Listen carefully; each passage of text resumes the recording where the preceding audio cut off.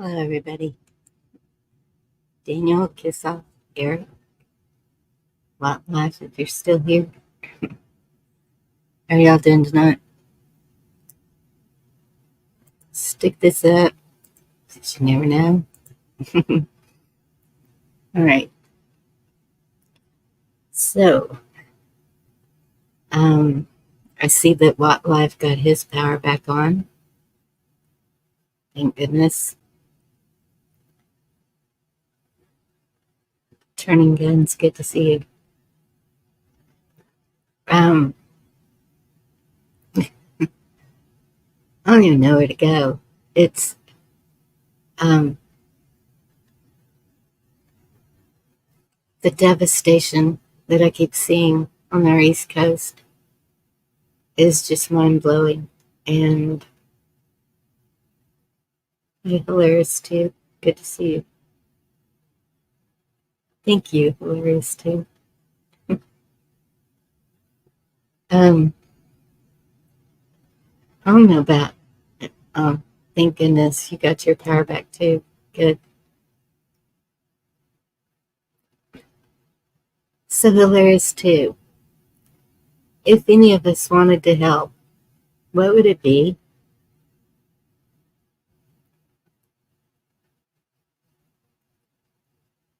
I'm just curious because when I see the videos of those children crying that they're starving, that they don't have any water to drink, it just breaks my heart, and I want to go help.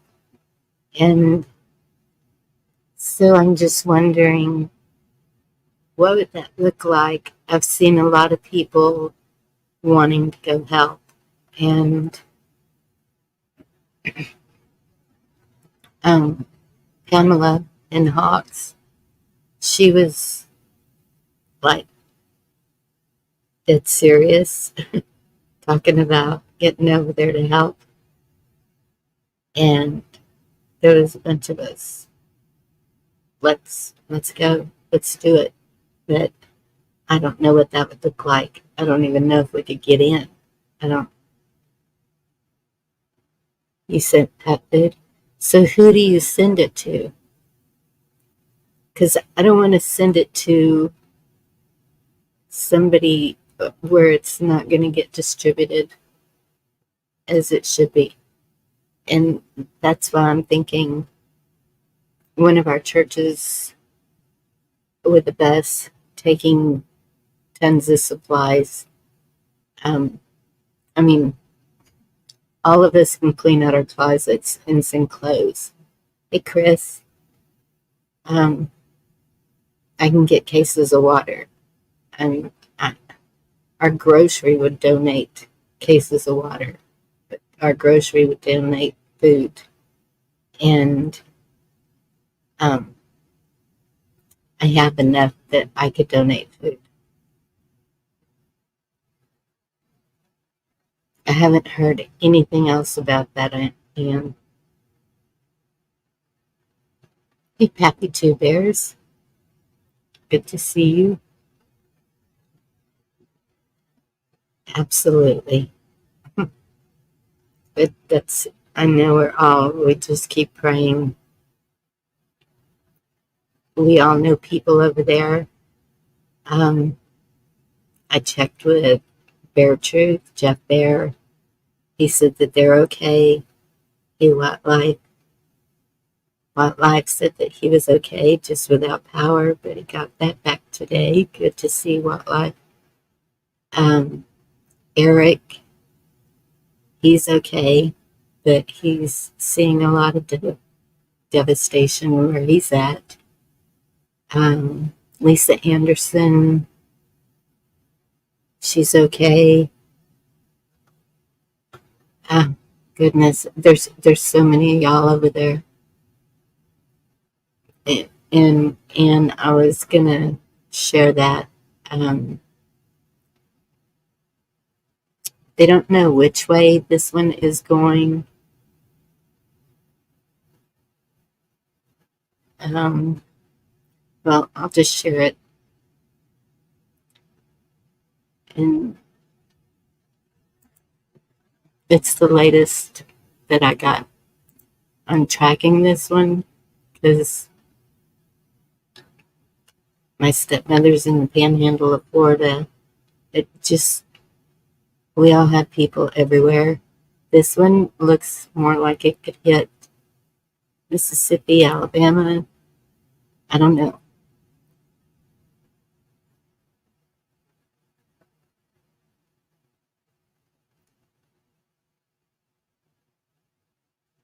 Distributing or disturbing, turning guns.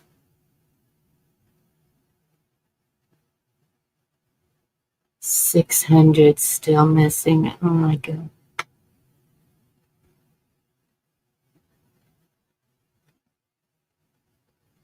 Yeah, Ryan Hall's pretty good. I don't even know who this is. It's just they're giving a projection. And if any of y'all have information of how to get help to people,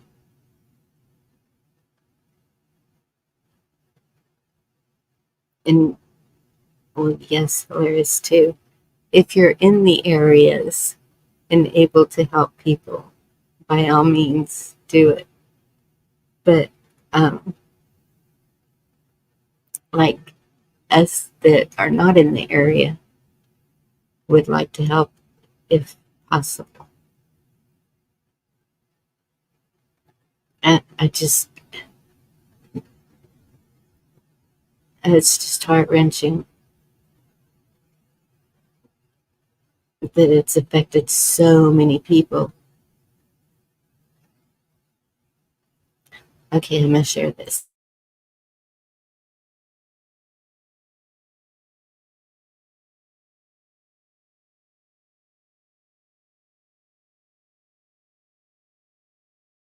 At noon, we've barely gotten through a big hurricane, which hit last week, and 5 more disturbances are developing in the tropics. 5. Yep, we are watching them all. Let's get straight to first warning meteorologist Cam Tran. Cam, it's so early still, but one of these systems could impact Florida. That is right. So I'll first address the other 4 that will not have any direct impacts, including Isaac, which is now remnant low. That is going to continue to fall apart. Joyce is now a tropical depression. Again, not expected to impact any land at all. In fact, Kirk right now, a tropical storm. It's going to be a major hurricane soon, but not expected to impact any land. It's become a fish storm. And this tropical wave off the coast of Africa has a high chance of development. That will likely be our next named system, Leslie. But the one they're keeping closer tabs on is this feature out in the Western Caribbean. Right now, it's very disorganized. It's almost like 2 little features in the Western Caribbean. This one off Central America, and then this little feature here east of Cancun. Essentially, these 2 could merge as they move into the Gulf of Mexico. A broad area low pressure will form in the Western Caribbean, then it lifts northwest into the Gulf of Mexico, where a tropical depression could form over the next few days. A 40% chance of doing so. But right now, again, this is very disorganized. And since it hasn't developed yet, we don't have the tropical models to run with it, but we do have the long range global models. And here's a look. I just updated this graphic minutes before air, and you can see most of the models do having it curving off towards the east as it enters the Gulf of Mexico. Only one, the American GFS, has it doing a little bit of a curve north and westward towards the Florida Panhandle, which this curve to the east is not unusual. We are in the starting in the fall season already, so we typically get fall fronts that may curve, whatever develops, if it does develop, towards the east. So we'll continue to monitor the trends for you, but here's what we know of right now with this disturbance in the Caribbean. Models are definitely struggling with developing this. Right now, it looks to be, if it do develop, it looks to be weaker and wetter. Either way, though, no matter what develops, we are expecting tropical moisture to increase into central Florida by this week and into early next week. And I'll talk more about how much rain we could possibly see with this coming up.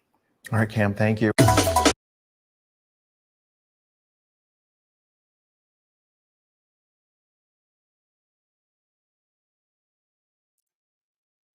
And that was NHC. I don't know where that is out of, but that was their prediction. They don't know. And Rescue, good to see you. Thank you for that. Grindstone Ministries. I heard that a group from Oklahoma went to take supplies. Broken Patriot, good to see you. Chris. I don't know. I know that churches are usually the ones. Um,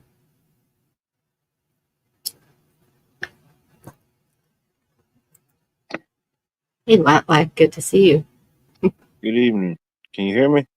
Yes, loud and clear. I think my signal is still a little spotty. I got power again, but they got to come out and fix my internet. I don't know. Somehow I got broken in the whole calamity.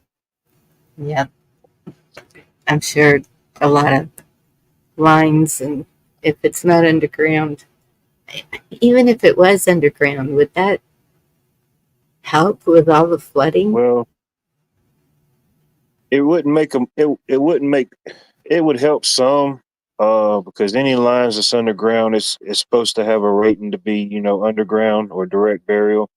So I mean that does prevent overhead lines from getting broken, but uh, I don't know. I don't know why they don't do more of it. Yeah,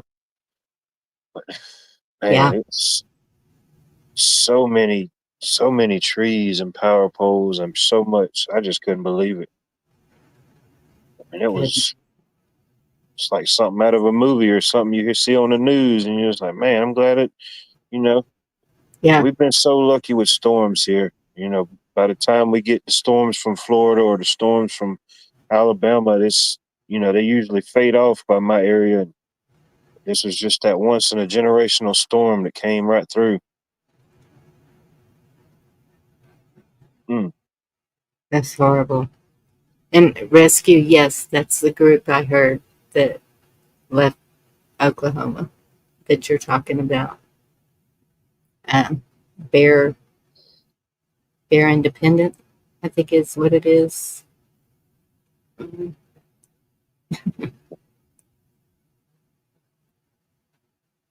But it's slowly and surely coming, trying to get somewhat back to normal. I know people in the community and people like that stepped up real big. Good, good to hear. I mean, I'm sure in a situation like that, anyone who's able would. Surely they would. Oh yeah, because I mean, I talked to a gentleman today.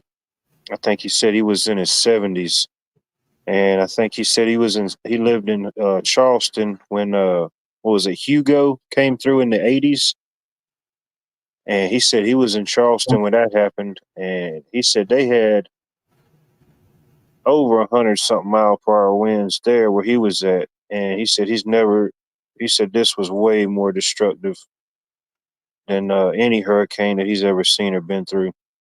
Yeah, and that's what Bear was telling me too. That I can't remember which hurricane he mentioned, and he said this was way worse. So why do you think it was so bad? I don't know. I can't really. I don't know. I don't know what made it bad. I just guess it could be so many X factors with the temperature of the water, the air pressure. Right. Um, I mean, we're smart enough to know. I mean, there is man-made things that can make things happen. You know. Yeah. So who knows? Maybe a combination of natural and manipulated. Who knows? I don't know.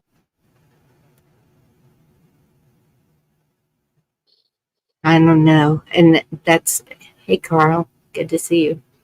Um, when I saw the path that it took, and then they were showing red where it was the worst hit areas, and Georgia was the reddest. They once it made well, I guess once it made landfall, or once the eye kind of made landfall with Florida, I guess it kind of hooked to the right a little bit. And once it made that hook to the right, it brought the eye. The eye came about 35 miles east of where I'm at, Goodness. Yeah. and it just blows my mind.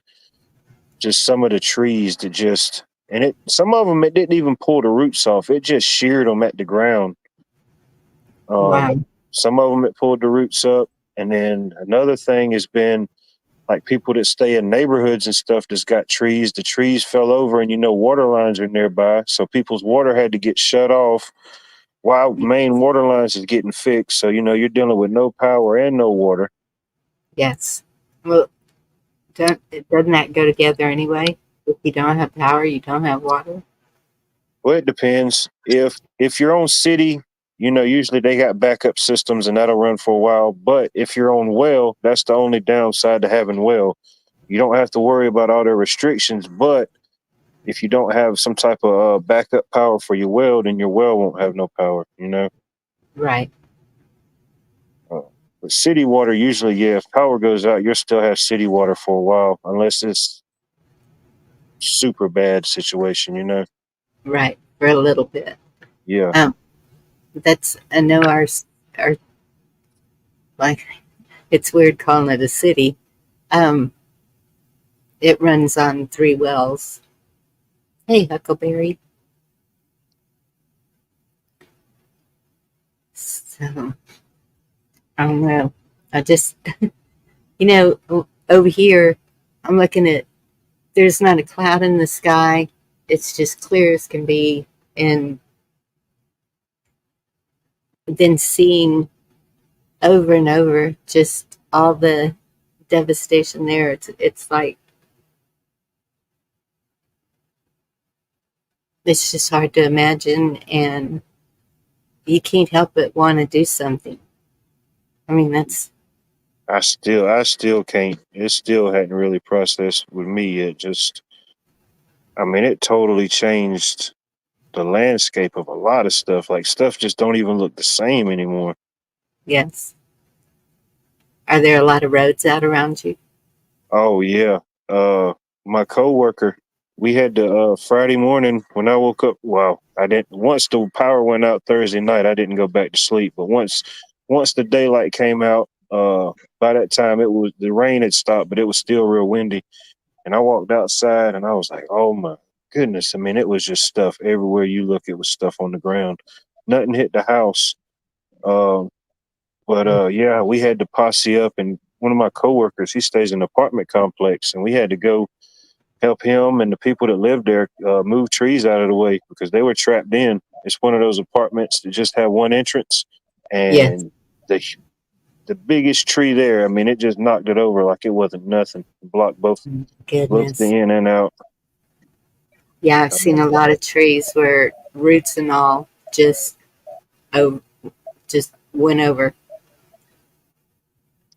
Talked to a lady and a guy today. We had to go out, and we thought we was going to be able to fix their electrical service today, but unfortunately, it's going to take a whole service change. Their insurance is going to cover it. We just couldn't fix it today until they get more trees cleared. But she said that her and her husband were laying in the bed, and they started hearing stuff throwing around and the wind blowing. So they went and go checked on the kids or something and went down to the kitchen. And a few minutes later, boom, a tree fell down and it smashed right into their bedroom. Oh my goodness. Thank goodness they got up. I know. Good evening, Miss Bonnie. What's up, Watt?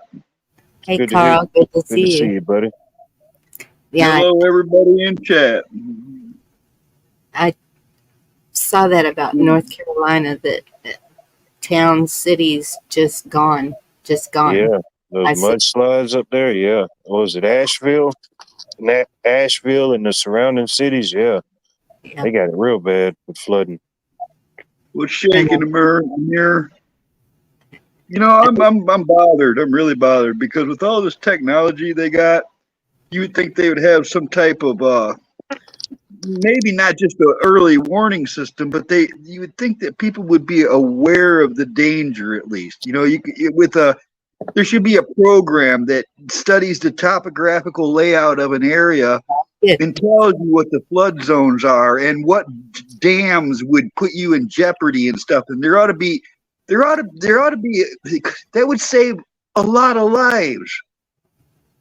Do you gentlemen see who's up here?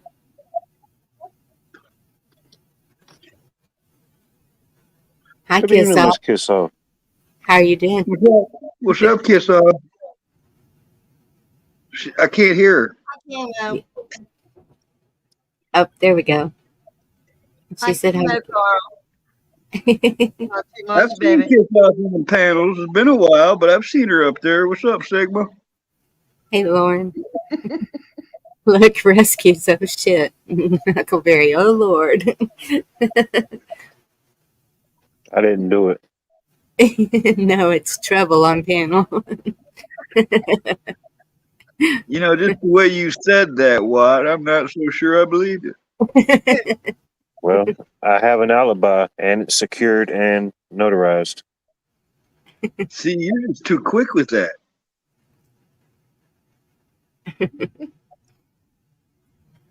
So, how are you doing? Kiss off. I'm good, baby. Good to hear. I just gotta sit here and listen. Oh, okay. What? Birdie. You come up on the panel and then you're just gonna sit. You mean you mouth off and chat that much, and you're gonna stay quiet on the panel? What the?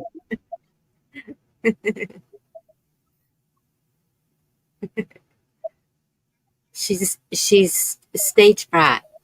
A lot of us do that. Oh, there ain't. That's malarkey, man. Look at me. I don't give a damn.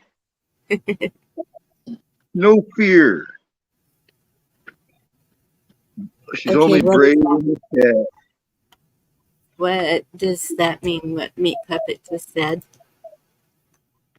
The East Coast and Gulf Coast strike starts tomorrow morning.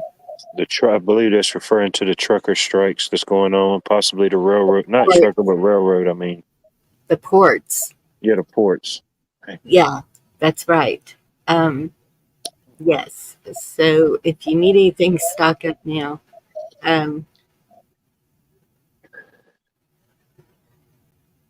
Yeah, I actually have been. I've been trying to get extra everything because I feel something's coming. Yeah, I know. I have a list. I need to pick it up tomorrow when I go to the doctor. yeah. I didn't really need or want for nothing, but what was it, Saturday? I said, man, I ain't got no more eggs, so I went up to the Wally World, and they had, I guess, generators or whatever going. And man, it was a wait to get in there. They were only letting like 30 people in at a time. So I get in there, and by that time, pretty much everything is picked over. I mean, it looked weird to see the store that empty, but luckily I went back there. They had plenty of milk and eggs, but they didn't have no sandwich meat, no cheese, no yogurts. All that stuff had done went bad. Just in time for election season. Let's see. Did that help any? Kiss off? No. Then day two, some people completely lost their nuts. They was breaking in the Dollar Trees. They broke into the vape shop. And that's going to make us echo. Did you say bait shop? Vape, VAPE. You know, like e-cigarettes. Oh yeah, all right. Then Well, I'm old. I heard that completely wrong because I'm old. Hi, Sean. Good to see you. In the audio. Wow. and some and- idiots, they broke into the gas station not too far from here last night. They broke in, but I asked the dude, I said, well, dang, what did they take? And he said they didn't take nothing but a couple bags of chips and some candy. They broke in, but they couldn't break through the bulletproof glass that had the cigarettes and all that stuff behind it. He said they couldn't break through that, so all they took was some chips and a soda.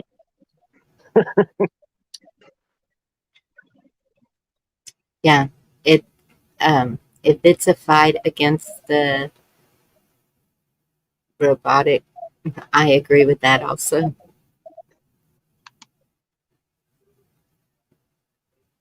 I've been accused of being AI. I need to turn your volume up. Is that what they're saying? Yeah, something's wrong with Kiss Off's audio. It could be. Did she jump down once and come back? Because usually that helps. No, she just came up. But Yeah, sometimes if you jump down, and I don't know why, but it seems to always be like the fourth person. no, she just came up. But You got YouTube on? That's I what it don't. is. No, kiss off. Rescue fixed it. Because I heard something in the I background. heard everything I said twice. Yes. Oh, yeah. That comes off, doesn't it? How's that? And I'm going to turn your volume up too. Okay. I'm surprised you're not loud. Can anybody hear me? Oh, there we go. Yeah, You mean bet her you are surprised. personality or her volume level? Maybe I I went just in the Twilight Zone. I don't know. thought with her Somewhere in personality. the world, hotel room, there's a guy starting to realize his eternal fate has turned its back on him again. It's 2 a.m. Kiss off, you don't have a YouTube channel open or like where you tried to come in? No, Is I that all? closed it. I Oh, okay. closed it. Rescue told me to turn off echo, and I did. Oh, okay. And he said it sounds like your mic sounds like you're far away from Good. it. Okay. I can hear everything twice. Can you hear Yeah, me? yeah, I can hear both of y'all clear. Okay. How You come I ain't gotta can't say hear Walt nothing. twice? I hear everybody but Walt twice.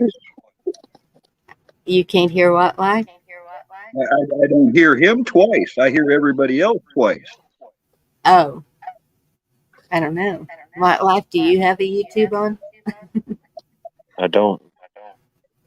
Okay. Now I hear him twice. Well, you get double the money here.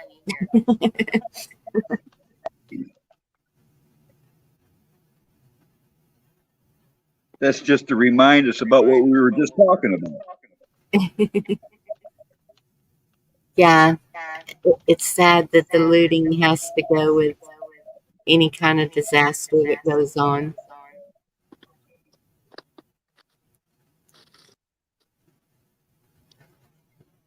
I'm glad you tried, Kip. I haven't seen you on the panel in like it's been over a year, it seems like.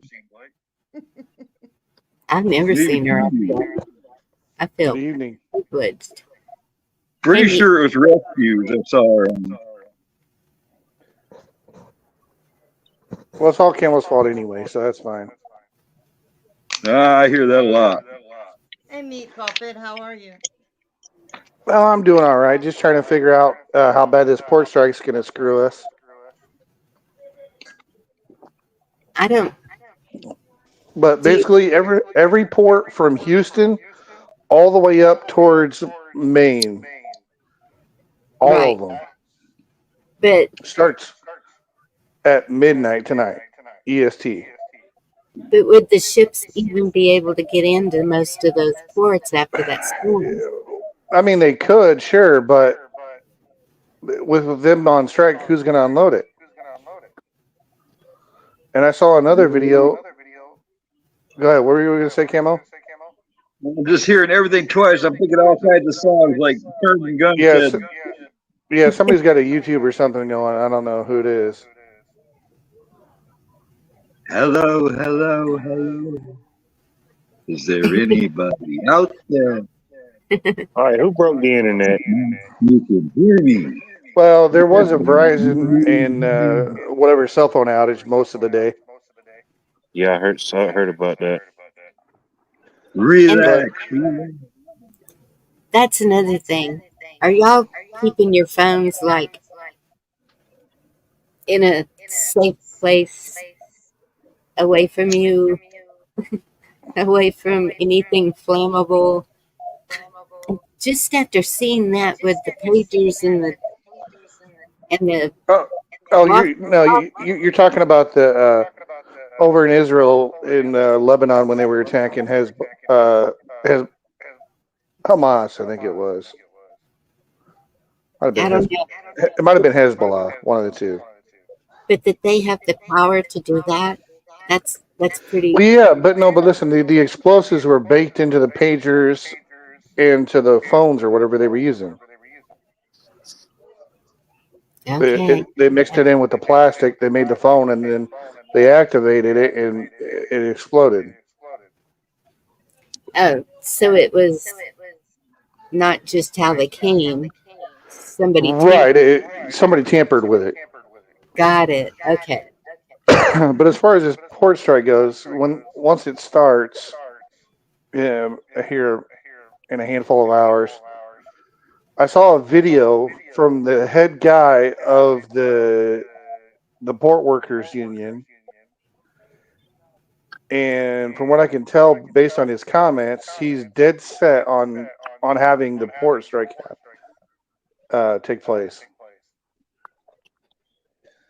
And he's talking about letting it go for weeks because he mentions, "I'll cripple you," as part of in part of the interview he did. What's their specific grievance this time? Not enough money, apparently. The people that run the ports want to pay him a certain percentage, and they want more than what the other guys are offering. And so now they're going to hold the country hostage in the economy while they decide over the money. I don't think it's going to be very long. And Kissoff, I'm You sorry. you better hope not. So if you want to say something, put your finger up or something. Raise your hand. And I'm I'll virtually raising my hand. But in all seriousness, basically, with everything the way it's set up right now, is everything is just in time for deliveries. Yeah. There's some backup stocks at some of the warehouses close by for the stores, but not a lot. If this thing drags on longer than a week, it's going to get bad because they'll have to either route everything through like LA or up at Portland or down by San Diego. Yeah. On the West Coast ports, and that's if they don't decide to strike in solidarity with the East Coast guys. Well, and they're always backed up anyway. And you Well, they are. And you combine what just happened down here in the South from Yeah, Virginia all the way Tennessee. down to Florida. I mean, every state in between was affected. That's going to Well- slow down logistics because I mean, you had what few little gas stations was open here. If you got in line with your car, you figure it's about a 3-hour wait most stops. And Well, that's because of like 4 mile backups for fuel. Because on I-40 over southeast of Knoxville, over by I think it's Newport, Kentucky, Tennessee, down towards like Pigeon Forge and what have you. All that I-40 through there is shut down because the highway just literally washed away. Oh yeah. And then western North Carolina is some towns are completely flooded and isolated, like their own little islands. Yes. And some are wiped out altogether. Yep. And that's cascading down through, Carolinas, Georgia, all that area. People are just going crazy trying to get fuel and get supplies. And then Tennessee with the dams breaking.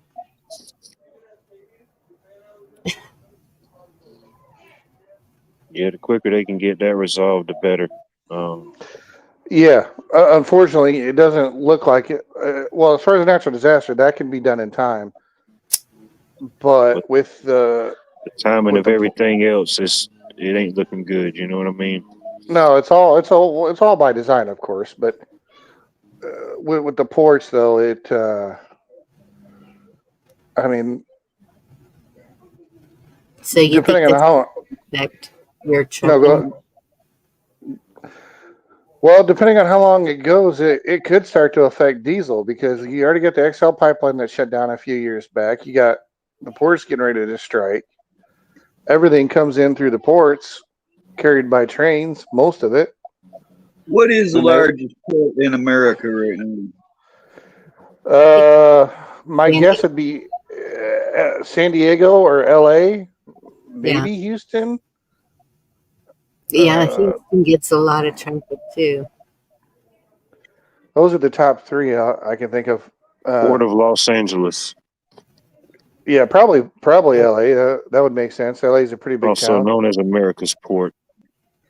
Well, I know that they used to be limited to the ones that had the big rail trains, the ones that lift all those cargo containers so fast and easy, you know. I know that used to be limited, but I'm sure there's a lot more ports that have that.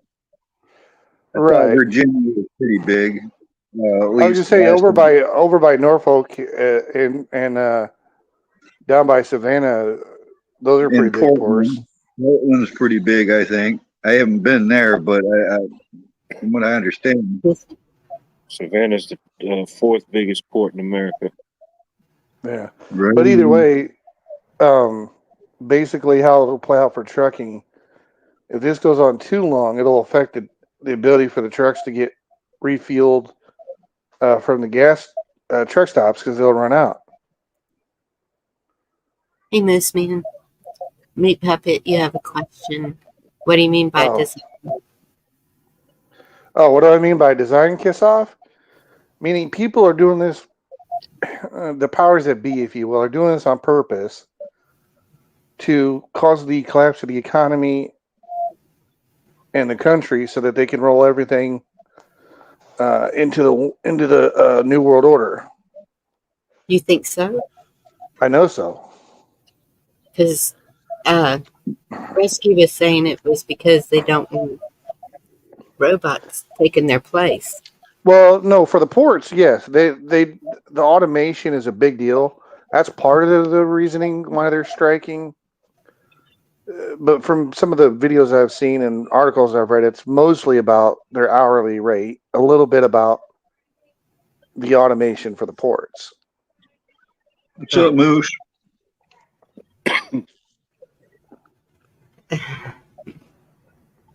Yep, Rescue. I'm glad I'm where I'm at. So, from what I understand, it goes from the ports to warehouses. Right. So the Well, 'cause- warehouse should be stocked full, and then but that's only going to last so long because each transport. warehouse is Right. like think of it like a hub, a spoke on a wheel, if you will. A halfway house or something. Yeah. So it's easier to think of them like spokes on a wheel. So you get them in from the ports, It's loaded fancy. on the rail containers, get put onto the frames, and the trucks hook up to the frames and the containers and haul them out to the distribution centers and other places where they need to go. What's up, Blue? The other part of the freight is running on railroad and for like your fuel and what have you, and tanks on a train, and then they get Well, have you offloaded to the noticed fuel how trucks and long out I've to been your. on here? There's no train. Say that again. I said, you guys noticed there's been no train since I've been on here? There's something going on, man. They have like stopped. Maybe And they I ran think I out. heard Maybe they one ran out of train hours. in 2 days. and Hmm. most of the Oh, trains that go by you, Carl, come from Canada. and they're constant. You guys hear that? You've heard that Oh before. yeah. I hadn't heard one yet. Ports and truckers can shut this country down. You figure once something comes in at any port, it's going to go through at least 3 to 4 hubs before it reaches your home or wherever Yep. you purchasing it at. Or wherever at you get it least. from. Right. Yeah, wherever you get it from. Yeah. But if it goes on for more than a few days, then you'll of course have a bunch of panic buying too, which Yeah. will only make the problem worse. What's up, Stands Alone? So, Meat Puppet, do you get to check your freight before you haul it?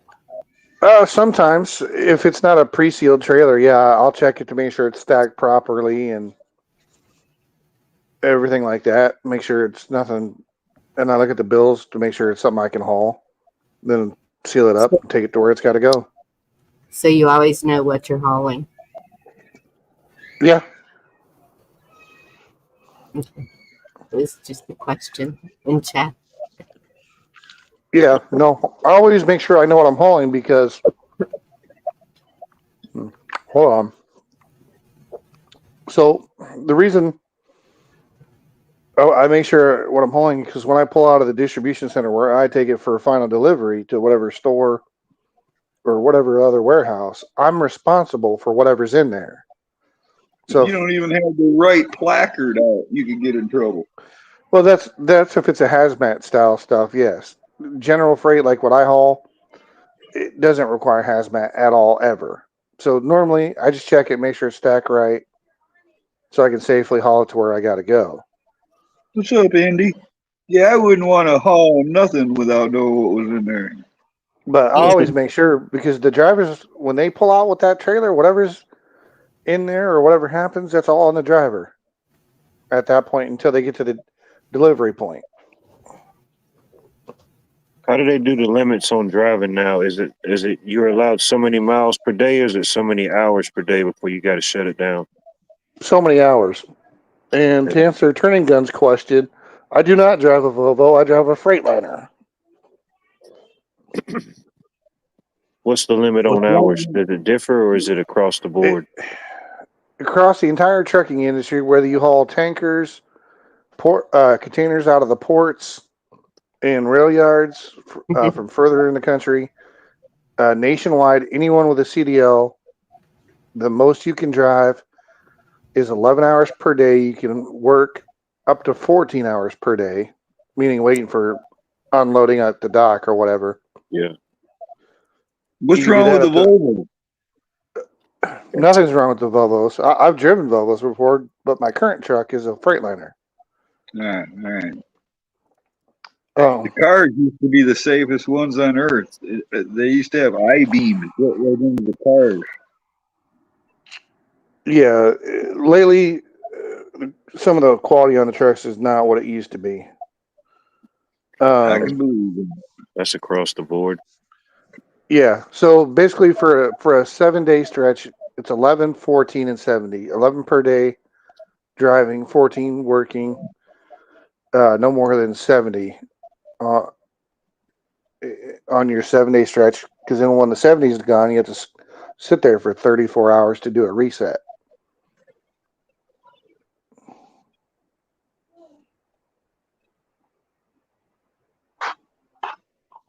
Risky said there are over 100 ships that are always out in the Gulf waiting for a turn into the port. They will start redirecting the farthest out boats. Yeah, that's true. Depending on the port, there might be more ships. If you remember, I think it was last year before, he had all those extra boats waiting out off the West Coast. They were all backed up. Yeah, I remember that.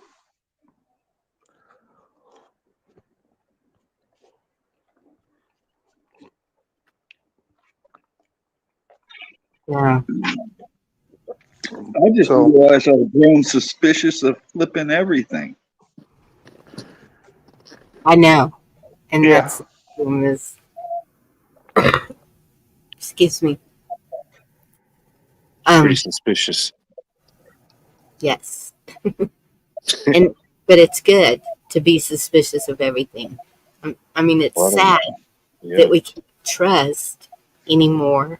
We can't trust anything that has to do with our healthcare, our food, schools, counties, you name it. And so, I'm sorry, I just read rescues.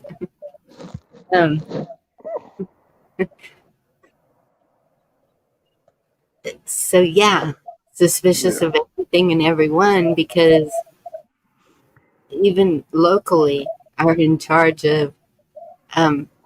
I just watched a video of a county close to me, not my county, a commissioner's court meeting, and I saw where they were trying to stop the people from talking their 3 minutes, and We do that a lot at some of the school board meetings.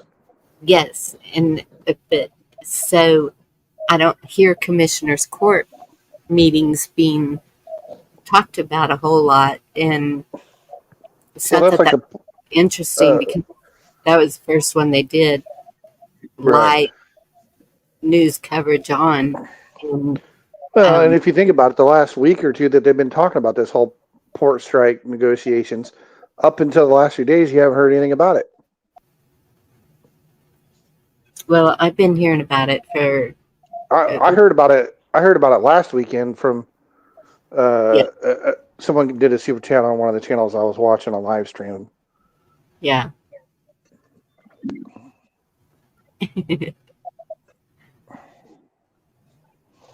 But yeah, if the only other thing I'll say, because then I'm gonna go finish dinner, and just lurk in the chat is if you can get your stuff ready, get it ready because it could get bad. Man, I've Yes. been sitting here organizing all my gear, going through, updating everything, stocking Yes, up on stuff. Camel, you're the exception to the rule, bud. You've always been doing that. Yeah, but I still feel like I need to be on top of everything here, and I got to get my It, truck back. it helps, no doubt. I know for people like us, we think about it, we try to prepare for it as best as possible. But it's funny you mentioned that because just going around the city today, that was the most trending thing that I heard people saying is, man, I just wasn't prepared enough. I got to get more prepared. Yep. Everybody was saying that, you know. You know, if you buy a bunch of extra stuff that you use anyways, you're going to eventually use it, unless it's a perishable item that you can't take care of. But it's throughout my life, which has been a while. The only time it really sucks is when you're not prepared. Never have I been like had an extra car battery in the truck and went, damn, I brought that for nothing. All right. No, Yeah. there's a chance I could have used it. All right. It's like it's better to be prepared and not need it than to Didn't need need it it and and not not have it. have it. But Speaking of, go ahead, Miss Bonnie. the problem that I'm seeing, if you're looking at these areas that have been so hard hit, the home's gone, the car's gone. They Their have preps nothing. are gone. There were Yes, some people. There were videos. They had the preps in their house, and then their house gets flooded and floats down the New River from the overflow or collapsed dam. yes. That's So one of the reasons I felt like I had to be mobile. Like I can't really expect to dig in anywhere unless it's on the top of a hill. right, that's what I'm saying. Though you can never be prepared enough. It you can do what you can. Actually, you're right, because you can be prepared for everything you can think of, and then lightning will hit you dead. Yes, Yeah. yes, exactly. And we never know when something like that's going to happen. It's You the never know. best thing is to prepare your soul. On a You know, side the note, way there this is world is, I'm kind of expecting fire and brimstone next. no. That's not till the third Tuesday of next month. Man, I think we had everything but the fire and brimstone here in Augusta, Georgia. I promise you. It felt like it anyway.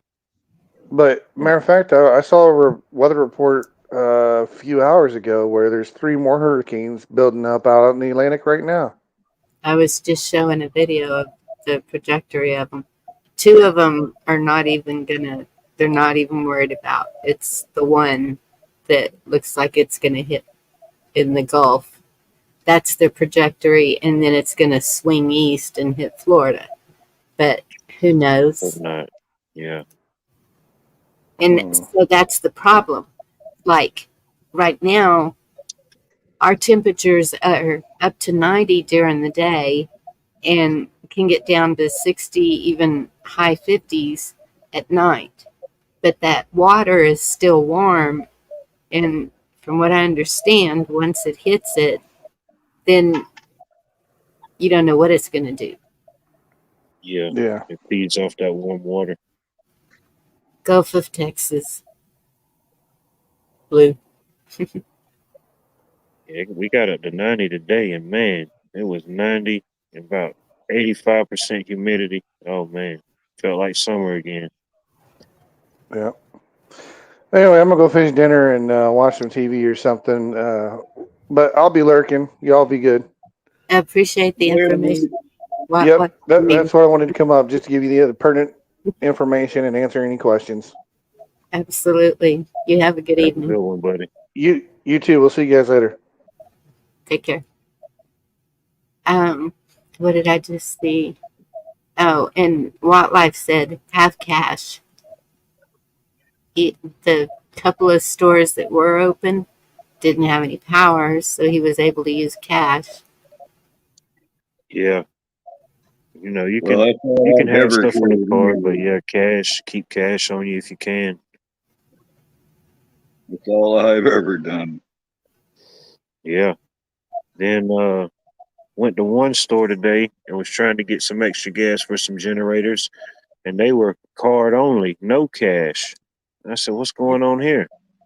I've seen that bullshit too. I And can't rent a U-Haul or nothing like I that because had it, they require a card.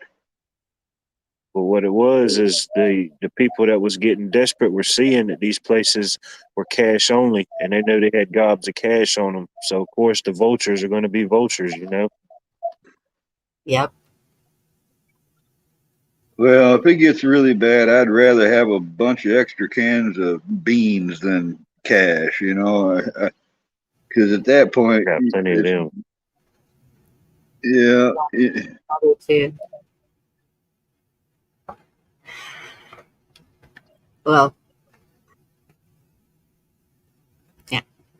And literally gas was a shortage, so somehow people was riding around with these 55 gallons of drums and like literally just like selling gas. I'm like, come on, y'all, this is only day 3. What are y'all gonna do if something happens and we're 3 weeks in or months in, you know? We got to Yeah. get it yeah, I don't together. know, man. I've been like, I even took all my, I change, change builds up. I had all my change and shit. I counted it all up and put it in bags and went and bought Bic lighters and, stuff, batteries and, got a bunch of stuff that I would rather have. If it gets bad, a pile of change ain't gonna do me no good, you know. No rainwater. Right. And oh, absolutely the kids. That's Mm. what is just got me. Ugh. Seeing those kids crying, saying they're starving. I can't stand it. It's like I just want to go grab them. Well, just know this, Bonnie, because I do. I mean, there's a lot of country people folk down there that are going to be stepping up right in the direct area. I'm already hearing about people coming from other places to help, but Yes, there's going to be immediate help for those folks. It probably was. They're just not telling us everything. I've noticed there's like a black hole of information there compared to what we used to get when it came to news coverage. You remember how that was? yes. Everybody would be focused on this, and you'd see the helicopters, and I mean, I've seen a little bit of it, but I don't see the amount that they used to show us. Yeah. And if you have a prescriptions that you're having to take or something like that, get something waterproof to keep it in where you can grab it quick. Now I'm curious, Blue. What state are you in that it's legal? I hear that Minnesota is legal because by the owner of the shop here he's on a vacation with his wife. He's been driving state to state and sending me pictures everywhere he goes. But he went through. I know Minnesota's legal. He told me that because 25 million in supplies. Yeah, Trump was down in Valdosta, Georgia today. Augusta, Valdosta, Savannah, and parts of Atlanta. That's some of your hardest hit spots. Valdosta was hit pretty good. Dang. It's down in right South on, Georgia. Blue. Right on, Blue. I knew Missouri was, but they weren't always recreational. Didn't Missouri just turn recreational? Oh, hey, Bonnie, I saw something in the news a week ago or so about Texas trying to pass legalization. I'm gonna. Buffalo? Mm, no. Wildlife just put this in the private chat, and it's Texas lawmakers, farmers, and ranchers sound alarm over languishing farm bill. Um, so I think that's something I need to look into.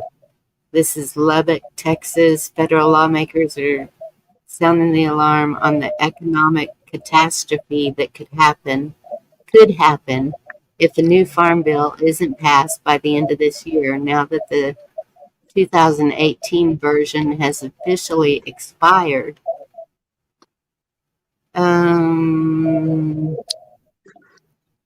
What's the law? Yeah, I read that yesterday, and you was talking about Texas a while ago. It made me think about it. The negative impacts of failing to act will not just stop at the farm gate, the letter warns, but will Main Street businesses, rural communities, and the national economy. The Farm Food and National Security Act, also known as the Farm Bill, is considered a must-pass package of federal legislation that is typically reauthorized every 5 years. The last Farm Bill was passed in 2018 and was supposed to be renewed in 23 until lawmakers extended the deadline to today, September 30th. Yeah, that didn't. I'm going to have to keep an eye on that and see where that went. And so people are saying that they're into the growing season. Can y'all not plant potatoes or anything that grows under the ground and pack it with hay or something to keep growing in the winter? There's a lot of stuff you can do now. You could start planting your garlic. You could plant some of your fall greens. There's a lot of different stuff you could plant in the fall, depending on where you're at. Depending on what growing zone you're in. Uh, But Texas, I mean, you could plant a lot of stuff in the fall. yes, we can grow almost anything here now. But I'm talking about the northern states are saying that they're at the end of their growing season. And so that's why I'm wondering, can't they do underground foods, carrots, potatoes, things like that during the winter? A Pack lot it of with people go indoor. our indoor, yeah. And that's, Probably a lot of greenhouses up north. well, that's why I got this little hydroponics system for when it's really cold, but I can still, my tomatoes are still blooming. Yeah, same here. Where there's a will, there's a will. Oh, no. Tops freeze. Yeah, I could see where that would happen too. Just depends on when your freeze is. When people's first freeze usually is. And they usually get it pretty quick up north. Yeah, the more north you go, yeah. Yeah. Guess I was going to say something. Johnny, did I mute you? No.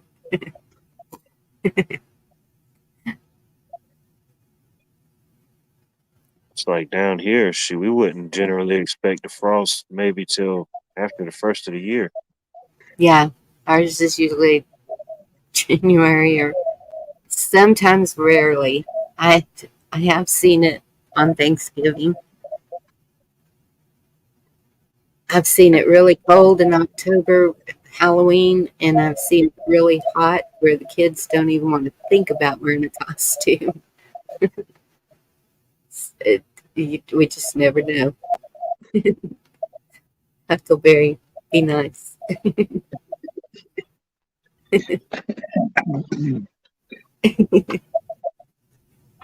Yeah. There's a love-hate thing going on here, you know. Yep. It's the last day of the month. Man, I it's just already would wonder what October. it's like for people who don't know any of them. Like the newcomer shows up in a chat where Kiss Off and, like, let's say Moose and Amur and, you know, who knows who else is in there. You know how they talk, you know, Yeah. Rescue or whatever. They're probably going, damn, these people are mean, man. Yes. And wait, isn't that one married or and I'm like, they're just pulling each other's chain. It's just joking. Come on.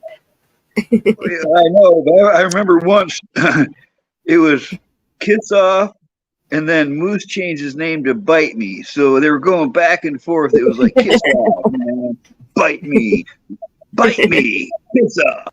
Kiss Off, Bite Me.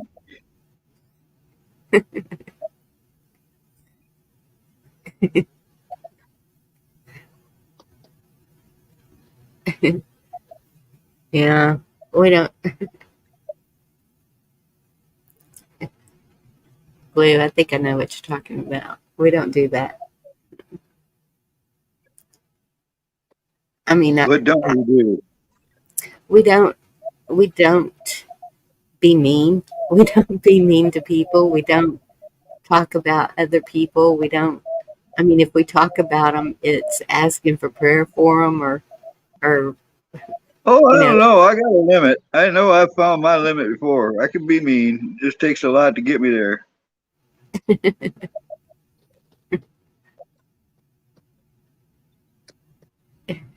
is that hors d'oeuvres, Al? Would you like some hors d'oeuvres? More hors d'oeuvres, please. Chop, chop. That's true, hilarious too. Sometimes the truth seems mean. Yeah. Now, Kiss Off, see, you just turned that around because I didn't say you were mean, but I said that people would assume you guys are all mean the way you talk to each other sometime in chat, even on the panel. I mean, but I know there's a lot of love in this crowd, all right? It's like I said, a love-hate relationship. Rescue and you go back and forth, but I know you love each other. You just won't Yeah. admit it. Hey, I love Rabbit. you, man. I love you. There's Bite Me. I love you, man. Thanks. Extremely nice asshole. Choose your poison wisely. There you go. Yeah, see, there's Bite Me right there. Yes. So is that Moose? No one really knows. Oh my goodness. It may be one of his other personalities. So what else was I going to talk about? What did I see that? Oh, I'll just drop this one in chat because this is a big one about breaking bombshell in Arizona. So Well, if you use them, don't all bombshells break? I mean, that's kind of the inevitable outcome you'd be looking for. well, Right. I'm just gonna put Arizona. I'm not gonna type out bombshell. They'll probably. Oh, you were talking about Improvised something. munitions. Breaking news, Bob, reporting live from here on Arizona. That's what I was going to say, Bonnie. You know what? You know, those exploding phones, pagers, I guess it was solar systems, pagers, and walkie-talkies that had the plastic explosives in them. Yes. That's old trickery, but on a new spin to it, because I even got like 1960s Vietnam era U.S. government booby trap manuals, and they show you how you put a friction device inside of a whistle or something in a candy bar to where when the guy bites it or blows the whistle, his jaw gets blowed off his head. I mean, this is all old school tricks, but with a new twist. Well, and that's that that one picture Yeah. with the water bottle, Mm. and you just touch the water bottle, and I Yeah, was, yeah. and I never showed it because one, if okay, yes, this can happen, but then if you show it, it's telling people how to make it, so it could be. Yeah, but so do the movies. I remember seeing when I was a Well, little that's kid, true. I saw a movie where they were filling light bulbs half full of gasoline and soap. So when they turned the light switch on, the light bulb blew up in a pyro fire, Yeah. you know, like napalm sticking to everything. I mean, Yes. those tricks have been around a long time. It's just I know what you're saying. Is I'm not affiliated with any groups or organizations, and I don't have any wish to do anything radical or violent. That's my, you know, I'm And aware that's of these things. I just don't employ them. Let's put it that way. and I even saw where this family was on a camp out, and um, they were making oatmeal, I think, with out of the packets, the little packets. And so they put the oatmeal in a Sprite bottle and then heated the water, poured it in there, shook it up. Guess what happened? And I was, Yeah, no way.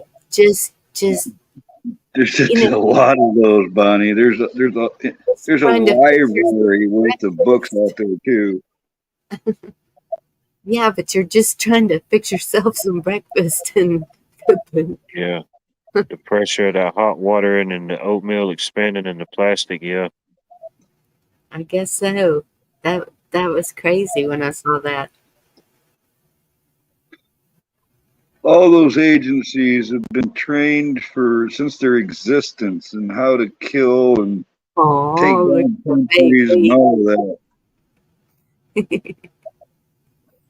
Well, I don't own any whistles and I don't eat candy bars, so that eliminates two options. Yeah, Kiss off's getting kissed on. that's two out of like a million dirty tricks there that you're safe from, I guess. Well, I'm eliminating two at a time, my friend. I'm eating the buffalo one bite at a time. Right. When it gets down to the buffalo wings, I'll let them have them.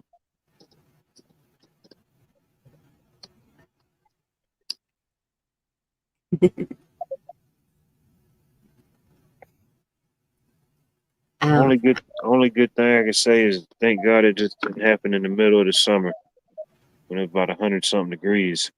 hmm Yeah, because y'all are cooler over there than we are right now, aren't you?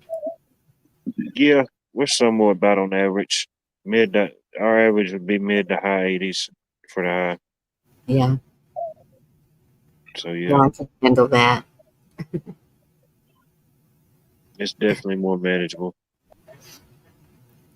Yeah. As long as I had the generators to keep the freezers and the fridges cool, I wasn't worried about nothing else. I didn't need no air and no hot water or nothing. I was good. Bacon. A little I battery said, and solar fans come in handy. yes, they do. I've got two of them. One's battery and one's solar. I I still think, got to get one of those, but I got the solar lights that turn on their own stuff. Those are- yep. That's, I was preparing for winter, summer, whatever it would be. To, because half the time when it's up to 100 degrees here or higher, there's not a breeze at all. it's just still and hot and like you're in an oven. And so those little fans, heck yeah, anything that's gonna blow a little air around, we're What fine. store did you find yours at, Bonnie? Um, Walmart, I think. I actually looked there for one. Could not find a single. Were they in the camping area or something? What are you looking for? A solar fan. Try Amazon. You can find stuff online. I I found don't do mine. It's a guy online. that sets up at the flea market. I And don't do. I don't do online. I don't have the cards for that. And they don't. Oh, Half those places don't let me use my PayPal anymore. And the only reason I have really, PayPal is because I have PayPal when it very first began, before a card was required. So I was like grandfathered in. That's the only reason I have that. I got to go and put. I got to. They won't. They don't even sell the damn cards anymore. Can't even find those. I used to be able to buy a PayPal card for cash, and then use that card in my PayPal. But they don't even do that no more. It's getting to be a no, pain in they'll the ass. send you one for free. They should send you one for free if you got somewhere you can receive mail. It's just like a yeah. Cash App. They'll send you a Cash App card for free unless you want it customized. Oops. It's weird, Coyote. You're like I think the fourth person that said that recently.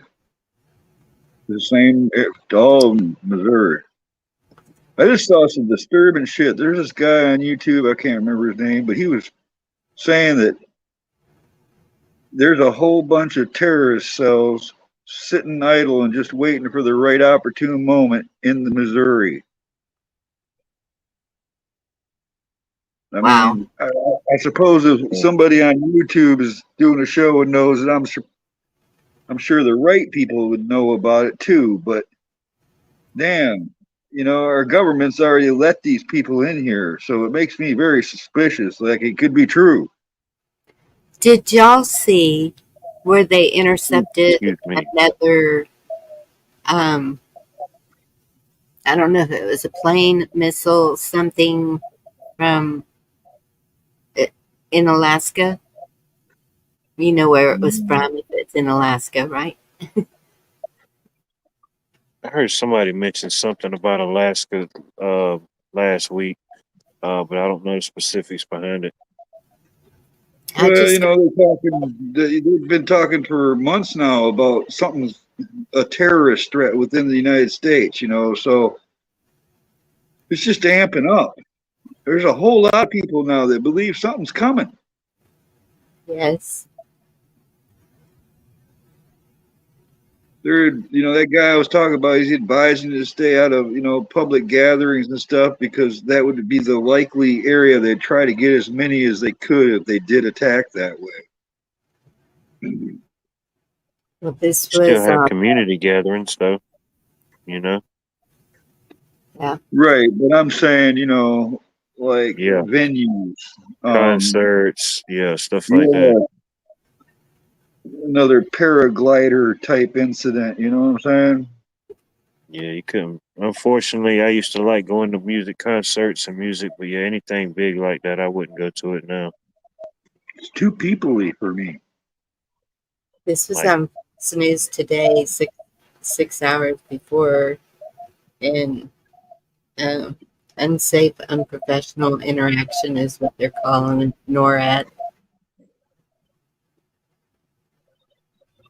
mm, And then what's in here, and there is a guy named Nick. Was it Nick that goes town to town to see what's going on? What did I do with that?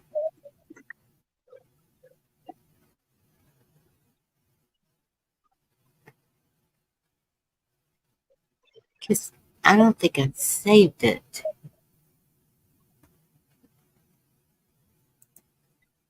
Let me go and, back. and on top of the hurricane coming through, you had the biolab in Conyers, right outside of Atlanta, Georgia, went up in flames yesterday. They had to Oh. evacuate about 20-something thousand people out the county, pretty much the whole county. Oh my goodness. This is him. He goes town to town, and he doesn't do it like in a bad way. He just goes to these towns to see how they've changed and try to talk to people and see what they see changing in their town. And this was in Pennsylvania. I can't remember the name of the town, but here's the link if y'all want to watch that. It's pretty informative. Some of the rumors we've been hearing, they're saying not true. Some of them are true. So, Al, does your paddle have metal studs on it? I'm getting images.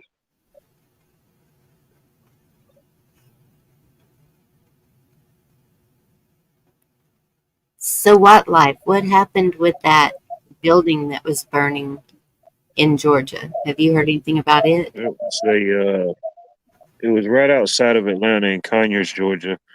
And it was a bio lab. And supposedly what they did there was manufactured or housed pool chemicals, chlorine, stuff like that. And supposedly I guess it took some type of damage from the storm, which caused a chain reaction fire on the roof, which inevitably just instantly spread throughout the building.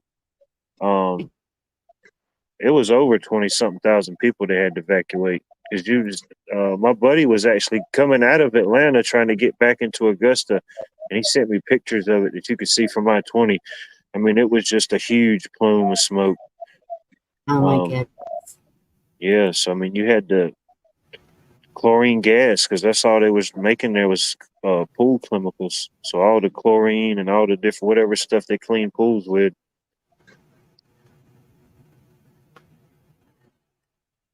Yeah, on top of everybody's already in distress and without power and stuff dealing with the hurricane, you know? Yeah. And then yeah, that plume of smoke. Imagine how many miles that could affect. Oh, with those hurricane winds that came through. Well, that happened yesterday, but still, it was still windy. So I mean, who knows? Yes. Who knows how far it traveled?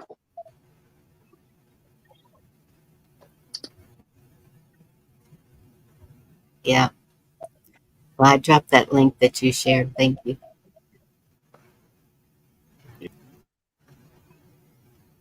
Uh-oh. Did he push the wrong button? He was talking still. Why? He said his internet was in and out. Maybe. There he is.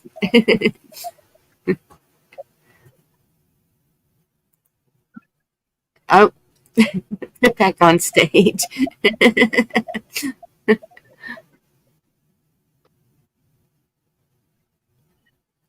Oh, man. And you know what? Somewhere I saw where Biden was getting off of a plane or getting on one, and he said he was going tomorrow to see what kind of damages, but that he hasn't done anything because he hasn't been asked. You know, it's like, yeah, because people don't want to ask y'all for anything anymore. So we see how that goes. Yeah, leaders don't look for another boss. They just lead. They just take charge. I don't want nothing from the government other than them to protect our borders. Life, are you with us? Yeah, I'm here. My Oh, signal may be a little sketchy, but I'm here. I thought you were fixing to say something. I was like, wait, that's not his usual exit. He was going to talk. Let me see. Is it better now? Yep. You sound loud and clear.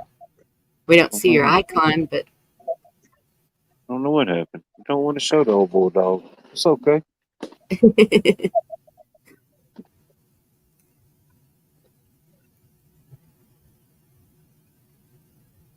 Yeah, that seemed to be the common theme that I was hearing. People say they need to get more prepared on stuff, which I hate something bad has to happen.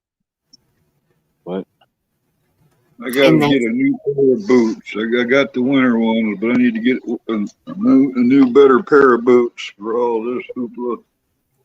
yeah. But that's usually when it happens.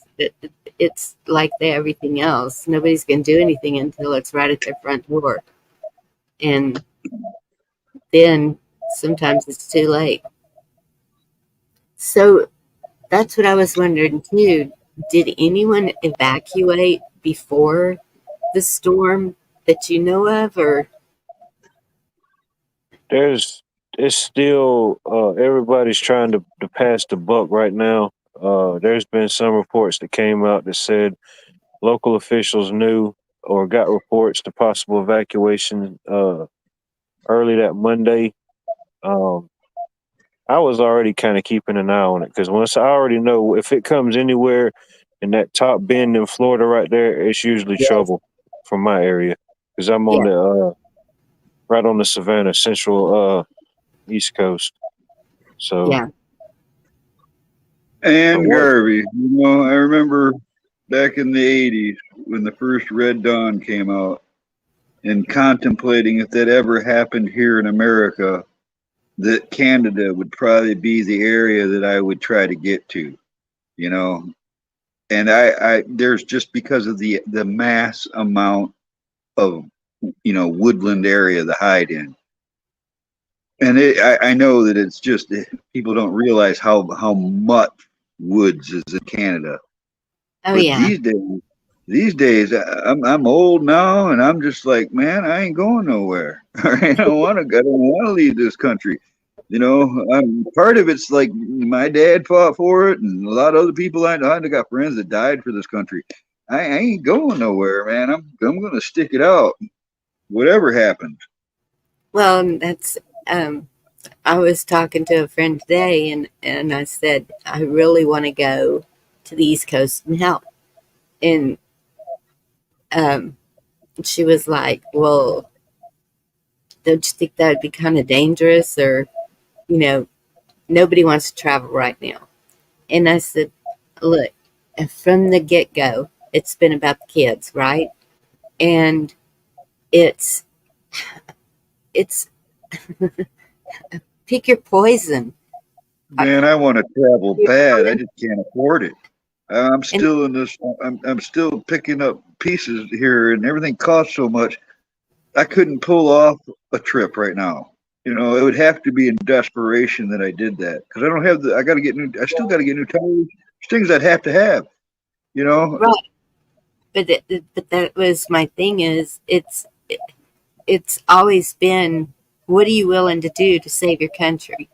Are the people in it? And so, because the worry is my health. Well, I'm pretty damn strong right now. So I'm not worried about that. And if it's my time to go, it's my time to go. I'd rather be helping somebody when it happens than just sitting here worrying about everybody. Yeah, I know what you mean. And yeah, you're right, Moose. They did the same thing to me. And I used to go to Canada. Shoot, when I was, in my teens, we could go to Canada and get alcohol legally. But I don't like to go to Canada no more. I don't like to be frisked up and down. I don't like it when they tear your vehicle apart. I don't like that shit. All right.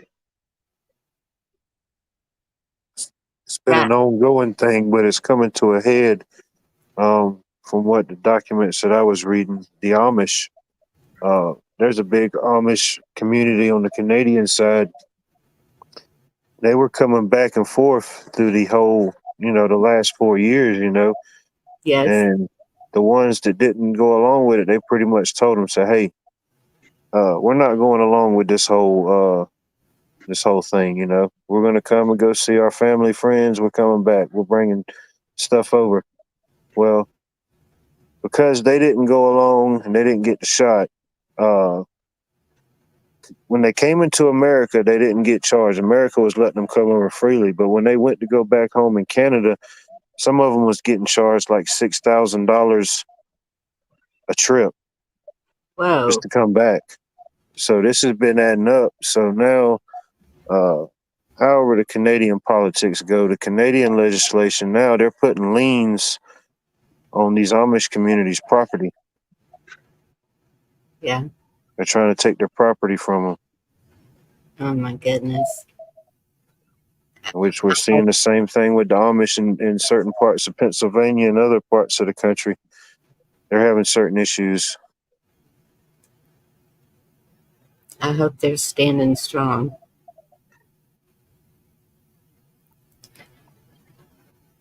Yeah, imagine that. Anybody can come into over our borders, they don't give a damn. But you try to go into Canada and they give you, man, an up and down and up and all and around and bend over and yeah.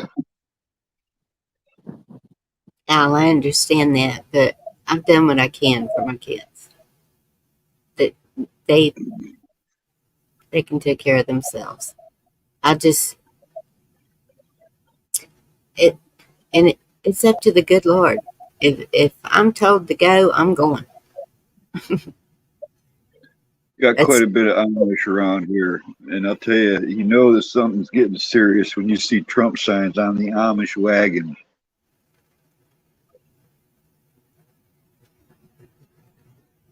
yep. That's horrible. And well, they're just after everybody.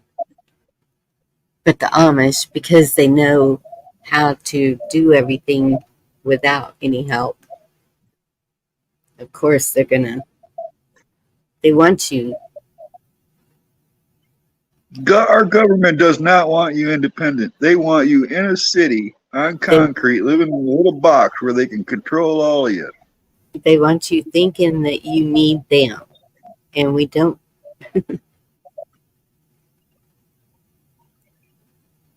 Wow. You had some Amish community that was fined like $300,000-$400,000 per community. You know,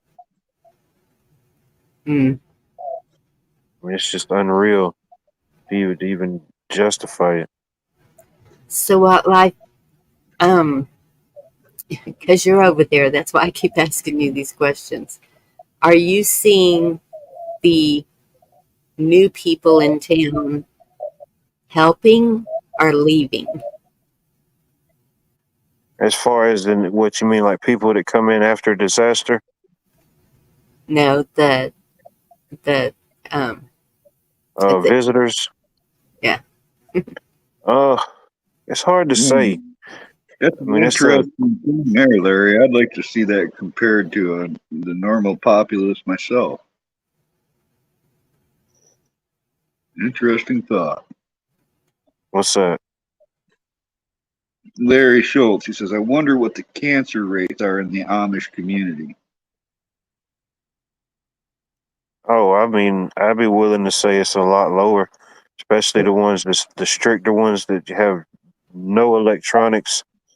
I mean, they have the electrical waves that's around them that they can't control, you know. But I mean, they don't have that direct connection. Right. They're growing their own foods and stuff. So Hey, there goes the train. there you go. There's that midnight train to Georgia. So what life did you finish your answer? As far as that, I can't really say. It's hard to say because it's my area. Even the city is pretty diverse. The country, I mean, you've got pockets of people who you know, but the city, it's always been a pretty diverse city, so it's hard to really tell. You know, you'd have to know somebody to know somebody at that point to figure that out. Oh, okay. But it wouldn't surprise me. That they'd be leaving? Or they were even here to begin with to leave, you know? Oh. Well, I know that there were vans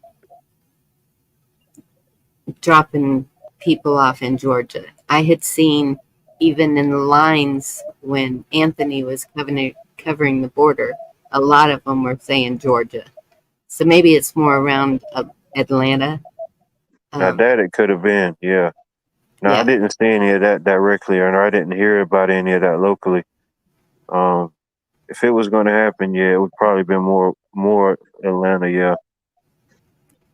Yeah. Oh, and turning guns, I did see your comment before I jumped up on the panel about the pants, but I don't remember what you said. I got 4 pairs of those woodland camouflage pants, which that is my favorite camo pattern too. Most of my gear is all woodland camo.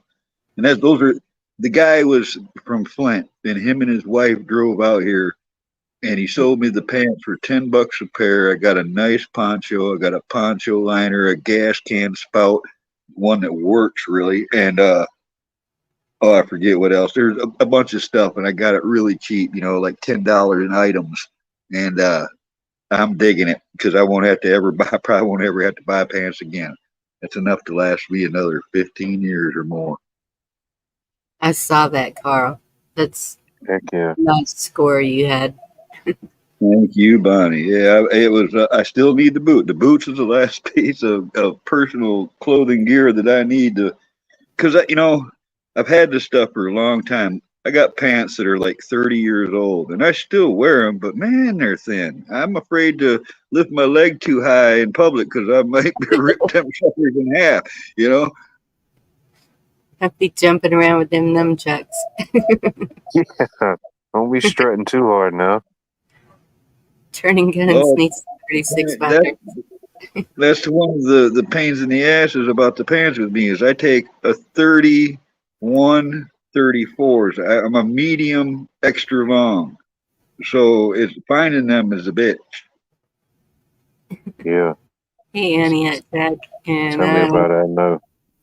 know what you mean by that. What did I do? What'd I do? Just run with it and say, all right. Okay, I'm doing good, dang it.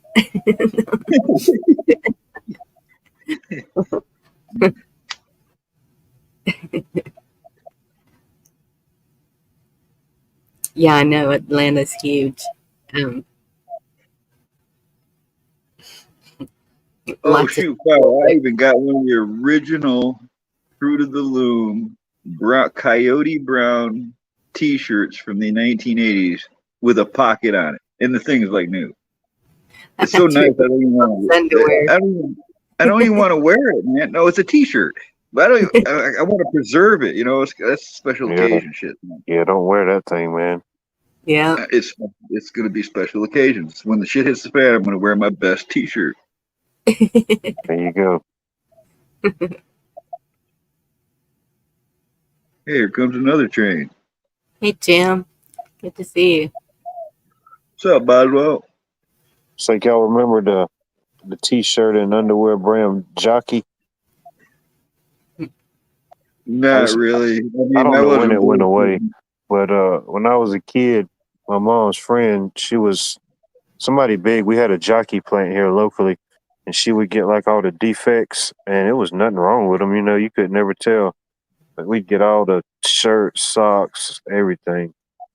Well, it's no secret, and I've had to say it before because I can't lie about it, But I ain't owned a pair of underwear in years. All right, I really am commando. I mean, that's the way I've always been. I don't even. I mean, I got long underwear, but I don't own them little. I don't need those. So you really do have to watch out when you sit down. Yeah, you gotta be careful squatting, man. I wasn't kidding about that. That's the thing about getting old, man. Things hang lower. You got to be careful how you sit because that shit hurts. You gotta be careful, man. Oh, man. Another thing to look forward to.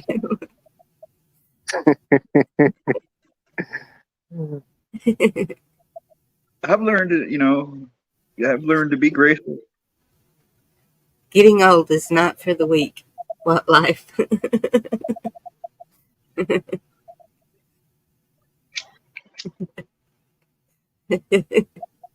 But you see why I don't want my pants to rip out neither. That's why they got to be good. They got to be tough.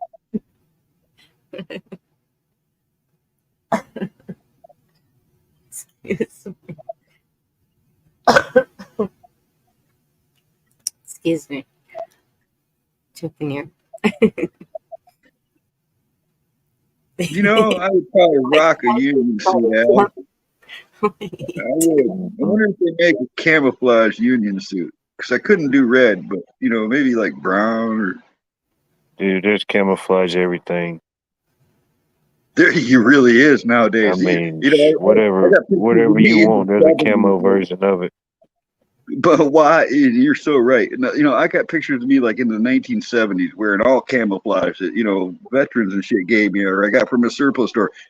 And back then, I used to get a lot of grief from it. You know, what are you doing? You know, who are you hiding from? Or, you know, or are you going hunting? You know, it's like, but it wasn't really like a fashion statement. It was really a lifestyle choice. All right. Because, you know, that's who I am. And, but over the years, what I was getting to is it was hard to find something in camouflage, especially in a certain pattern you're looking for to match your other stuff or whatever.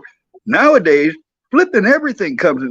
There's all different colors of camouflage now. I mean, I literally know like 280 foreign camouflage patterns, not to mention something like 600 different hunting patterns are out there, you know? Oh, yeah. So there's camouflage. There's plenty of camouflage now.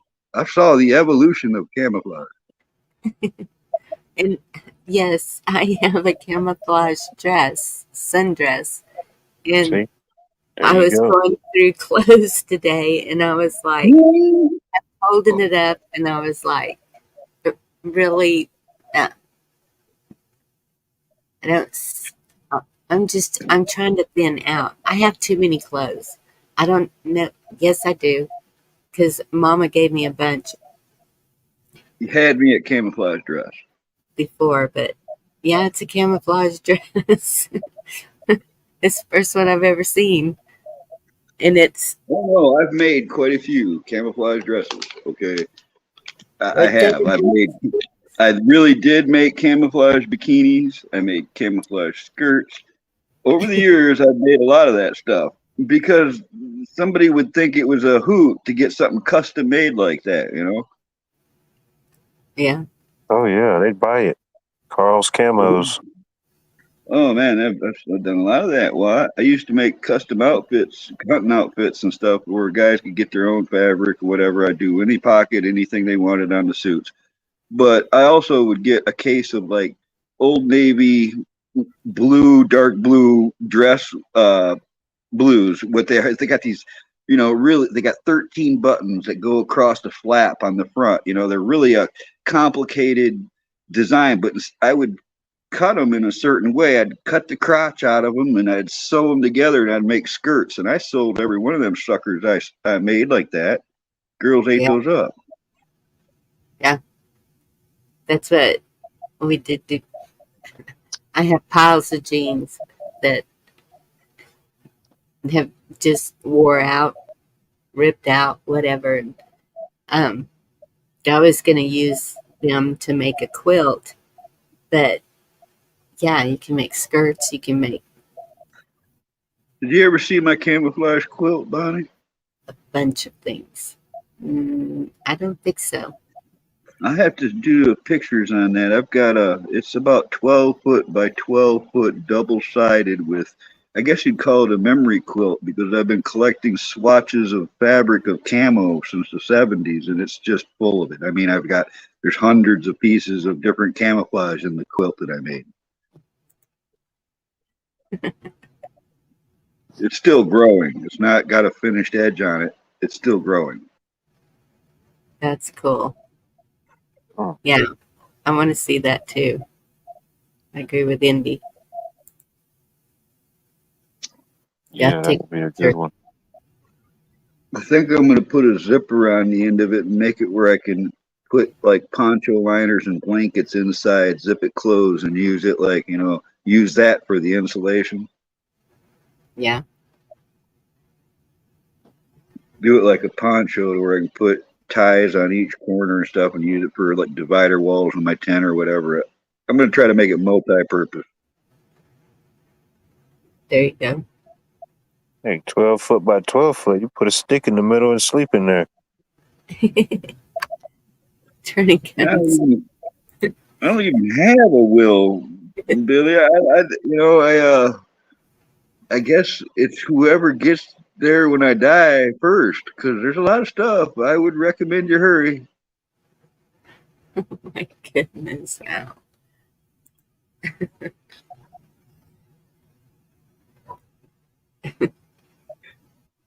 Well, I can't never show nobody, but I mean, I've got pictures of my ex-girlfriends and stuff in camouflage, like pinup scenarios. I did make them for girlfriends too, but I sold a lot of that stuff.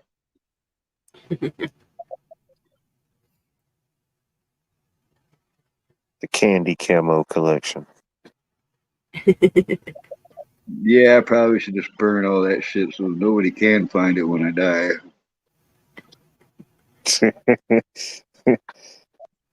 No, you gotta have that for the movie when they make the movie. Right. Wow. All right. Like when the movie goes off and they show the pictures in the credits, they'll show a couple of them, footage from the nunchucks going at it. All right. Can't wait to see this Pyrotechnics going off everywhere. Turning guns just want your pants. That just sounds wrong. All right. That's like something Kiss Off would have said. That's just. Well, you in Hawks today, I was like, what did Well, Carl you stepped in that. I can be a pretty big smart ass. You know what I mean? If you haven't noticed. I can't even remember what I said to make you say that. I don't know. I said something and you came back and said, I feel you, Carl. And I went, so did you like it, Bonnie? Oh, And that's when you cracked up.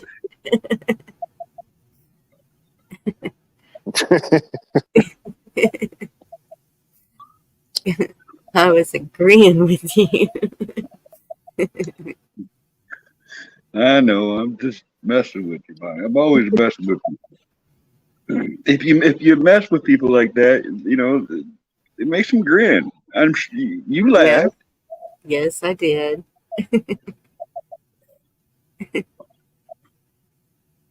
I enjoy making people laugh. That's like the funnest thing about YouTube to me. If I can make somebody laugh, that makes my day. What's up with your butt anyway? Seems to be. Yeah, I wasn't reading the chat.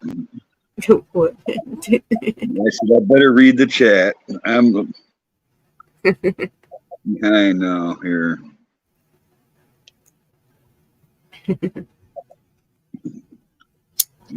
Folks, there was a day when you could get that camo cheap at the surplus stores. There was piles of it, man. You didn't have to fight over. You didn't have to pay those prices. That stuff got way more sought after. $5 items are now $50. All right, that there's something wrong with that picture.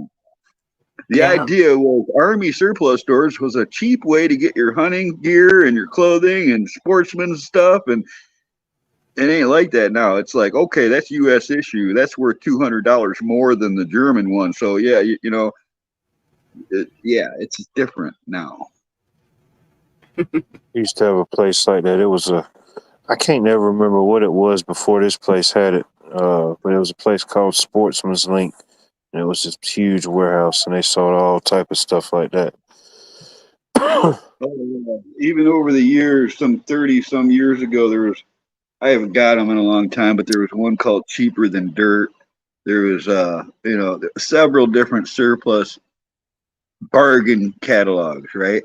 And they would They would sell some U.S. issue stuff, and that was usually cost a little bit more. But they had quantity of Dutch and Swiss and East German, all this different gear, foreign stuff, and it was super cheap.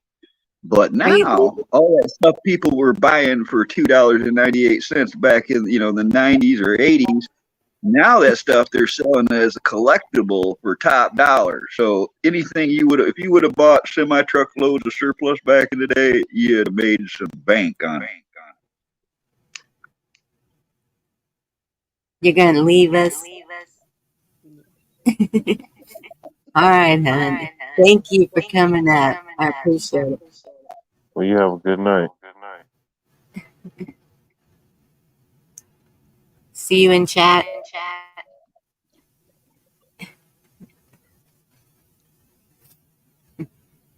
Hello? I'll mute again. There we go. She's gone.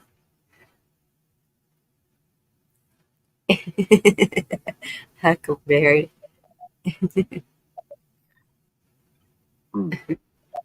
That's the kind of thing, like I was saying, somebody just doesn't know us, hops in the chat and sees that right then.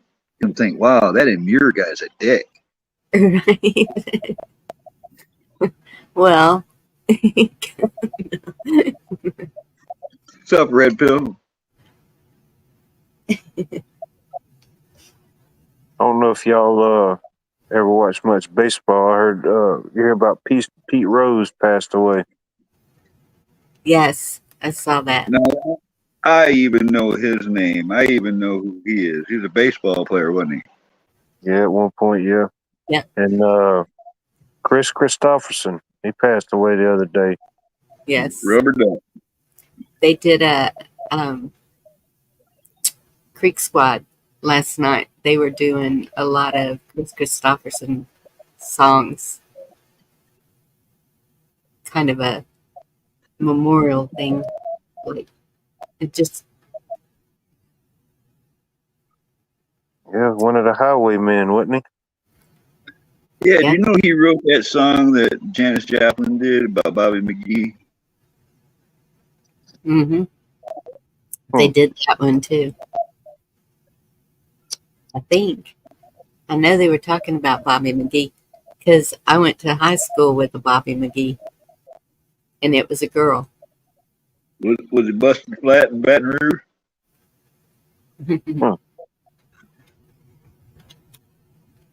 Virginia. Hey, Virginia Roots. Yeah, he did. Amir. He was a singer-songwriter.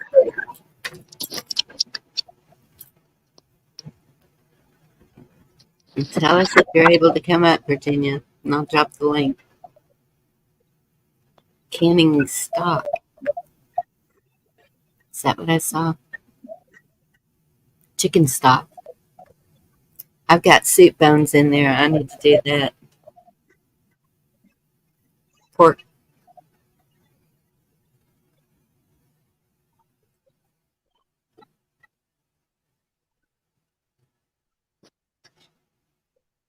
Yeah. Willie's the last of the horde now. Man, Willie, telling you there's something to that. Just smoke a pot all your life or something. He just keeps on going. He has had a few hiccups lately, but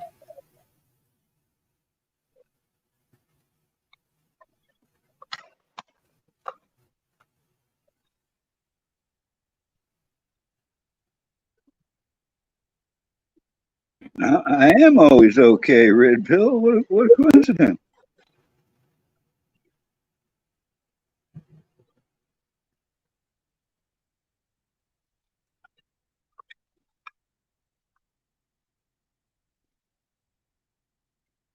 oh wow. Stay still.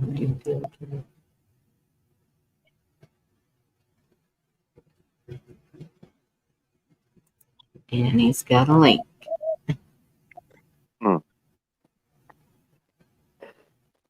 And he's got a lot of length. Ready to drop him. Yep.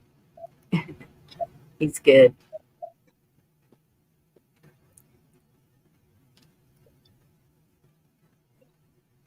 Oh no. It fell down the steps. That's easy to do. When I was staying in that travel trailer, it wasn't level, and so it was leaning the way you would go down the steps, hanging onto that bar. About the new StreamYard Mr. B uses. It's called, wrote it down. um, for some reason, I've been writing on 2 different pages lately.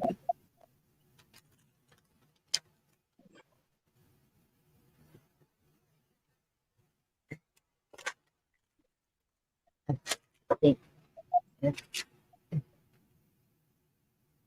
I hope I wrote it down right. I'm going to type it. Oh, thank you, X. Good to see you.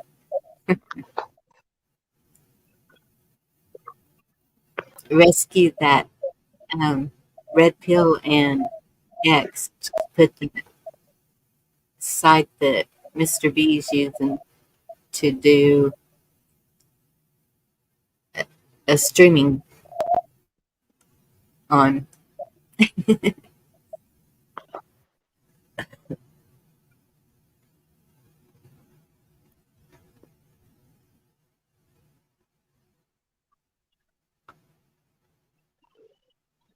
They just did kiss off. X and Ken put it in the chat. I was looking to cancel StreamYard. I will lose everything. I'll lose my background, my windows. I'll lose my intro and outro, anything like that. We lose. They have a cajillion things that you'll lose, and so I was like, fine, just stick with it. And so I got to make more use of it, right? Go live more.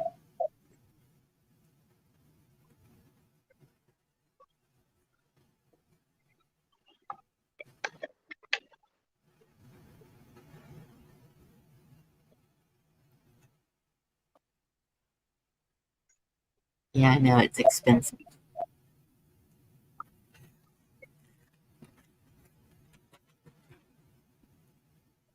See, and I didn't even have EM in I had SBM I don't even know where that came from.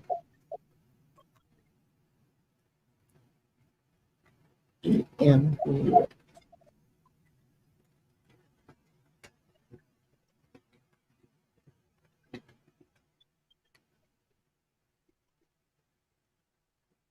So if anybody else asks, I know what it is now.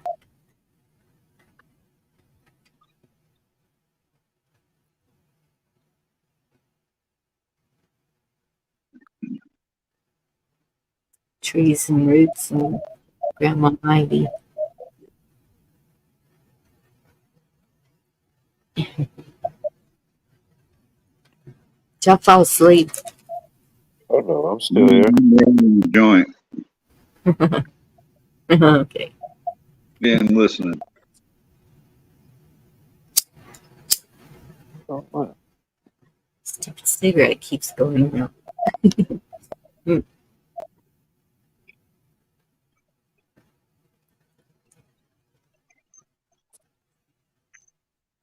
Re-upload your intros graphics to the new platform.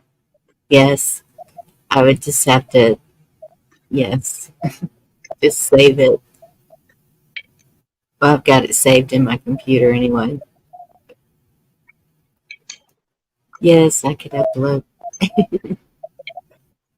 Y'all, it took me a while to just learn StreamYard. I'm afraid I'd like to see the platform before I make that decision.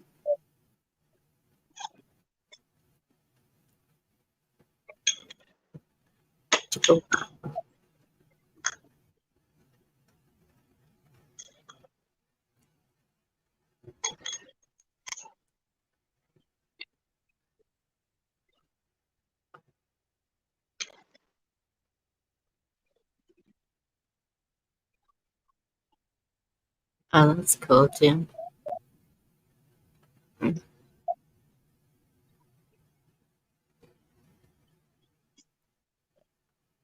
Thank you, Andy, for dropping that. We're not talking about weird enough shit for Virginia to come up. Well, I don't know. You and your commando self. Oh, she missed that. I don't think she was here. You got camouflage I soap. already heard of that. I have not kept that a secret at all.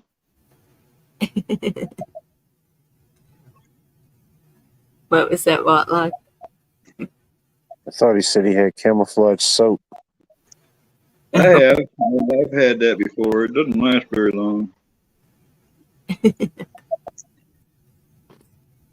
But I do buy the green Dawn soap, you know.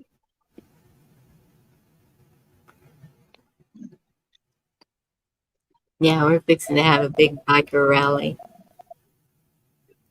The only bar soap I will use, I will not use anything they sell in the stores except for one. It's called Kirk's soap. And it's absolutely natural with no scent. And it's the scent that I can't stand on any product. So I don't use scented anything. All right? I just don't like that. I smell like a weed and wood stove, and I like it just the way it is. Well, I've seen where you can put shavings of Irish Spring out, just like you would mothballs, to keep the rodents and stuff away. And I So, wouldn't have any friends at all. so it must be pretty strong stuff. Yeah, I don't like that. Anything with a scent on it like that, I can't stand it. I won't own it. I've gotten irritated at people for washing my clothes without telling me in there with their. I can't stand that, man. I'll have to rewash Yeah. my clothes 2 times to get the smell out. Yes. Oh, it doesn't work. Okay, Blue. Thank you. And I haven't used deodorant in like 40 something years. Ew. That's what that. But I have used the whole time something called a Thai deodorant stone. It's actually a rock salt that kills all bacteria and scents without leaving the scent.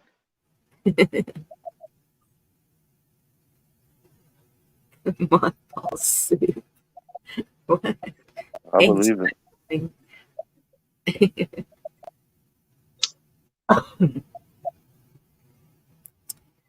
My friend makes deodorant, and I have no clue what she uses, but it works pretty good. Well, no, like lavender, I don't like that if it's, you know, something scented that way. But you get something like lilac bushes in nature. My favorite smell in nature is lilacs. That smell could take me right back to my childhood. You know, I love that smell. And a gal, it'd be nice if a gal smelled like lilacs or something, but it ain't for me. See, and I would rather I like honeysuckle or citrus.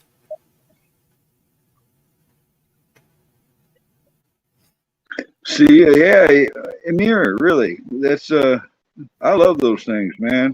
That you can put it in your pack, and it'll last a long time, Amir. And nobody thinks I stink. I've never had no complaints about nothing like that. Just because I don't use deodorant doesn't mean I stink. And, you know, I've got buddies that can't take their shoes off in public. All right, I've never had stinky feet. All right, I'm lucky about stuff like that. I don't read. And if you've noticed, the critters come to me a lot more than they do most people. All right, and I think it has something to do with all of that. I don't have all those chemical scents on me. Yeah, could be. Even the insects. I got this one guy here that works at the shop. The moment he steps outside the door, the bees are on his ass. I mean, and he's scared of them and the spiders and all that. I saw the spider dance the other day. It was fucking hilarious. All right, he walked into a web and he went in. I mean, and they just on him, but they leave me the hell alone. Yeah. My girls, they tried that. You know those, I don't even know who makes it. Maybe Gain or I don't know, but it's those little balls. And I think you put them in the washing machine. And then they put the dryer sheets in the dryer and it's so strong smelling. Just the clothes washing with those beads in it. It's Well, that'd make me upset to have my clothes smell like that. It'd take me days to get it out of there. yes, What the heck is that? That's got to be some kind of weed, right, Coyote? Nag champa? yes. I won't let them do my laundry. Yeah, it's too much fragrance. Yep. Anything's Uh, better than mothballs. Well, mothballs work though. No, I don't try to repel the deer, Jim. I encourage deer.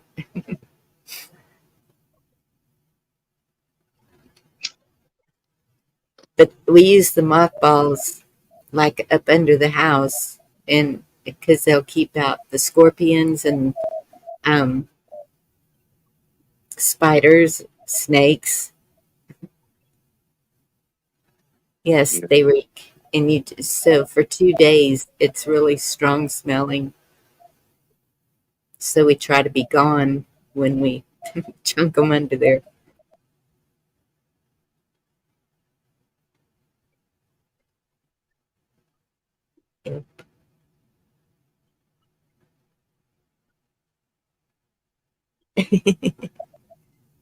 See what Andy said, Carl?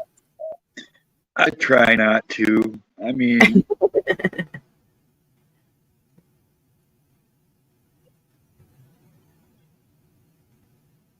I'm just glad nobody keeps track of what he says. You know, Yeah, you could compile a whole brochure on his comments like that. he's still intrigued. Good to see you.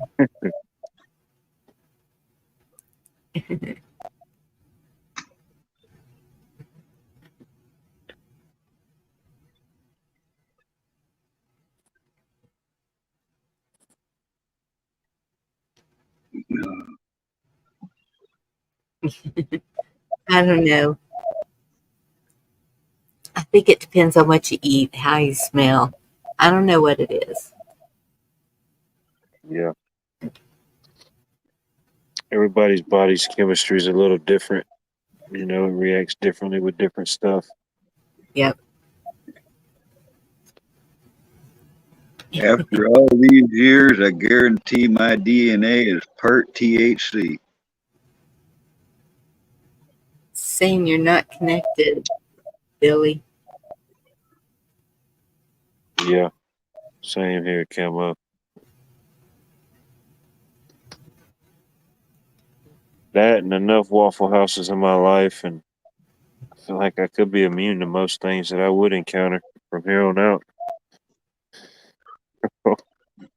Eat a ramp.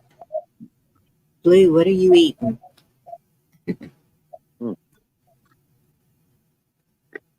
Let's see.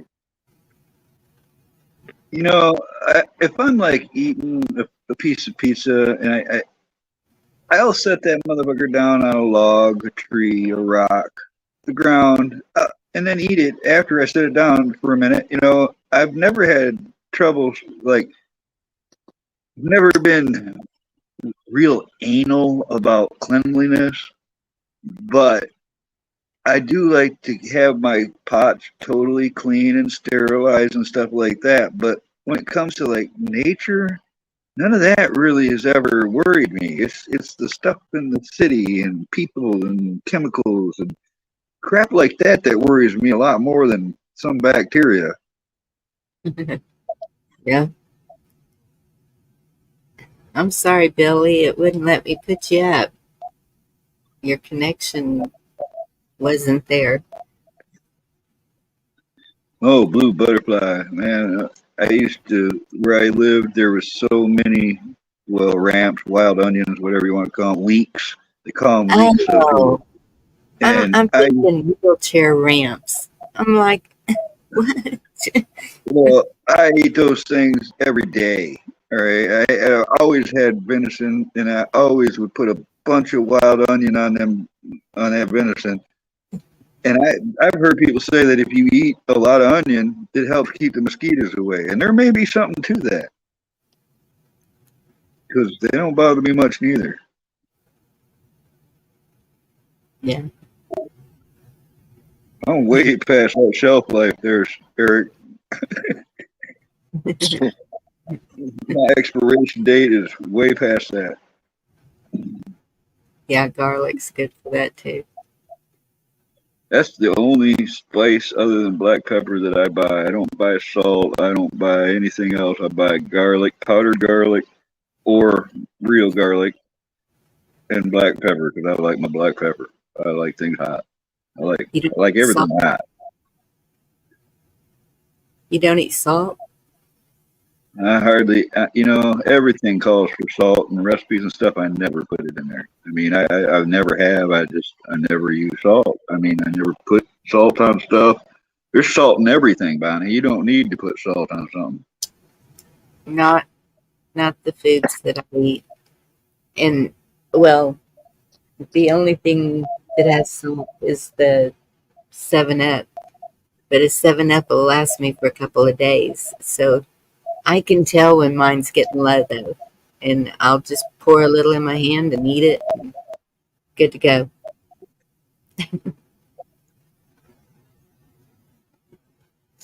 There's some I got in one of my survival packs. I have some salt packets from the MREs I saved up because I never use them, and Mhm. I keep those just for in an emergency or something if I needed it.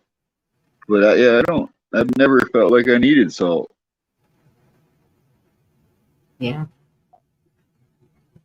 Like certain salts are good for you. Like certain rock salts and stuff. They help you retain moisture.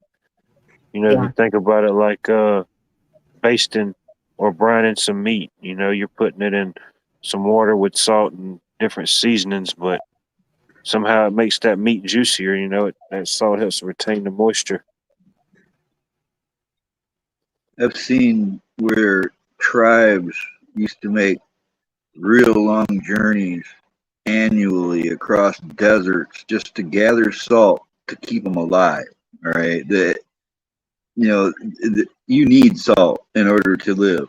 You can't go completely without it. But No. like I was saying, there's just salt in everything. If you Oh look yeah, in the ingredients and stuff, it's one of those ingredients that we need to know how much we're consuming, but we don't see it as that. We it's more of a taste thing with us. We have to taste. A lot of people have to taste it. It could have more. It could have more than your daily allotment already in there, but if you don't, suppose people don't taste it, they'll add it to it. no, I look. I don't even put ketchup. I don't even own ketchup. I don't use it. But like venison burger, it's probably the most common thing I've eaten all my life was venison because for years I just pretty much lived on venison burgers, and I never put nothing on them. I just grill the burger, put it on a bun, and that's done. I mean, that's all. That's the way I liked it. I might put a little pepper on it, but I don't add nothing to it. I prefer it just the way it is. Yeah, that's a big thing. Preserving and curing meats. That's a big thing. Oops.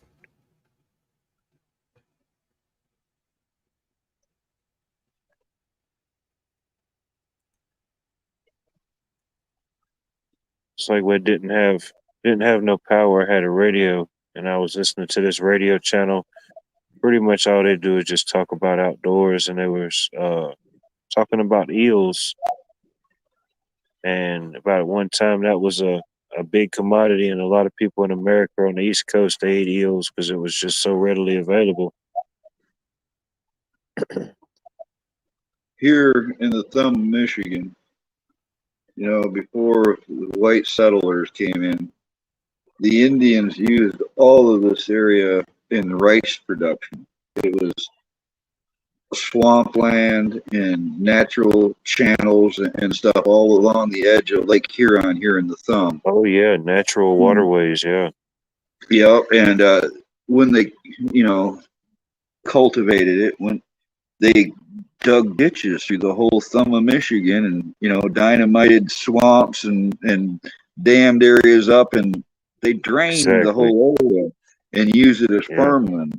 But that rice in this area fed Indian tribes all over the place.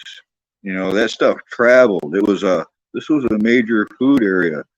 And now you go out in the swamps, you can't hardly ever find wild rice. I mean, it's out there, but it's hardly out there. I mean, it's really hard to find that stuff. Yeah, it is. It's harder to find stuff like that. You'd think it would be everywhere, but it's not. Should be, because it provided food for entire tribes. Yeah, whole communities lived off of it. It was essential to the diet. I was smart, Al. I ate before it came up here, and I got snacks. I didn't. And I can't ever eat before I go live. I'll just be nervous wreck. But if you sweat a lot, you got to have salt. Well, I try not to sweat. Oh yeah.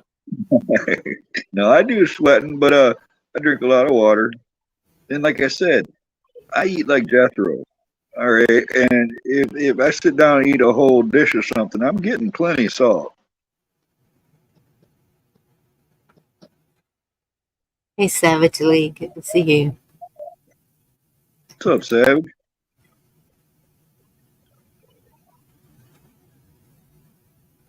Well, I don't have no trouble there. I like that avatar. And I've said this before on panels too. I don't even go by any. If I feel like I need something salty, I eat something salty. If I want something chocolatey, I eat chocolatey. If I feel like I feel like I need meat like 3 times a day. That's why, what I mean? It's like I go by what I feel I need. That's the statues of Easter Island. What you talking about? I forget the particular name of the statues, but the avatar. Maui, that's the Maui or Maui. Yeah, that's the monuments on Easter Island. That one? Yeah, that's a pretty interesting whole little story about that whole island. They used to have hats. They had hats and eyes and all kinds of stuff that were knocked clean off and things. For the longest, people thought that the heads were just the only part of the monument till they started digging deeper and seeing that these things were massive. Oh, I saw that. I saw a whole video on that. Yeah, interesting. Yeah. They carved them out of the volcanic rock, and then they walked them down to the shore like that. Yeah, there was what, like 20, 30 feet long, maybe? Right, but they moved them standing upright to where it appeared like they were walking to the shore. They moved them like you'd move a refrigerator, Watt. So it makes me wonder what happened over time with that much earth or something moved to bury them, 15, 20 feet. That's where they think it was probably intentional they did that. But I've also, I don't know, I'm skeptical about some of the things I see. I've seen where they've shown a lot was found in those excavations, but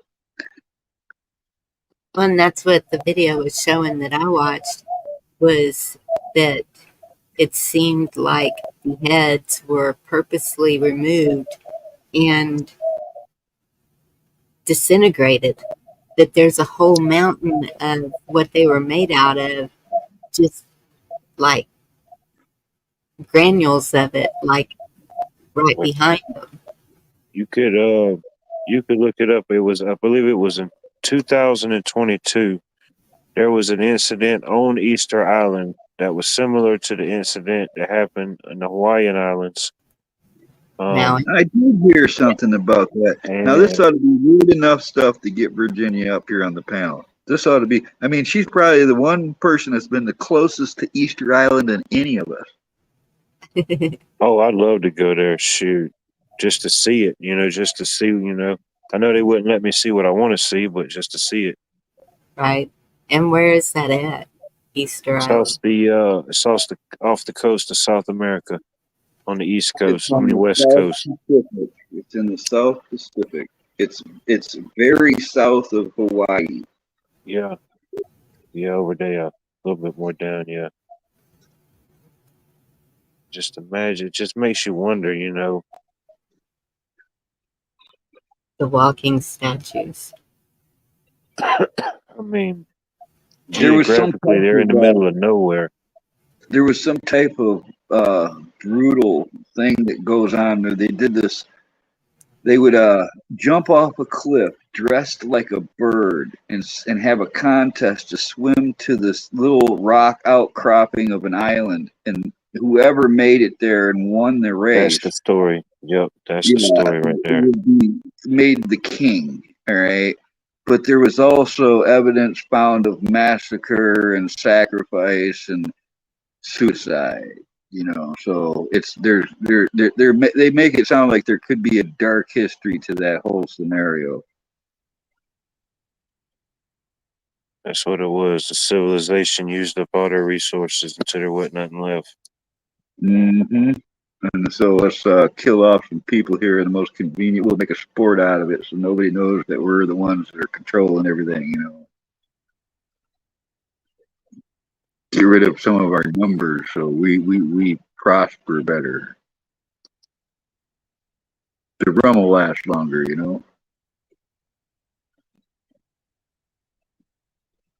People are flipping evil, man. We're in trouble. Yeah. Well, that video linked it to the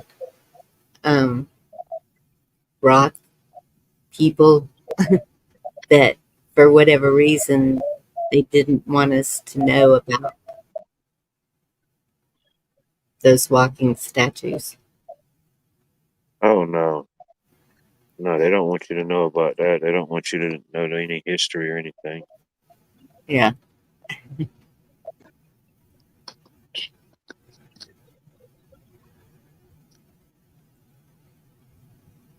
Yeah.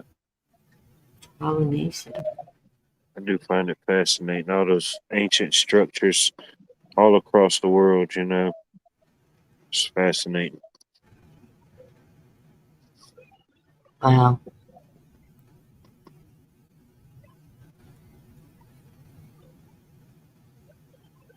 It is fascinating. Anytime I see something like that, it's like, huh.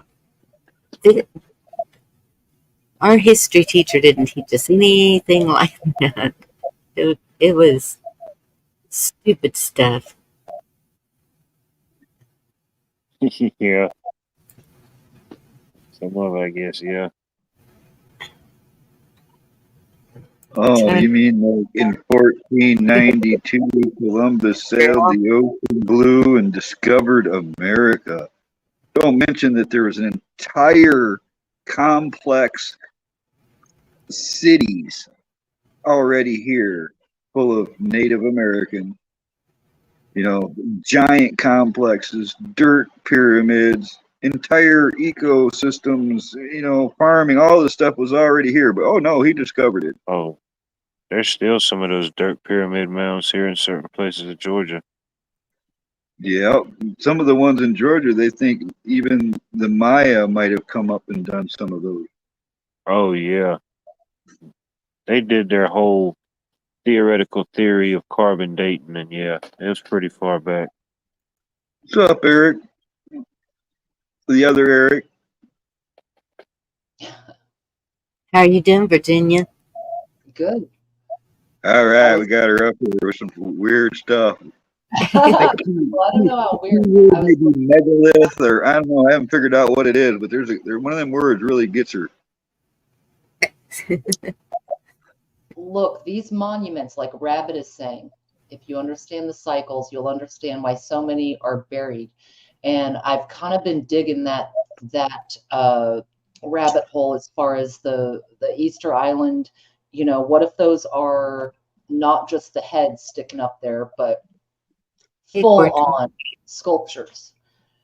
You know what I mean? Like they're but the picture of the one with the excavation showing like the bare butt, I don't really think that one was real. perhaps not. Actually, there's some really funny bare butt sculptures out there. But also even in Egypt, I think that things go down below more. Flame on 420. 420. Oh yeah. As above, so below. But I mean, even now, just think of the silly stuff we put in places. It all has a purpose. They weren't doing all that just to do it or showcase. It was for a purpose. Yes, it was. What's up, Tom? And with Christopher Columbus, he was what's the word? Endorsed or backed up by the Collins family. Like he was actually Italian. Spain, I think, is what gave him the ships. But the Collins family, that's one of the 13 families. That's where we get the word colony, is from that set of expeditions that they funded. So, Columbus did not find or discover anything. It was all already here. Lots of people, lots of cultures already here. Getting some good.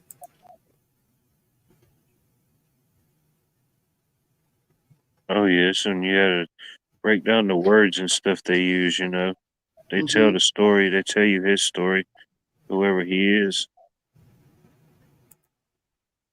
History is a lie agreed upon.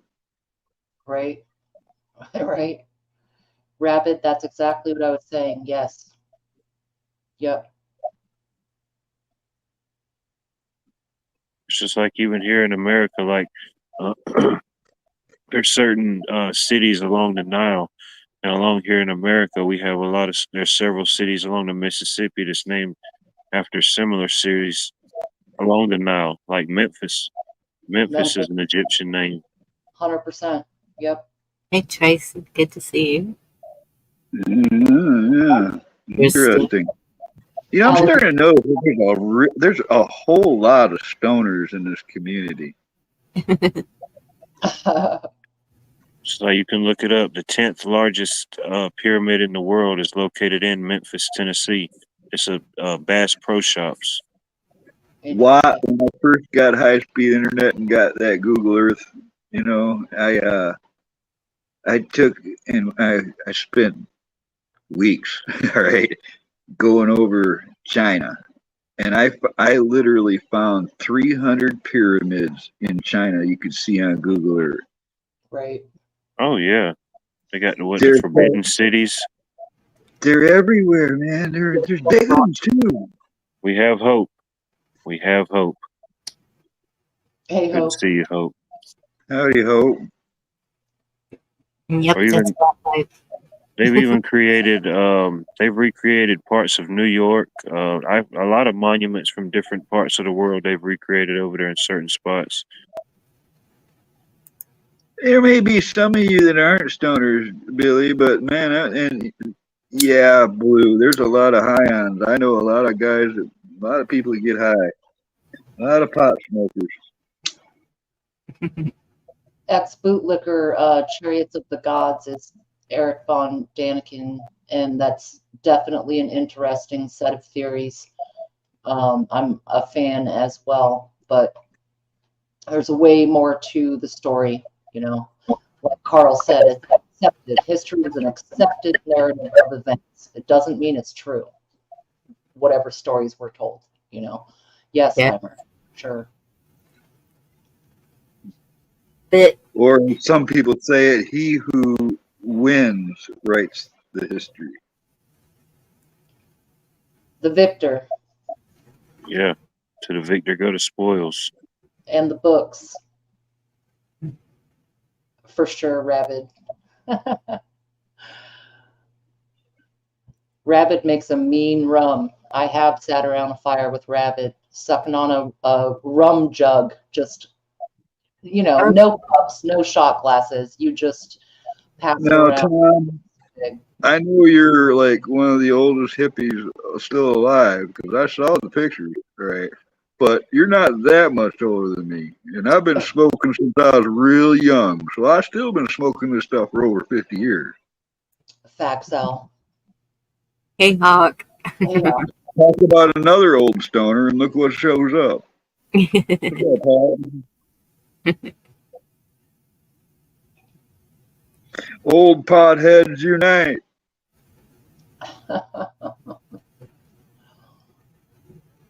Spanish crown. Yeah, that was Ferdinand and Isabella. But Columbus himself was an Italian. I'm 6 decades old, Blue. I just like the sound of that, and I don't really tell nobody the exact number because I was hacked once. They had all that information. I got you. Wolverines. Good to see you.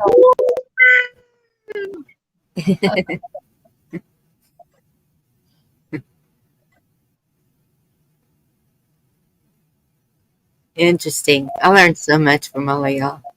I love I it. like having Tom around because then I'm not the old guy in the corner, drinking whiskey by myself and stuff. Well, are you wearing pants? That's all that matters.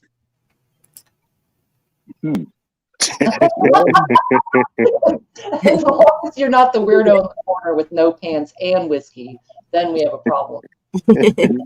No, in fact, I've learned throughout my life that if I keep my pants on, there's no feelings and you ever get hurt. There's no, there's none of that happens. It's best to keep your pants on, folks. Right. Yeah. That's the safest thing. Hilarious It to is. do that. Nobody's feelings gets hurt. There's no emotion or none of that stuff. Yeah. No emotional damage.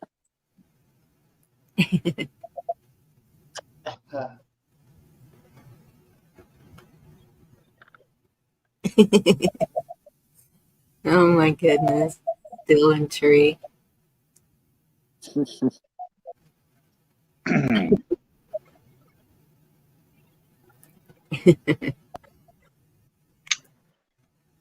I think those of us whose birth year starts with 19 had a different world than the ones after the millennium.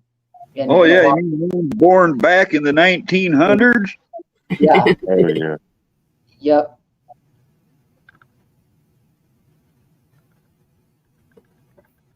Back in 1981. Let me tell you. There was this thing that started, they called it MTV. And it started off with video killing the radio star. Video killed the radio star. That's correct, Carl. That was the first video. Yep. Yep. MTV was all right, and then they started doing reality shows, starting with The Real World in 90. Real World and Road Rules.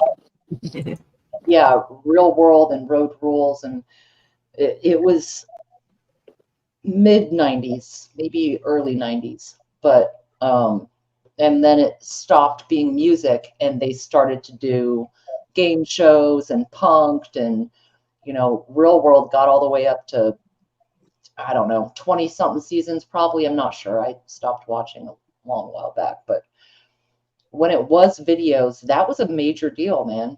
That was, you would get to know new music, or they had like Headbangers Ball or Yo MTV Raps, or All kinds of Is different. your head mounted on a hinge?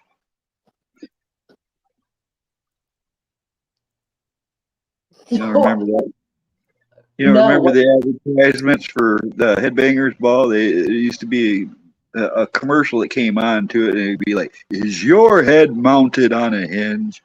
okay, gotcha. All right, yes. That's fun. Well, you took that somewhere else, didn't you? Yeah, I was my. I had a lot of computing going on in my mind. Like, wait, whoa, hold on. That's been sometimes. We got a floater. Get them back in the water quick. Right?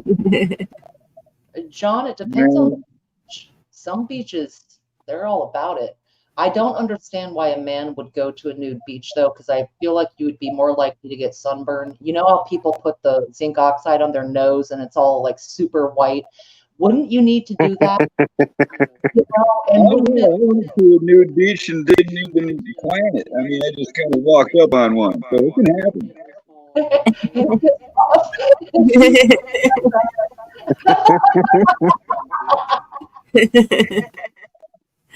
What happened here?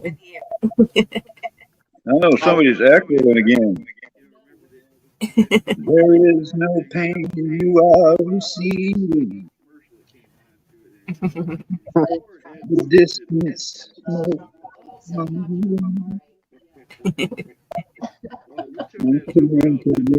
But it was gone. I cannot put the child is gone. The dream. This is not a test.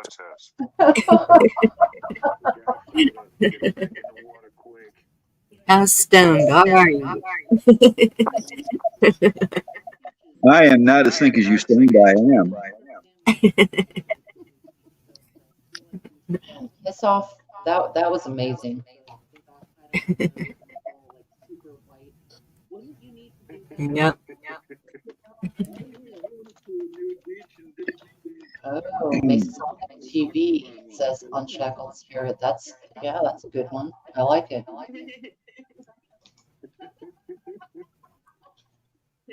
Somebody's got their compass and square out from a building.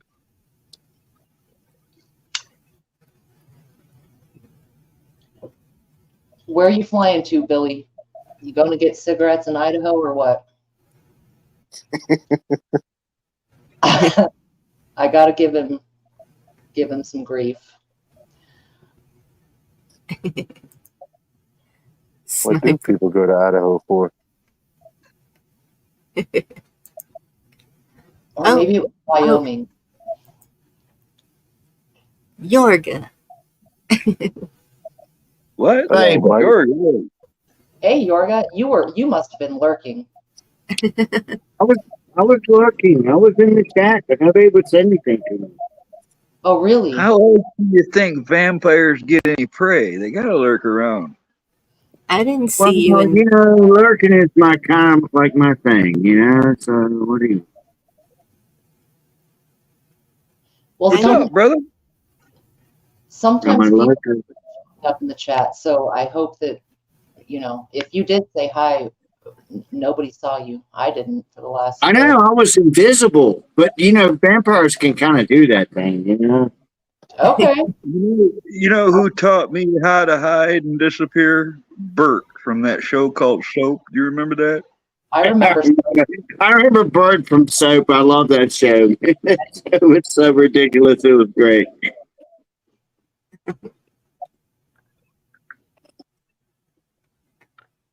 Didn't Bert get like abducted by aliens or something on that show?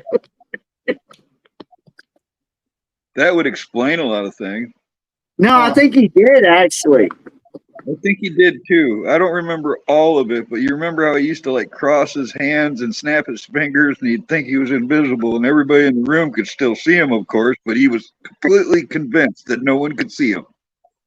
And Billy Crystal was like the first openly gay person on a TV show. He was on Soap, and it was so funny because he went to Texas. And back then, we thought that shit was funny, didn't we? Remember that? And the lady goes, Yeah. "So I hear you a homo." He goes, Yep. Well, She yeah, goes, we claimed she before said, we that. don't have homos in Texas. I was gonna say, why they gotta come to Texas and do that? Oh, it's so funny though. God. It wasn't offensive. It was like, hello, you know. Huh. Well, back in the day, I was just thinking about this, Yuri. Back in the day, when they dressed in dresses and stuff like Monty Python or whatever it was, that was comedy, and I did think that was funny. But nowadays, it really makes me wonder when you see a guy in a dress, even if it's a Well, comedy skit. It's like, the Monty wait a the minute. Monty Python thing was they had, I think, 5 or 6 guys that were in their troupe of people or whatever. I'm gonna cut my camera on. It's not true. And so if they had to have a lady in the set, they would just dress the guy up like a lady. They would just figure it out because they all knew how to work together and everything, and that's what they did. It wasn't, You mean like Craig? yeah, like Craig. Oh no. I just realized, I do it. I swear to God. One time, I used to be in this band called Three Bad Dads, and we were going to play on Halloween one night. And I said, let's all dress up in drag. Let's put lipstick on. Let's put wigs on. Let's wear dresses and shit. oh And no, man, we can't it's hang like, out, dude. I'm sorry. no, but the bass player refused, so I couldn't do it. So I dressed up like one of the Three Musketeers. I was like a Frenchie, and I had the beard and everything to go with it, so it worked out great. And I won the contest for the best male costume. And there was a woman there that was dressed like Marie Antoinette, and she looked beautiful. She had this big powdered wig and all this kind of horse shit, so it looked like Marie Antoinette and one of the Three Musketeers together, and she won too. And then we started playing again, and she got up next to me and started trying to do that bump thing into my hip. You know what I mean? When you're dancing and you do that bump thing. And I looked at the bass player. I said, Dave, I'm going to launch her, man. He was going, don't do it. Don't do it. Don't do it. Because he was pissing me off. She got up on the stage. And, man, I launched my hip, and she went over a table. I found out later she broke her wrist. Oh my goodness. Turning guns. I didn't know it till the next day. I launched Marie Antoinette over a table. Yeah, turning guns at rocks, man. I should probably cut my camera off right now. Talk to y'all later. What? What happened? What? I don't know. Well, everyone's talking about baby. Sometimes I say too much. You're all right. I just wanted to tell Turning Guns. I didn't think you said anything out of line. If you thought you said something, no, I didn't hear nothing. No. It's way more relaxed over here now. You're good. It's like, whatever. All right, I'm trying to be relaxed, buddy. Well, don't get too relaxed because, you'll fall asleep like Bonnie. Hey, that wouldn't. Oh, were we live? Whoops. I'm pretty sure. Don't worry, there's no record of it, remember? Because they didn't keep that one. Oh, that's right. But I'm telling you, if you put me and Camo Carl in a motel room, a Motel 6 or something, there's going to be TV sets flying out the window and all kinds of dumb shit's going to happen. It's going to be like a hoot. Remind me not to go anywhere with Jorga. No, I ain't going to do none of that. The honeymoon suite.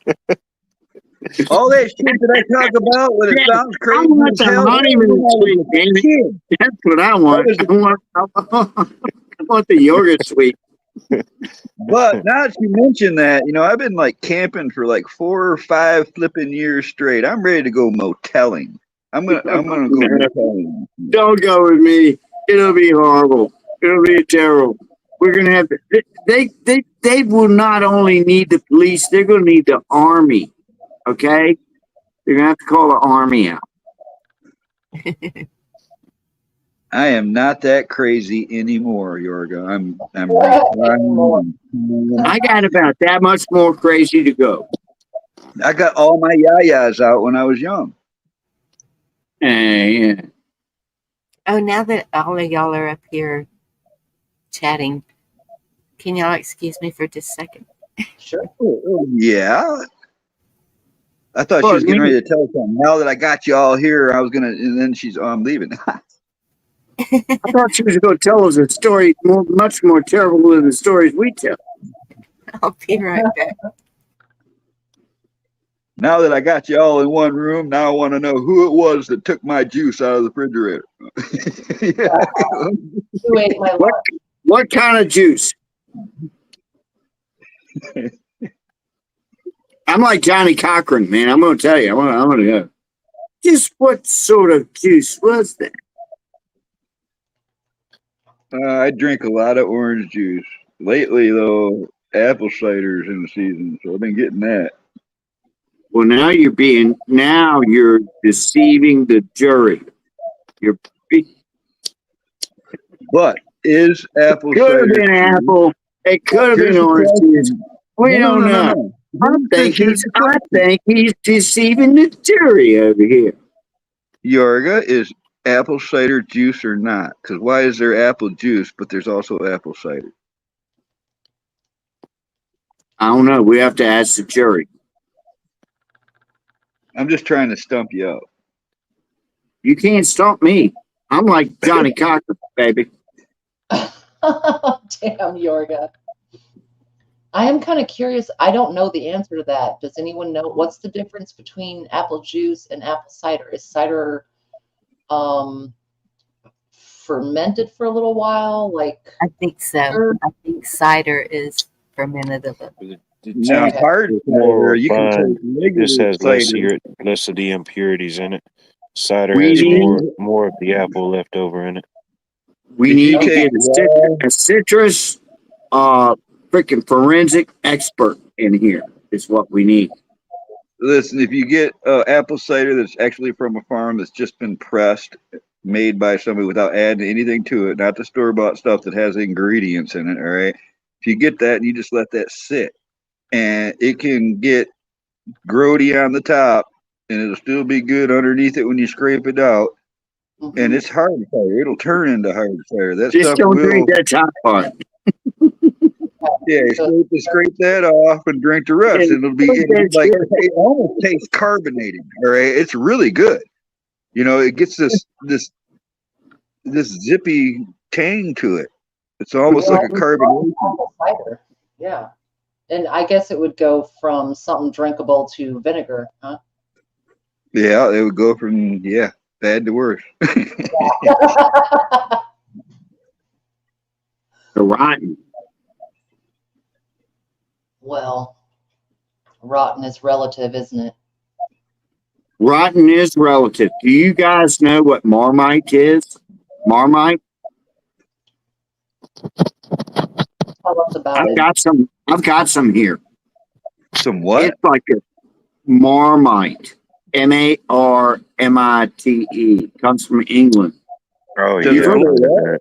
Vegemite is the Australian thing of it. But it comes from the brewing industry of brewing beer. And it's like all the nutrients and shit that come from beer. And they turn it into this, it's like a tar that you put on your toast. And it's real tangy. And it's good as a bitch, man. It's so full of vitamin B. There's nothing in there that's... It's all good for you. Well, why the hell ain't I never heard of it? What is it again? Marmite. Marmite. I've got it here, man. Hold on a second, man. I'll just grab it. A different word. There's something called a mermite container. All right, it's the It's the container that like they use in the military to put hot meals in and take it out to somebody in the field and then serve a bunch out of one big container. That's called a Marmite container. That's what you're saying, Marmite. Well, I'm What are you sure you could saying? serve Marmite in a Marmite. Probably could. There you You go. could. Maybe How much Marmite can Marmite. the Marmite? Just keep it away from the Marmites. That doesn't help me at all, Lewis. I don't even know what the hell Vegemite is. What the that sounds like something that Lucille Ball was trying to say. Oh, you don't even Vegemite. want to No, go they, there. yeah. Lucia Ball was talking about the Vegemita, Vegemita lemon. Vegemita, Vegemite, or whatever. Hold on a second. Hold on. Hold Major on. don't. Oh my goodness. This And is Marmite. This is that people, English people eat this shit every day on toast. And stay so there. I had an English girlfriend, and she sent me a bottle of this stuff, and I put it on my toast like peanut butter, like thick, like it's. Oh my God, she's trying to kill me, man! I'm trying to eat this shit. It's so horrible. But if you put it on really thin, you take a piece of toast, put some butter on it, and put just a thin layer of this on. And the crazy thing is, man, this stuff is full of vitamin B. And What ingredients say? man, Can you what's on it? what? The What now? ingredients. Ingredients. Oh, I probably can't read them because my eyes are so bad. But Okay. it's called yeast extract. It comes from when they make beer. Supposedly, shit floats up to the top of the beer thing, and they extract that, and they make this Marmite out of that stuff. And it's all I read a story about that where shit flows to the bottom of the beer. the thing. Maybe it's the bottom, maybe it's the top, maybe it's the bottom. I don't know. I don't know where I they was get it from. But this stuff, 1984, Yoga. Check this out. 1984, I was drinking beer with some buddies, and we were drinking Michelob. And they had the glass bottles where the label went like 3/4 of the way down the bottle, and you only saw this little bit of glass at the bottom. Well, we went and got more of that beer and got the case, and I opened one up and took a big old Yes, you swallow should. of that, and something was way wrong. All right, and I already swallowed it, and I hold the bottle up to the light, and I could see the whole skeletal body of a mouse with the skin. His skin and fur was like just floating around his skeleton, and there were this just ain't a pieces of mouse. meat. This ain't a mouse. Camo. This ain't a He mouse. was, Look, somebody, anyways, Rabbit for Coyote everything, 666 came up and said Vegemite, and this is Vegemite basically, is a thick, dark brown Australian food spread made from leftover brewers' yeast extract, exactly, with various vegetable and spice additives. Tastes like crap. They say it tastes like crap. You'll get used to this. And the thing, the point I was going to get to is once you you figure out how knew to put it on, can I finish? Once you put it on thin, a thin piece or a cracker or anything, man, the vitamin B, you'll feel a boost. It's almost like drinking a Red Bull. You you eat some of this shit and you'll go, oh, it's like you can actually feel like a boost in your body, man. It's why Well, all no the French wonder people you're eat tearing this up shit. hotel rooms. Huh? I said, no wonder you're tearing up hotel rooms. You're on some kind of weird drug. No, this just makes you feel really, really good, man. It really, really does. And it's never took off in America. I don't know why, but like I said, the first time I ate it, it tastes like ass. But then you start to get That begs the question: how like do your you know first what ass beer, tastes like? tastes like shit. But then you start getting used to beer. That's how this stuff is. Man. I mean, it's freaking awesome. Man. It really is. And you could feel a boost, man. You could feel like a boom. And holy shit, like drinking a Red Bull. I'm not kidding you. Try it. It's good. I don't like energy drinks, especially from what I've read about them. Oh God, I'm just saying. Oh my. I believe you. I got a buddy that loves those Red Bulls. It's not the same thing. It's something different. This is all vitamins, but you'll feel it. If I go a few days without orange juice and take a, good swig of orange juice, I get that feeling. I get like a tingling up my spine even sometimes. Same thing as if like I've been working hard or walking a long ways and haven't eaten a while, and I'll eat a can of Kippers or certain foods. I get that energy boost. I know what you're talking about. Yeah, yeah. I was doing some pretty, for me, long distance hiking, 7 to 13 miles, stuff like that. And man, just a bottle of water. Once you, it was weird because I was in my 50s. So I'm like, man, I could drink a bottle of water, and all of a sudden I feel like, oh yeah, I'm back. I Yeah. never thought about it. Hmm. I don't think Walmart has sugar. Somebody said all that sugar. I don't think that's got sugar in it. It's all vitamin, man. And it's like tar. When you pull it out, it's like freaking tar, man. But it's good Worse tar. than molasses. Huh? Worse than molasses. Yes. I like molasses. Yes. I like Yes. molasses. wow. It's thicker than molasses. Yes, it is.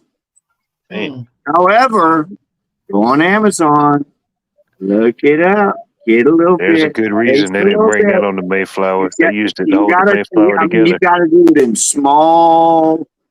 Like sometimes I'll just take a butter knife and just put a little bit on a butter knife, and I swear I can feel like I'm like energy. And I'm like, holy hell, man! What the hell? Night It blue. tastes like it. This is the weirdest part. It tastes like beef bouillon, but there's no beef or anything in it. It comes from brewing beer. I don't know how that flavor gets in there. I don't know. Kind of That's a salty. great Everybody in England's eating this shit. I can tell you right now. Everybody right now. In fact, it's 12 o'clock. That means 5 o'clock in the morning, and they're putting this shit on their toast for that minute. That's a great survival item right there. Beef bouillon, those little cubes. They still put them in the U.S. Air Force survival vest for pilots and stuff because it's such a small little thing that you can put in a kit. And that cup of bouillon, just boil it in some water, make like a soup, watery soup out of it. You drink that bouillon, and if you're hungry, boy, that'll hook you right up. Yeah, you're not hungry anymore. I've got boxes. I've got boxes of beef and chicken bouillon here. I do, just in case. Same. Yeah. I To make it shit like a goose, though. Make it shit all over the place. I use it in everything. When you cook a can of green beans, if you put a bouillon cube in there with just the green bean juice first, yeah, and then put the beans in, it gives it a whole new flavor, and it's so good. Yeah, that does sound good. It's probably the cheapest food you can buy, and I really and truly do have like cardboard boxes full of the bouillon cubes that come in the little round thing. I've got tons and tons of them because nobody knows what's going to happen, man. That's probably the least chance of me eating any canned food. It would be canned green beans. That's like mush. It tastes nothing like a green bean. That is one of the. I don't even know why they make that shit. That should be that's like feed that to put it in the compost because that's. If you have bacon grease that you've been saving in your fridge and put that in those green beans, they're damn good. Yeah. Oh yeah, bacon grease, bacon, fatback. Yeah. Yeah. I still do. Smoke, But I carry smoke Yorga. I hog carry jowls. a can of sweet peas, man. I'll eat that whole can. I used to be able to eat 2 whole cans of sweet peas. Just right now, just eat it. I could drink them suckers down. That's instant energy, and I was full. That was one of the Oh, handiest on-the-go things I ever had. man, Yeah. I'm not a pea fan. I do not like now. I like green beans. I like pretty much everything, but peas taste like feet. Only No, peas. they're Wow, just, man. they taste No, like that's not what I'm getting out of that. You're getting some weird peas. I don't like corn really. Oh, Huh. I love corn. But you know and what I rabbit. discovered? What I discovered when I was just a kid growing up in the '60s, we used to have those TV dinners. You know, there was a metal tray, and to me, the vegetables always tasted so good, and I was like, why do these taste better than the We canned got to quit vegetables? talking about They feet. were We got fermented, man. get They were word fermented. on. So as an adult, I would go buy frozen vegetables because they are way better. I don't know what, I don't know why, I don't know. But out of a can, like peas out of a can, are like they do. They taste like dirt. I bet you'll eat split pea soup. You I know what the love. good thing about this I like is if we split were pea all soup. sitting there in a shelter surviving, we'd have the perfect trade arrangement because none of you guys would want the peas, and I wouldn't want the corn or the dang green beans. We could do some trading. Right. You Yeah, gonna eat your cornbread? yeah. Oh shit! I'll give you 3 cans of peas for some cornbread now. I I used to eat cornbread, gosh, years ago, but I just no. I I mean, love it's really cornbread. good with pinto beans. Oh yeah, And some that's fresh when I pinto beans, cornbread, and some onions. yes, chopped up Or if you onions. want to go real fat boy country style, you can make you some fried crackling cornbread. That's a treat. Yes, Mm-hmm. I think it's No, no. corn pongs. Or It's or and you freaking hush puppies. That's what we do down here. There's the hush puppies. A deep fried hush puppy, baby. well, you just keep your hush puppies. You I never like. had I a don't hush do it puppy? like They're Yes, good. I've had hush puppies. They're good. Damn right they're good. that. Not real fond of Split hush them in half puppies. and put a piece of butter on each side. Good, good. Only if they're like covered in ketchup, though. I mean, that corn taste, I gotta drown it out with something.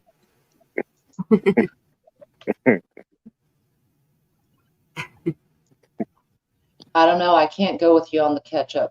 I'm not a ketchup girl on anything. Fries, nothing. You will never see me. I'm the same there, right with you.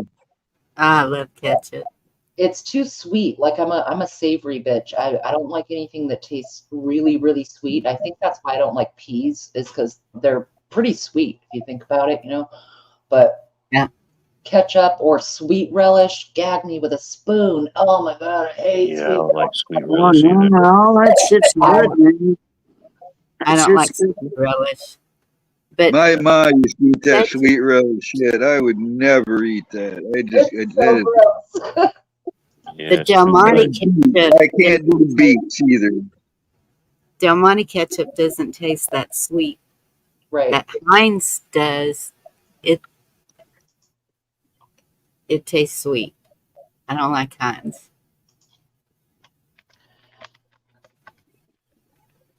Ketchup and bologna sandwich. Yum. Makes more ketchup for me. Yeah, you can have it. The homemade I'll take ketchup, it. I mean, it has a And the totally relish. different flavor. You My put favorite relish on thing growing you put relish on a hot dog, man. Holy shit! You don't know what you're missing. my favorite thing growing up was, we had her hot dogs. I just ate them cold. I never worried about cooking them or nothing. And I would just take a cold hot dog, put it on a bun. Actually, I do this like to a half pack of buns. And I'd put the hot dog on, and I'd crush a bunch of Doritos on the hot dog, and then I'd put Brooks ketchup all over it, and I'd I'd eat that on the run, and I ate Man. thousands of those growing up, just cold like that, because it's quick, easy, and I got everything all in one package until I moved down south. And then when I moved down south, I got to find out what slaw dogs were. Everywhere down there, they put coleslaw on their hot dogs, and I'm addicted to that now. If I have hot dogs, I gotta have slaw, and that's the only way I eat slaw is on my hot dog. Good coleslaw. Yes. I like a good coleslaw. Coleslaw is the nectar of the gods. I just got my mother's 3-week coleslaw recipe. I'm so happy because I've been trying to get that for years. Nice. Send me some 1-800 Count Yorga love for sale. Send it to me, please. Yeah. 1-800 toss Yorga slaw. See what happens. Right. No one do that. Don't anyone do that. Slaw me now, baby. Now that comment, Coyote, makes me miss the South because all the restaurants down south, they had two things always: slaw dogs and pork sandwiches. It was always there and ready. Oh yeah. Yes. Put the coleslaw on the pork sandwich too. And Yeah, it'll work. And some hot sauce. I put sauerkraut on all that too. I love sauerkraut. Yes, girl. Sauerkraut is okay. It's just like a cousin of coleslaw. Yeah. Yeah. Slaw is My mom would get mad at me because she'd make that shit, and I'd eat all the kielbasa out of that nasty ass slaw or whatever you call it. That's nasty. Well, Carl, I used to eat raw hot dogs when I was a kid. I would just take one out of the fridge and eat it or put it in a piece of bread or whatever. But now that I'm older, there's no way I would eat a raw hot dog. No. And once I had it on a grill, that was it. It's got that crunchy on the outside. Oh, yum. Oh, it's got to get You do it to the ones that say fully cooked. That's the only ones that I'll do that with. Yeah, but yeah, they are fully cooked. You're right. But where they find It's basically bologna. the water, the hot dog water in the package is actually where you'll find the bacteria.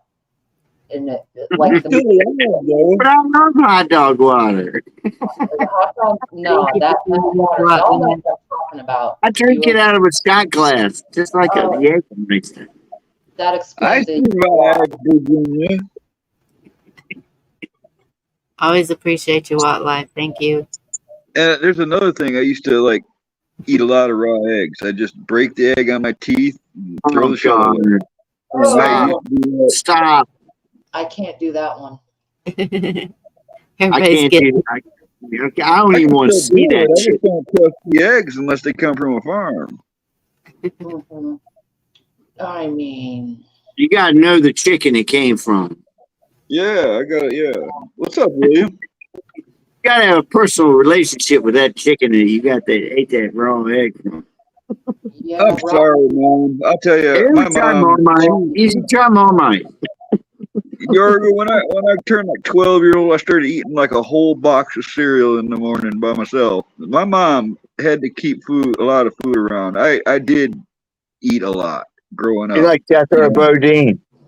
Yeah, I've been called that all my life, pretty much, because I will sit down with a whole giant dish of banana pudding, and that'll be gone in a couple hours. It might take me a little while, but I'll finish it all. With those, what were those cookies called? Vanilla wafers. Yeah, you take 2 packages of cook and serve vanilla pudding, and you cut up 6 to 8 bananas and a whole box of vanilla wafers, and I'll eat that whole thing in a couple hours. And the wafers get all mushy and stuff when they're in there. I know about banana pudding, man. We eat banana pudding. It's Virginia thing too. nice. I'm trying to stay out of them until I eat some supper, but they are the devil. There should be a warning label on them. I You're think so you got to make survival vanilla wafers. Get those recipes off the internet and make some survival ones. Make some big ones, like like 6-inch diameter ones, and vacuum pack them and stuff. That could be your No, survival thing. see, I like the little ones because they're crunchier, and that's it. I want that crunch, that crunch. Oh, you just remind me So of something. It's I'm trying rare, but to replace them with pickles or celery or something else crunch that's right. not so you just remind me of tough. one of the delicacies of the MRE. All those military issue MREs. This is a rare thing to find in them, but they had these vanilla and maple cakes. They were like a real dense, heavy but soft pound cake. And they had maple. There was maple and vanilla. And man, I would have traded anything for those when I found those were the best thing out of an MRE.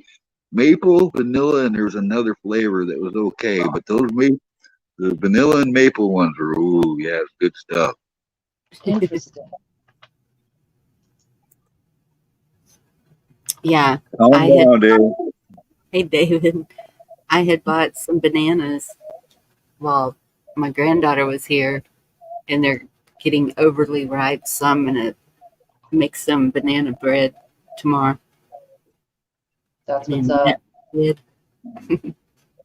Hmm.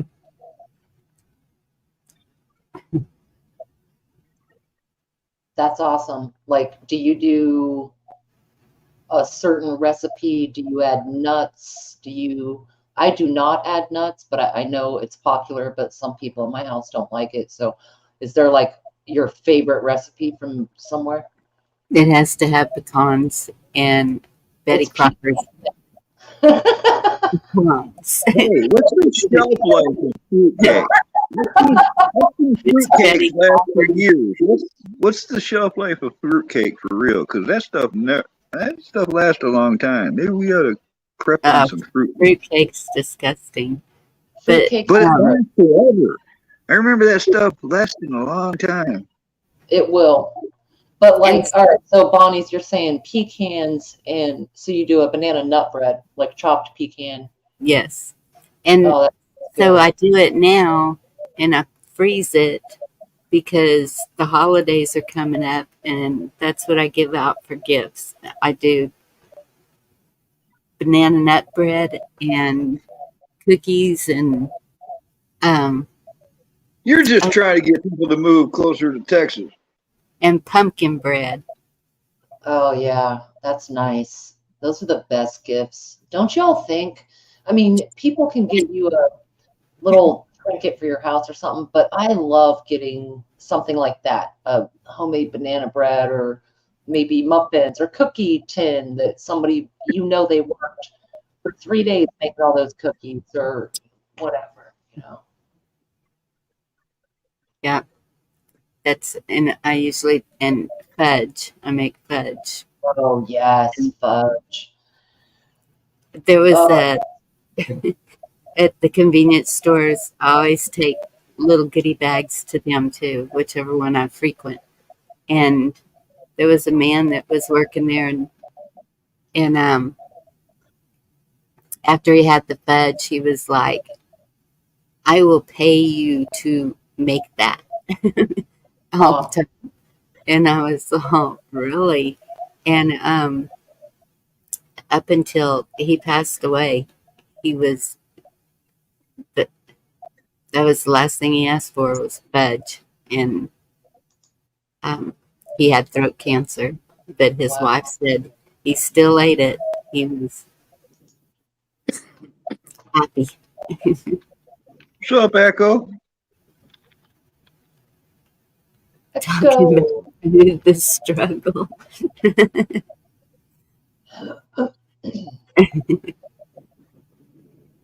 I like the way you say pecan instead of pecan. Ain't that pecan? It's not a pecan, it's a pecan. Yes, I have another cheap pecan. A pecan is a can you pee in. A pecan is what you. That's one way of looking at it, baby. I used to have to pee in the can in the camper when I used to ride around the country as a kid, and now I'm a dead Why is shot. it, but why does it always make me mad when somebody goes, be calm? I'm like, well, what? Stop. It's pecan. Pecan. Tomato, tomato, potato, potato.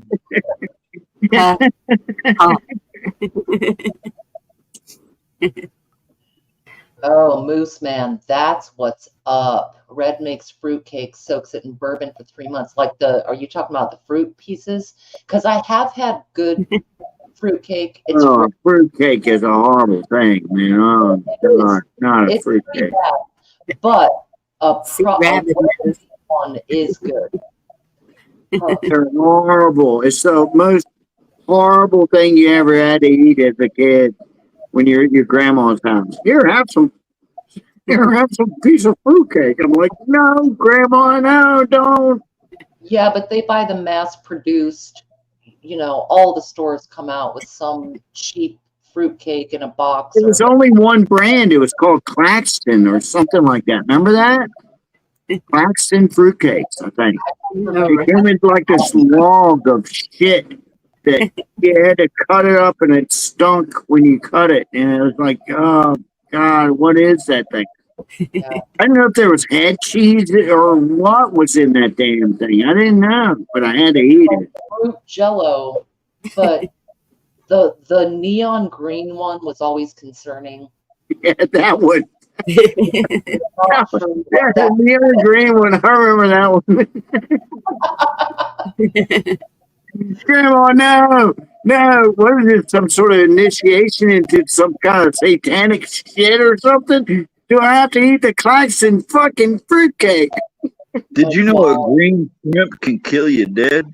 Back when I worked in restaurants, we used to have to, gourmet shrimp. They come in fresh off the boats and stuff. But, it's a given that in a load of shrimp, some are going to stick to the net and they're going to be out too long. And if you get a green shrimp, it can kill you. And you're supposed to get them out of the batch of shrimp because it can ruin the shrimp that are next to them. But yeah, that's bad news, man. You got to watch for that. A green shrimp? It's basically a rotted shrimp. Oh, I see what you mean. So, okay, yeah, like a bad They apple. got stuck in the process too long, And I swear one time I saw a green shrimp in my freaking fruitcake, man. I'm telling you, man. At my grandma's house. Hold on just a minute. Praise God, Echo. That's such good news. Her great grandbaby had to have heart surgery right after she was born. Right on. That is good news. Wow. Surgery was a success. Mm-hmm. Good to hear. For sure. For sure. That's great grandbaby. Damn it. I ain't had one of them yet. I got grandkids, but I ain't had a great grandkid yet. No, you just wait. You just wait. Some of them start very young. Right. Oh, it's esophagus surgery. Thank you, Echo. Sorry about that. That just gives me the willies imagining having to operate on some little tiny baby like that. I know. Yeah. They do it. Takes a heck of a doctor with hopefully some faith. It's amazing how the human body recovers, though. Yeah. How quickly it can heal. I mean, babies have a lot of extra risks for sure, but we heal like there's something to us.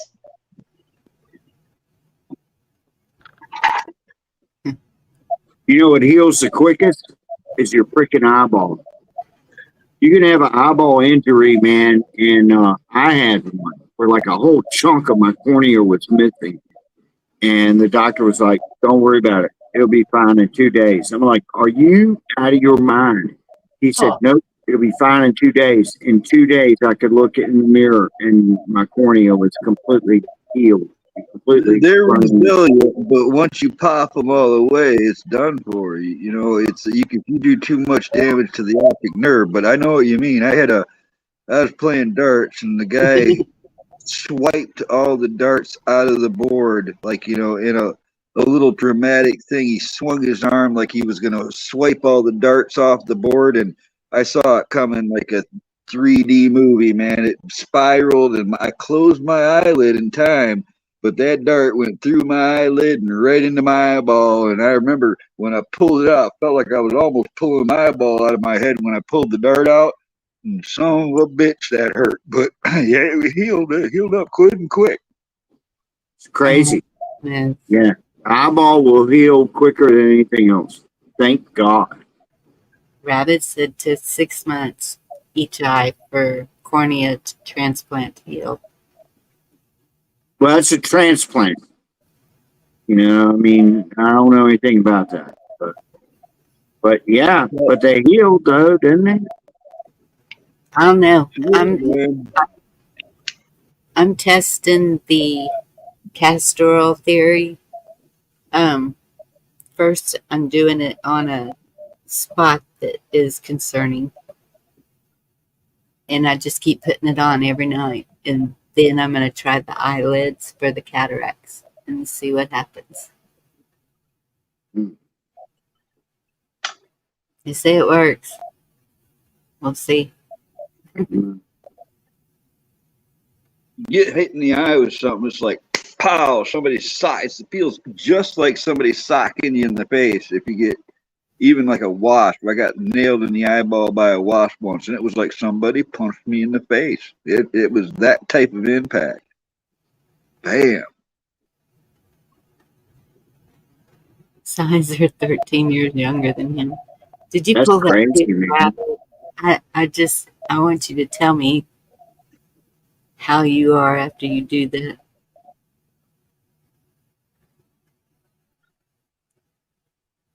Iodine. I can't have iodine. What do you do about dog germs? Do what? It's a lame joke, you know. Remember, get the iodine. How Lucy, you know, and Yes. Charlie Brown. Monkey blood. They. I have a bottle of mercurochrome. I still have one around here that I've kept just because I don't see it anywhere anymore.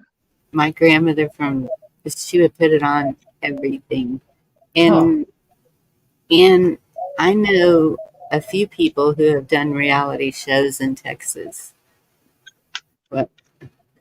So apparently, a Texan bought the biggest mansion in Ontario, and they're going to do a reality show called Mansion Impossible. Mansion Impossible. So they must be doing a big renovation. Yeah. Oh, well, who's going to get it after the show?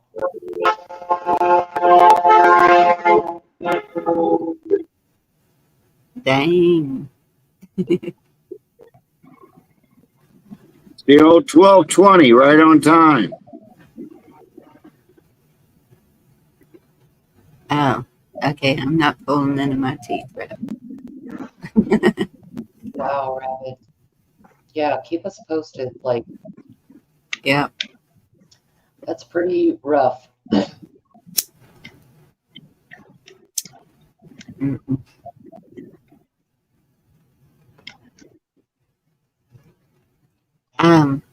What were we talking about before that? Monkey blood reality shows. So it's funny. Here's a Texan buying up this expensive thing. I'm assuming 6,500 square feet, and never finished it and abandoned for 15 years at a lake. So that couldn't have been cheap. So we have a Canadian that bought, I don't know how many acres it is, and he's building a subdivision, and we're not happy about it. Right. Boy, I'll tell you what, I just can't even imagine what it would cost to redo something that size with all the cost of materials these days. Just the paints and lumber and all that stuff is just freaking outrageous. Yeah. So One the one bigger two the by four is project, out of the ass, man. I mean, cost wise, 1 2 by 4. It was like $15 or something. Yes. Wow. Sheet of sheetrock is $13. marine plywood was $137 a sheet. It used to be 30. Whoa. I haven't looked for a hot minute, but that's, yeah. Wow. And it's lesser quality probably. And you I'm gonna think about just ding dong woodworkers like me, you know, I've got a whole wood shop, man, a bandsaw, drill press, you know, the table saw, all that kind of horse shit. And man, I can't afford any of that stuff anymore. I can't afford the raw material. You know, Right. Well, we were in there in the closet today looking to see what we need, and I think I need 5 sheets. of what, sheetrock? Yep, to do half of the closet. It's only half of it. Well, the whole ceiling, but then just a couple of the walls. Mm-hmm. And what do they Here's a want for a cool 4x8 sheet of that stuff now? What do they want for that? 13 at Home Depot. Okay. There's All a right, few that's things not that I terribly don't. bad. I mean, if No, it was like $30, it would be bad, but 13 right. bucks. You know, but I, but back in the day, it was like $6 or something. You know? Yeah, drywall is such a fragile material. You know, it's subject to water damage. If it's not done right, it's subject to, you know, warping and seams yeah, breaking out. And there's a lot to it. And it weighs a lot and it's yeah. expensive. And if I was a homeowner again, or you know, it was redoing a trailer or anything like that, I would be improvising with something, anything but I drywall. look. I I would look. not. Well, you know, I saw this one guy do this, Bonnie. And it really blew my mind because he took pallets, and and you only have so much of a length of a piece of wood with pallets to work with. But so he'd cut pallets at angles on the boards and made it zigzag, and he made this indoor siding that was pallet wood, oak wood. Shit, you get free oak pallets, so you know you can get stacks of them. But he made it to where it was a pattern of zigzags by the angle cuts, and it was sweet looking. I mean, and it Yes, didn't I cost would him like. anything. Yes, and And I just would do anything that I could before I spent the money on the drywall. Is all I was saying. and that would be cool. But the ceiling has to be done, and I don't know, I guess it could Then be I done. would probably go with Luan panels and trim boards to, you know, like they used to do in the old libraries and stuff. They'd have wood ceilings. It'd be really elaborate, but you can do a simple version of that where you take Luan, which is fairly cheap, and everywhere there's a seam on the ceiling, you put a trim board, a finished trim board. You can come up with different ones or whatever. You could even take a router to them, and then you stain everything really nice. Make sure it's all sanded and all, and then clear coat it. You know, and that outlasts a lot of stuff. It's a closet. Especially, yeah. See, that wouldn't even cost that much doing it then. Because I was looking for like panel board or something like that, just to What's up, D?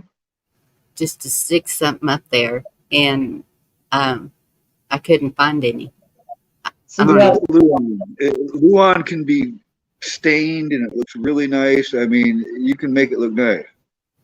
Well, talking about the ceiling though, like I've done this in my house too. I live with people who do trades. Do you have someone to do this work? Grandkids. Okay.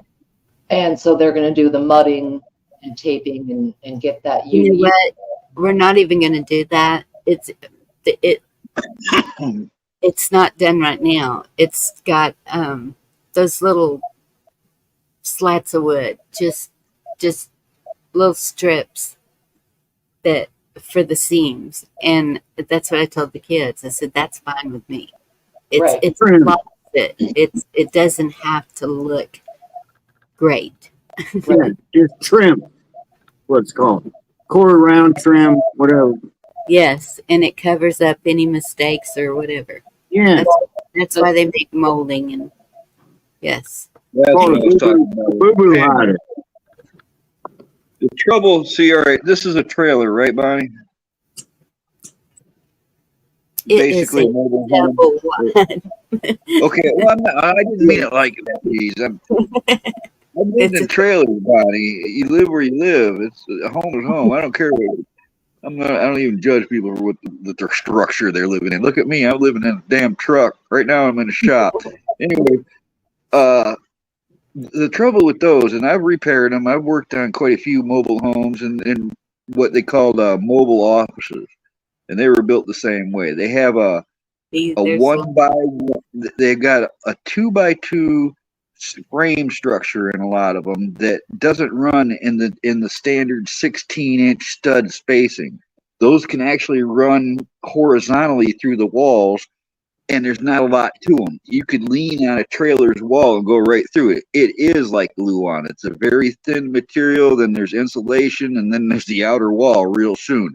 And it's hard to get windows and frames and anything like that to replace it because that's not a strong. You've got to build an internal structure to beef it up when you add something to a structure like that, or when you repair it. In other words, you've got to have a place to find your hard points, the studs and the walls. You need to be able to match your seams up with those with the product you're putting on. And that's where it gets tricky in trailers and stuff like that. You got to know it's not a normal carpentry job. It's more cabinetry than it is carpentry. Yeah, no, you make a good point though, Carl. The way that it's your structural strengths are going to be placed a little bit differently, and because that's what I was thinking also with doing that on the ceiling. I can't add too much weight. You can't. You know, when people go in and they try to drywall inside of a trailer, they're adding 350 pounds to a wall that was designed to hold maybe 100. That's exactly what I was thinking. The weight. That's why you do it horizontally. Mm-hmm. But with lighter weight materials. If you go too thick with the materials you're using, you got to beef it up if you're going to add to it like that. Yeah. Okay. Breaking it. Yeah. It's like you can't just cut a hole in the wall either and add a window, because now you've got nothing to attach your sash and your window frame to. You have to build a framework inside that connects to the rest of the framework to have enough stability to install a window or a door or something. Well, the window has all that.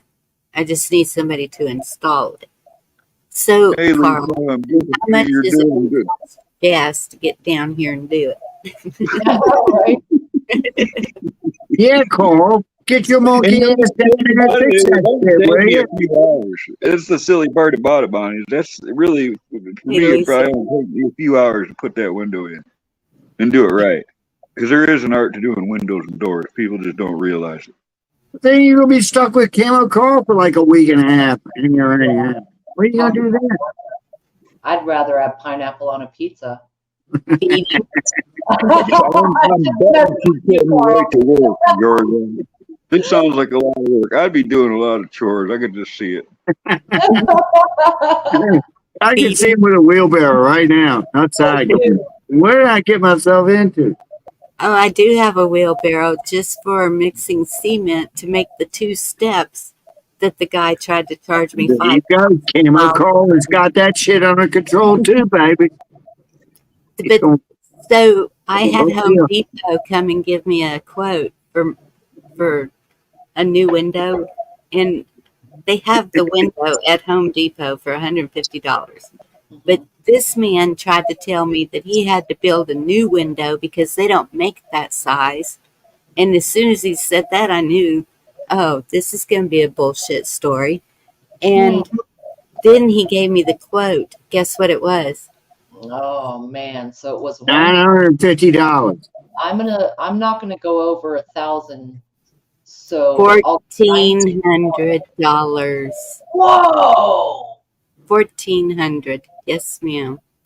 Wow. I said, I'll pass. Sorry to take up your time. Let me open the door for you. Let me miss you. For one window? One window? Yeah, a kitchen window, a little bitty kitchen window. Oh, hell. Wow. Huh. And Lisa says you come there first. You could buy a crummy car for $1,400. Man, girls all over this country would put me right to work. I'm getting a little bit concerned. Hey, big chap. Yep, Hey, big we chap. heard that was going to happen. You know what I Well- even got here though, Bonnie? Somewhere in this shop, I saw it. There's a bundle of it, of this. It's a vinyl stripping that's a seam joint. That's for those mobile homes. It's where that joins the two inner panels, the wall panels together. It's like it's a strip that finishes the edge, so you can have a seam right in the middle of your wall, but it looks like Right. a plastic strip. But mine are wood. I mean, I know what you're Yeah. talking about. But I've seen the wood ones. Yep, I do. I like to be. It's like that. Like Red Green said, Echo. If the girls don't find you handsome, at least they'll find you handy. and that was my goal. If I stay here and keep this, I'm gonna all the trim around the doors. Y'all know how they make them, and so I was gonna put All I did was lean on it, man, and I went right through a trailer wall. Brand new trailer. I Well, went right through it. I haven't had that problem. My walls are pretty sturdy, but the trim that they put around the doors to make it look like wood, and it's not. That is, I was going to replace all of that with, what would it be? 1x1s? Is there such a thing as a 1x1? There is such a thing as a 1x1. Yeah. But if you're talking about the internal framework, it's usually 2x2. Well, whatever. But whatever they put up there with those headless nails, of course they just pop off because they're using headless nails. Yeah. It just goes right through that hole. You're like finishing nails. Here, go ahead. Sometimes the best thing to do is to drive that their brad, and you drive that brad farther in past where it connects the outer trim, and just leave it in there.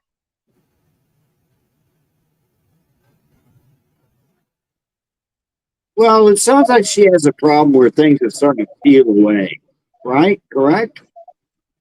Well, the frames, I mean, that started immediately. That's what I'm saying. They're peeling away. So you got to do something. I bought it. Yeah. If you do put up 1x1s, make sure that they are, finished and sealed from water. That's all I can tell you. Well, yeah. I was going to do them. See, I wanted to move to Don't just put up 1x1s where they can soak up water. Make them, sealed up. However you can do that. But there ain't no water in here. That's good. What's up, chap? Then I would have a big problem.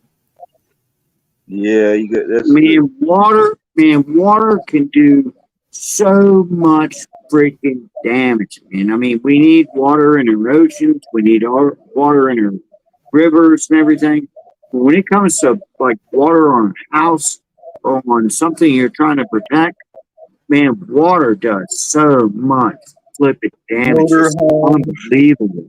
Oh, I know. Motorhomes, campers, and mobile homes like that. If they leak into the walls, it kills them quick. Yeah. Gets down into the floor, rots the floor out. Now you're really screwed. Yeah. Well, that's my mom's is at least 30 years old. And I have one toilet in my house, one toilet, and I'm a bachelor. I'm a single man, so it's okay. But I did not know water can creep up on you like you never thought about, man. And yeah, hold on, I'm cutting my camera. There's one supply valve of water going to my toilet, and I had no idea when I moved in here it had a small leak in it, yeah, right at the fitting, and it was going underneath the wood, me too. underneath my toilet, like capillary action, like for years and years and years. And all of a sudden, my daughter said, "Dad, the toilet it was the Tilty. floor, the Yeah, floor was given away, man." And I had to tear all that.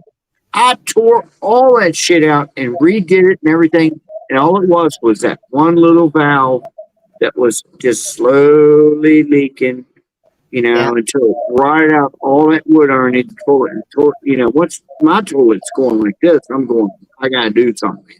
Took me 8 days. Took me 8 days, just me. My feet are underneath the house in the dirt underneath the house. And I'm cutting out all these holes and stuff. yeah, Getting tearing everything, putting new tile in and all that stuff, and it's premium now, man. But that's all it took was that little. It was like a drip, yeah. drip, drip, drip, drip for years. Constantly checking around my washing machine, kitchen sinks, bathroom sinks, toilets. Yes. Even without a leak, up here in Michigan, if you leave a camper or a little cottage in the woods and there's no air circulation, it just sits there in the woods, within a year, it'll start growing stuff on the surfaces of things. Within the next year, it's going to be rotting the wood. It happens fast. You have to maintain the stuff. If it's in a woodland area, it'll eat it up. Can't just leave a camper out at deer camp and expect it to stay put. If you don't Yeah. have air circulation and heat in there, I've seen people with trees growing in their boats. They just left the boat out for a while, and there's a tree growing through the freaking boat. it's a good There's way to this- kill something, man. Park it out in the woods and leave it. There's a trailer park over in town, and there's one of them. They took a boat that has a cabin that you go down into. They took a boat like that and connected it to that trailer for another room. It's pretty cool looking. I was like, I like that stuff. I've seen some things like that. That's pretty cool. I do I've too. seen people do it with aircraft and everything.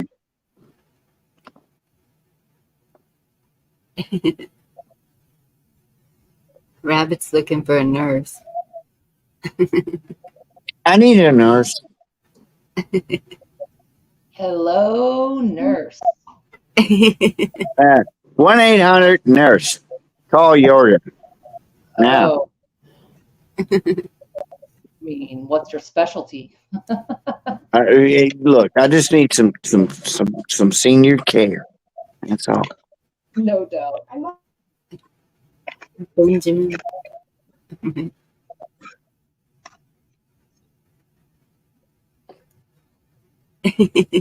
Wolverine's is a nurse. That's cool. Well, I've got a pretty good medical kit built up. Oh, really? Prepper, good to see you. Good dog. Yeah, I went to Tractor Supply and I got a suture kit and clamps. And even my mom had some stuff like that, and I was like, "Go, mom!" She was more with it than I thought she was. Yeah, I got. Did you see the post I did on my tactical fanny pack? I might do one on my medical kit because I've been collecting that stuff for years too. I've got all the sutures and I got a field surgical kit, with all the scalpels. I got IVs and dressings and trauma bandages, and I've got a pretty complete kit. Yeah, I I'll have don't to think share you can mine. operate on anybody though. I'll have to share mine sometime too, because maybe I don't know. That's something I want to tell everybody. Just because you got the gauze don't mean you can operate on anybody.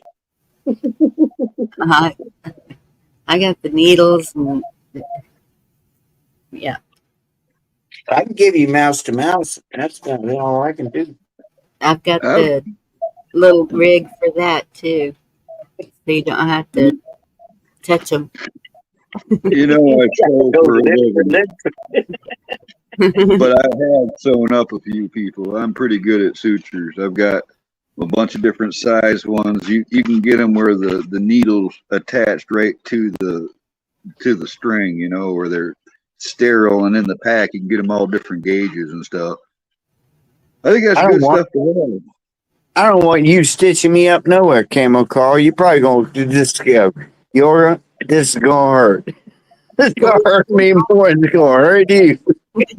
No, I'll do something fancy for you. I could spell something out fancy for you, so where it heals, it would say something like Yorga. and Carl would probably be the best at sewing. Just give me some whiskey, baby, and go for it. I don't care. I'm Suck with Bob. It could be a sucking chest wound. I don't care. Go Sean. for it. I don't know what that is. I have a anti-choking device that It goes where you do CPR and you put it down their throat. You can use it for mouth protection and stuff. You talking about one of those?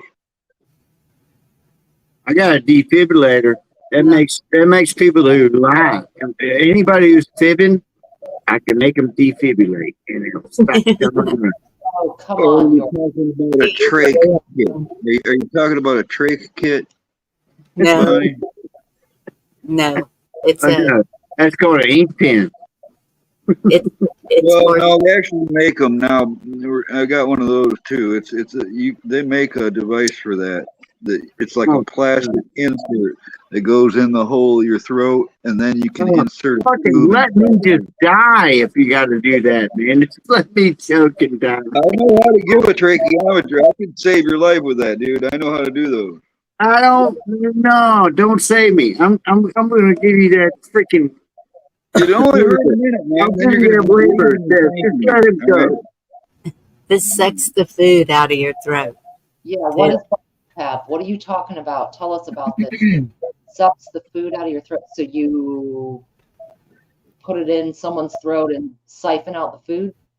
No, you stick it in somebody's throat so they can breathe. Damn it, Yorga. I don't think that's what she's saying. I think she's describing No, something else. I like it when you're mean to me. Yeah, good. Good. That's why you earn it so much. All right, Bonnie, what does this look like? What is it? it's plastic, and it's got. Well, I haven't really taken it out to look at it yet, but it's plastic, and it removes whatever you're choking on out of your throat. It's not. Yes, thank you. What do you mean you no, it doesn't work like that. You Like a stick it in there so you provide an air passage. It's not like you're sticking a meatball out. you want to just stick a hole in somebody's throat. You go Not away. me. I don't want that shit. I'm telling you. Let me die. I'll die before you stick that shit in my throat. No, don't Trachea. stick it. It's Yeah. not for trach. Yes, I even keep a really stout plastic straw in my medical kit. I'm ready. It's through Look, your I'm a vampire, so that's kind of close to being a stake in my heart. This is You're gonna like kill me anyhow. You're just gonna it's kill me. through your mouth, Georgia. do this. You know, you'd have to quit talking for a second so somebody could do Yeah. A plunger, like toilet plunger for your. That's okay. I'm picturing it, James. Okay, word. Yeah, there's no tracheotomy going on today, Yorga. Yeah, Rabbit, a big pen will work in a tracheotomy. Sorry. Yes. We're Okay. talking about a device that gets the food dislodged from someone's throat, right? From choking, is what you're saying. Yes. Yorga? Yeah. Okay, that's what Bonnie is saying. That's what this is for. It's a No, but if it's a chunk of, it's a meatball or something, you use the honey liquor. You go and get, yeah, that's different than sticking a freaking ink pen in somebody's neck, man. Come on, Double man. Dog knows what she's talking about. Ink pin in anybody's throat. You came up with, you kept on poking at the trick hole Yep, part. This goes in your mouth. yep, What? exactly.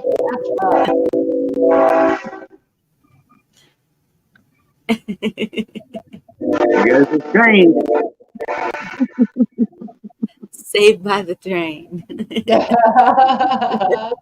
It's like the train is a signal from the universe. All right. Stop. It's the old 1248, right on time. Uh, All right, I'm gonna shut up. I swear, I'm tired of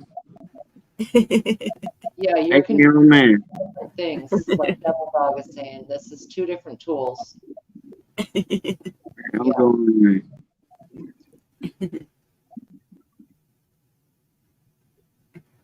Yep. There is plenty of ways to keep people alive.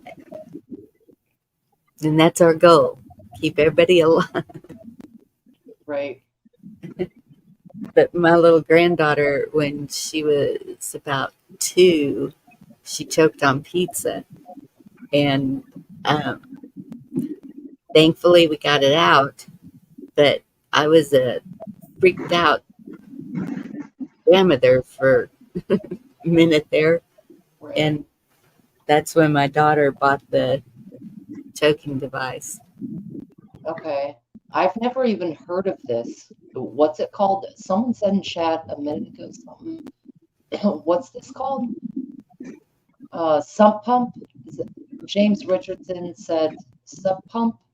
Is that what it is? Or I'm not sure. I mean, it's like a plunger? Okay. I mean, I'm very interested in this because that's a nightmare to me. Just, I know Heimlich is an option, but I'll share a picture of it too if they've got it. yeah, show us. I'm truly Devil curious. Devil Dog knew what you was talking about, Bonnie. He made a comment earlier. Yeah. Yeah. This is that simple shit, y'all. I mean, small things, inexpensive, just have it on hand. I mean, Okay. a lot of people are like all into the fear and the fear porn aspect of preparedness, but the fact is, anything could happen at any time. It could be a little kid choking on a grape. It could be, Yes. Oh, this is interesting. Okay. It Y'all looks realize how many adventures I've had where somebody almost killed themselves and I had to attend to their wounds? Right. I've had so many experiences like that yeah, it does not hurt to be prepared with a good med kit. Or at So least even if you don't have a good med kit, just to know what to do. like whoa. that. They're not cheap. That's way more expensive than I thought I was going to say. Yeah. But Wow. I think it's this one that I have. You were talking about that earlier too, Devil Dog, and you're right. I fear you're right, man. I've been telling everybody the same thing. Stock up. Get what you need. just get stuff that you would normally use, because that way you're not stuck with something that you'll never use. Eventually you'll use it if it's stuff you really need. Oh yeah, because Hopefully, you won't use it. Right. yeah, You that too, Dora. I know that you used to kind of scoff at this stuff too, but I hope you're stocked up there. Well, another thing, y'all know, any of us parents in here, or whatever, that little blue ball, the suction when you get snot out of a baby's nose, the little blue. yes, Snot ball. hazel raspberry, Yeah, snot puller. Keep something. one of those, dude. They use that for a lot. You can suck water. A lot of this would be with a small child, but you Yes. can clear things that are really causing havoc. Not a doctor, not medical advice, but have even a simple infant kit. They have those little blue balls. They have a thermometer. You can get those pretty cheap, with a variety of things in it. A measuring spoon for Oh my goodness. it's medicine, but those little packs have 20 little items in yeah, it. buddy. Pretty useful. He went Yeah. through some shit not long ago, just months ago. He went through that, and I knew he'd make it through it. But Prayers for you. My goodness. I saw what he looked like after that surgery too. I bet he looks a whole lot better by now. Yes, Eimer, there is like a turkey baster thing in there. Like, you ain't bullshitting. Turkey baster is a really good idea on a lot of levels. Something really simple like that that's cheap. Take Yeah. that out as soon as they get it, Benji. Pay the deal. No, the little blue balls. You know what I'm talking about, the deal. Not little blue balls. I'm talking about that ball. Y'all know what I'm talking about. The nose sucker. When you have Yes. a baby that pulls the It's snot like out. a bulb with a long end. Yes. Yeah. I'm not talking Snot about those ball. blue balls. Is It's it a snot ball? ball. Yeah, something like that. There's a lot I've of had little kids. It's called the snot ball. yeah, nose sucker, Lisa. Yep. Yep. Something That like that. would be handy to have. I'll tell you what, a buddy of mine way back in the 80s, he called me. I don't know why he called me, but he's like, Carl, you got to come over. I'm like, why? What? He's got 4 kids. And he's like, there's something wrong with my kid, man. There's something smell. Whenever we get around him, we smell the smell. I go over there and I couldn't believe the smell that was coming off this kid. They bathed him. He had fresh clothes on, but there was a smell emanating from this, 6-year-old boy that was overwhelming when you got close to him. And this kid had inhaled a flipping marshmallow, who knows how long ago, and it grew into the side of his nasal cavity and was rotten inside there. And I mean, it was about knock it down fucking smell. It was horrible. But they went in and to pull that out of there. It was, yeah, you get some. It'd be nice to have some sucking tools there. Right. Oh my goodness. Yeah, just to suck it out. Yeah, that's gross. A little more. I could see that rotting and oh. Poor kid. I know him today. I still he's around these parts.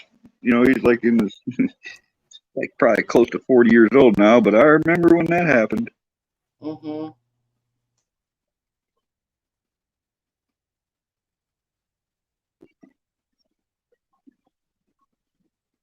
Well, it just goes to show you can never have too many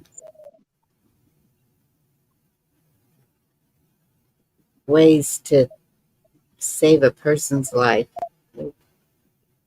I know one of my daughters, she stuck something up her nose. Wasn't a marshmallow, but it was like a foamy thing. So the moisture, it swelled up once it was in her nose. And so I carried her next door. My car was broke down at the time. And so I always used my neighbor's truck when I needed to. And I said, I need to go to the ER. And luckily, they were trained. They husband and wife both trained in a hospital, and they got it out. I didn't have to go to the emergency room. The kids will do the darndest things. They will stick beans up their nose. They will stick things in their ears. They will. You know, I don't remember doing any of that growing up. What the hell? I don't remember it either, but Poison Control knew me by first name with my kids. They were something else. One of my daughters was eating construction paper, of all things. And I saw kids when I was in grade school eating paste. Remember well, that yeah, white paste? that, but construction paper. And so this yellow liquid started coming out of her mouth, and I thought, oh my God, she's dying. Well, so I just immediately called Poison Control, and I was like, okay, what's in construction paper? What can this be? What is happening to her? Yeah, And good God, what's in the coloring? yeah, and they were like, you come up with the damnedest things. And I said, not me, it's those kids. Kiss off. So the coloring, just the That's what they figured. I mean, she was fine after that. It just, once she got it out, it was all good. But It always comes to this, doesn't it, Virginia? what? Objects stuck in the human body. Yeah, it kind of does. You know what I'm just thinking is one of the most dangerous toys that exists is those little magnets, those little round magnets that look like chrome marbles. Okay, because what happens is kids will swallow more than one, and it will end up in different parts of their body and start to and be attracted to each other and create some issues. Or, I mean, there's a lot of other issues that happen, but those little magnets, is that what it is? Rabid medium magnets? They're the little balls, and kids can make, like, you can build a little pyramid, or you can make a sculpture. So instead of putting them to the corner, you can just stick them to the wall now?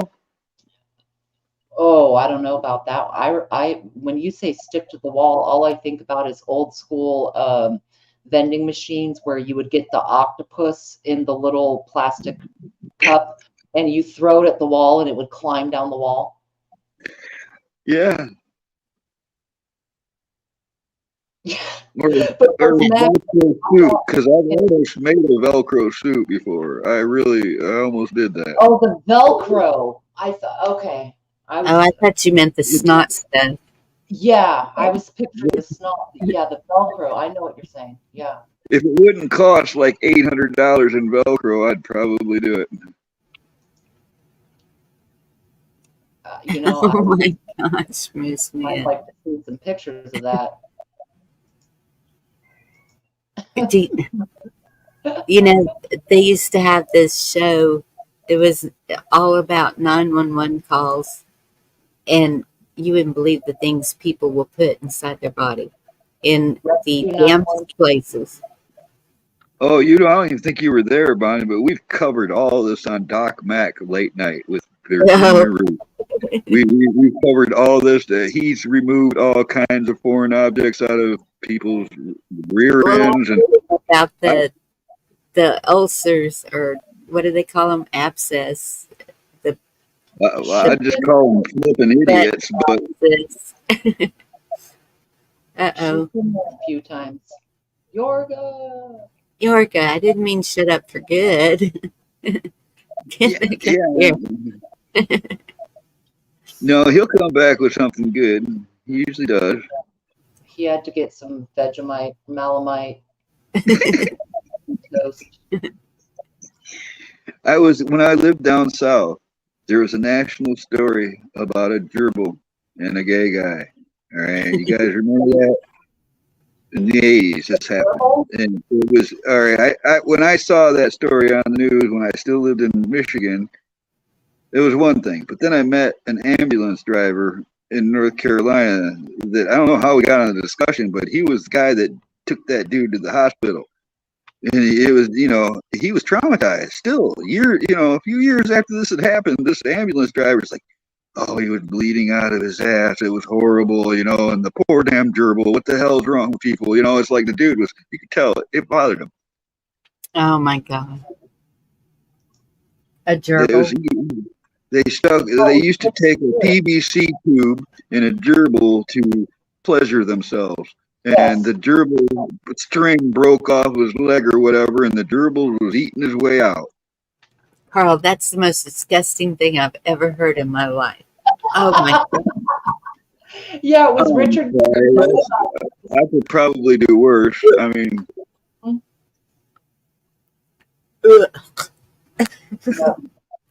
Oh sorry. yeah, But yeah. that's the kind of discussions we've had quite a few times, actually. You won't believe, I do not believe what people do to themselves. I mean, there's accidental things that happen, with food and toys and, the crayon up the nose. But there are adults out there. Right here in Michigan, Virginia. This was another national story. The guy right here in Michigan, he got busted for it, but he was taking pennies and putting as many pennies up himself and then circulating them back out into the public. That was his goal, was to get as many pennies out into the world that had been up his butt. Oh, so he picked them back out. Wow. So I And want to put 'em ask back into- a It's question. really, that's some crazy, that's beyond fucking nuts. Mhm. And that's what I want to ask y'all. So that's what I was thinking about today, because we're all about the kids, right? So what would you call people like that? Is that beyond perversion? What kind of Absolutely mentally impaired, and some of them are a danger to society. That's what I'd call them. We're still talking about eating wolverines, Bonnie, I think it depends. An early stage of development for kids is they explore everything with their mouth. They put toys and objects and food and swallow or understand that? that's I'm part of talking about adults. But no, adults, once you get to a certain point where they are excited to send their DNA out into the world, like literally eating pennies, shitting them out, digging them back out, washing them and recirculating them. They didn't wash them. That was it. He didn't even wash the stuff. He just. That's deplorable. All right. Money is the dirtiest thing on earth, as we know. But to do that deliberately, it's a psychosis. Yeah, it's a I psychosis. can't remember how many years ago, but right here in Ann Arbor, Michigan, there was some foreigner, illegal immigrant caught pissing on the vegetables and fruits in the stores. Yep. Mm-mm. Yep. And it's something about they'll do it with body fluids, whether a lot of different, every single one. Okay.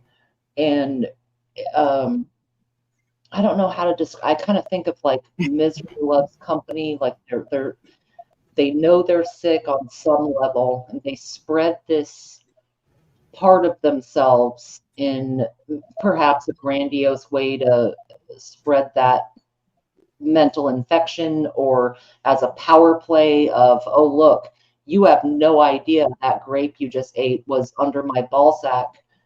Like that, I swear, it's a little bit of a power play, and it's also a Very deranged, and there are people that gain great satisfaction from shit like that. It's just twisted. They're twisted individuals in this world. So in a spiritual sense, don't you think that that's like Demons? Yeah, I do. I believe in demons. I've said that before. okay, because because if I knew somebody like that, or if I even thought somebody was like that, they would not come around. And nobody, no kids, nobody. Because if they have that kind of a, it, so have we gone beyond, Bonnie, way Bonnie, just a decade or a little over a decade ago, or actually it's been almost 2 decades ago when it really became finished here in Michigan. 2008, here in Michigan, it was finalized. It was called deinstitutionalization. There were these state mental hospitals all over the country, all over the world, all right? And for years, there was a lot of bad shit that happened in those places, and there's a lot of good reasons that needed to be changed, but they emptied them.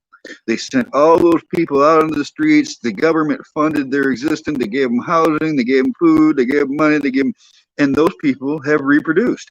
And I'm telling you that there is millions of mentally damaged people that were just put out on the streets, and they used to be in mental institutions. All right, and it's kind of, to me, I think that is somewhat of a factor of what we're seeing. I really believe it.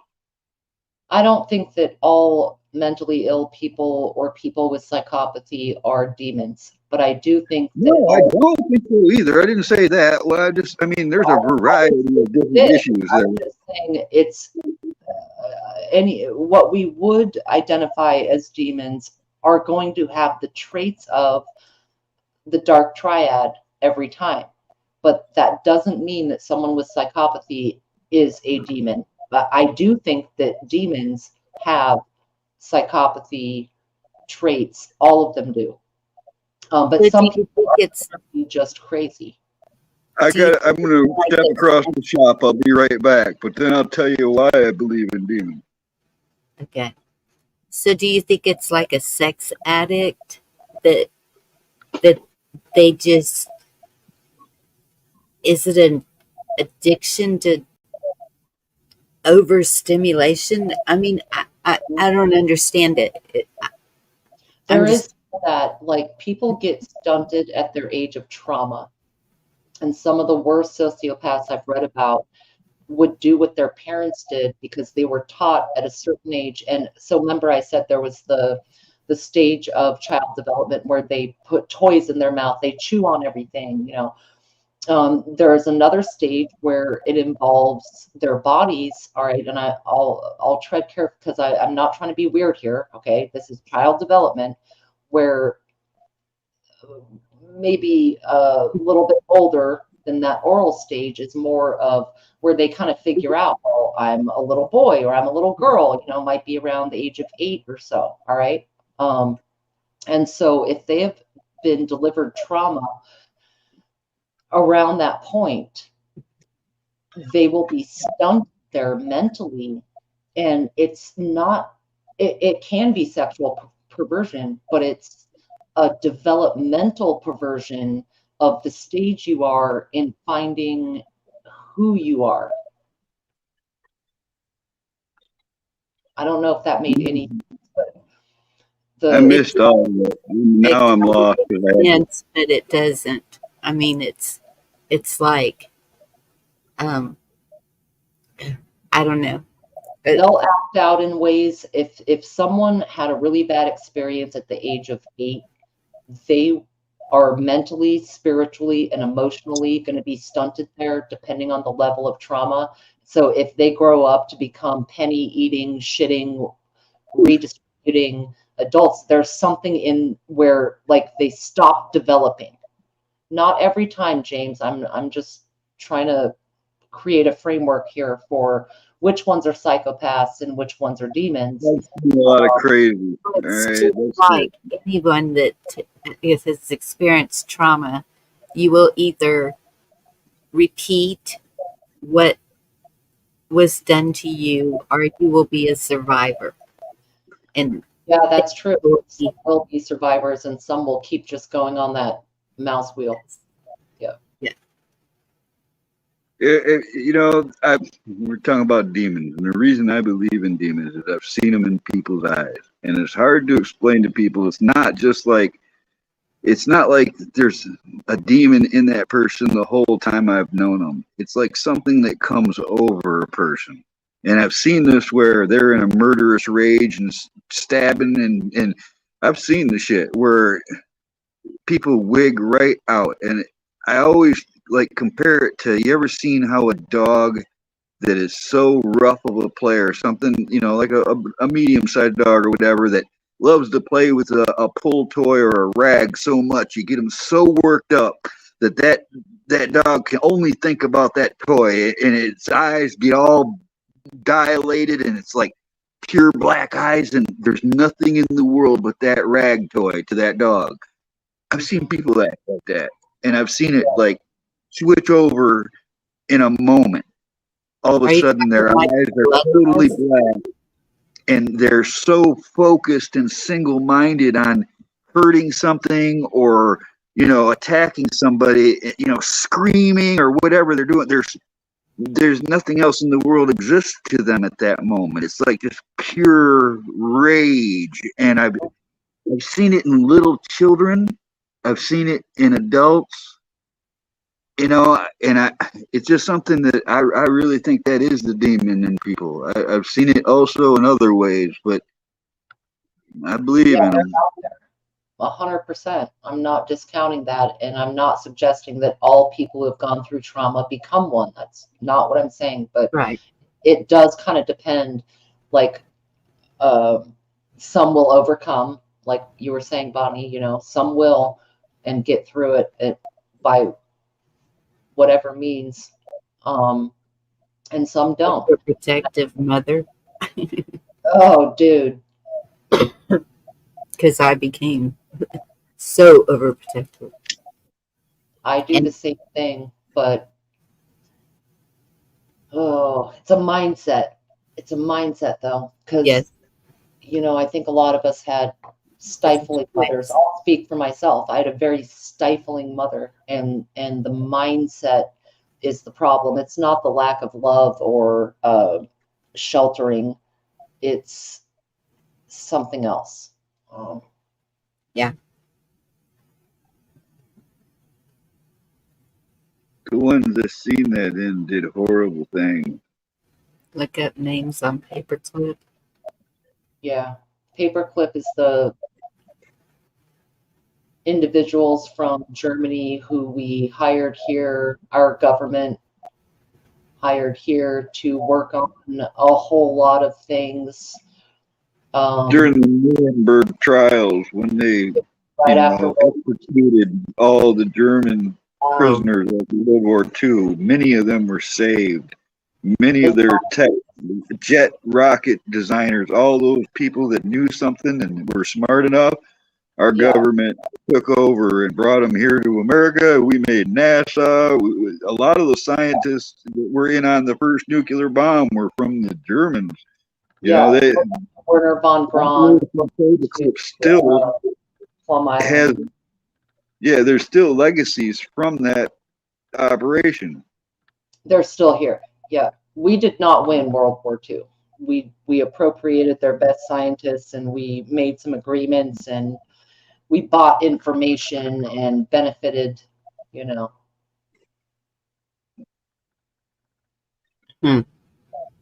wow. That was also responsible for a leap in our technology. Yep. And we went in it after we made it in through Germany. There were entire teams that were, their mission was to gather equipment of the Germans, like abandoned airplanes and prototypes and stuff like that. That we took. That's what we do. That's what our government has done historically. We take everybody's knowledge and use it and add it to everything else. And we take everybody's methods, tactics, and strategies and use them for our own good. Who is in your head, James Richardson? He's in my head, trying really hard to find the exit door in my maze in my mind. He keeps crying for help. I see your words. Who are you referring to? But yeah, Carl, for sure. We brought all that over. and NASA, a lot of our bio stuff. It's all that regime. We took the smartest of the smart, and keep in mind the experiments going on. We recruited them too for, I'll just say, like things that fall into health or the USDA or, Yeah. food, medicine, all of that in the video game Minecraft and in the comic book that we've been writing. They completely enmeshed all of that. There's a whole lot of people that think that Hitler lived and went to Argentina and probably lived quite a while there, secretly hidden away. There's a whole lot of Germans that lived in Argentina after the end of the war. Yeah, there's a whole town. Mm-hmm. So Mars Gabriel. I don't know what that is. Me neither. It is a janky story. It's like, it's the same thing as dumping Bin Laden's body in the ocean. All right, that made no sense at all. All right, it's the same thing with Hitler. They got a couple skull fragments. There's some janky shit there. There's something wrong with the official narrative, as if with so many things.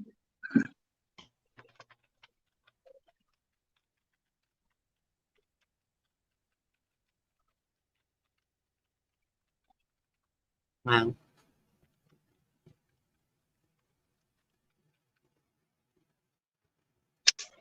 There's a whole controversy over that too. The Russians say they got Hitler's body or remains, or other people say they got him. I mean, it's a compelling story because they had submarine routes, they had connections, there's still a city down there in Argentina with a very large German population. There was an entire network that he could have escaped through France onto a submarine, which the submarine has been traced to have moved at that exact time from France to Argentina. Yeah. They found the slab, they found the records, they found everything, and there's even people that say, yeah, he was here, but they act like that never happened still. It's like that hidden archaeology. They never admit to whether it's true or not. It's just like never addressed or put in the history books as fact or nothing. It's like, hey, I love it. It's totally plausible. That's the thing. It is plausible. It sure is. I'll be right back. Okay. Como Andrew was upspring from the clip. Como Andrew. Como Andrew. I don't know who that is. Are you going backwards, James, like the Cuomo brothers in media and politics, or I really am trying to pick up what you're throwing down, James, because there's a lot of interesting shit in this world. You don't have your James Richardson decoder ring? I don't. No. It's you're right, Rabbit. My Smith and I can read each other's minds for sure. Wow, that's kind of scary, Coyote. Well, it's interesting to consider how deep these veins have gone. It makes a lot of things make sense for what's happening now. Of the last, let's see, by the end of the 40s to now, so for almost 80 years, there have been generations getting their tendrils in. There are some folks who were children during the Holocaust, or their very close family or parents or whatever were I've tied up. known several Holocaust survivors with those tattoos. I've known several. Yeah, and there are people in power who were very much connected to that still today. And I mean on both sides of the proverbial fence, all right? Like the shower side and the marching side, there's still some alive, or again, their kids, or, you know, who might have been old enough to kind of get it and pick up the philosophy. Yeah, Wolverines, it's 100% paperclip we're talking about here. And these people, some are still alive. I believe Soros was a child. He was a young child during the He Holocaust. Now, I don't know if he was saw an able. interview with him saying somebody was asking him, so if you were one of the ones that went and I forget how it was. He went and did something like turn people in and ratted on people, and he said something in an interview like, "Well, I knew that somebody had to do it, and it might as well be me." You know, so Right. he fully admitted to being a brown shirt, basically. Yep. We got a lot either side of those shirts. And there's a TV show called The Americans. It was on FX. It had Carrie Russell and damn it, the dude, the husband, I can't think of his name right now. But the whole premise of the show was that they were Russian and they had been here since the Cold War or before. They came in under certain auspices. They raised a family here.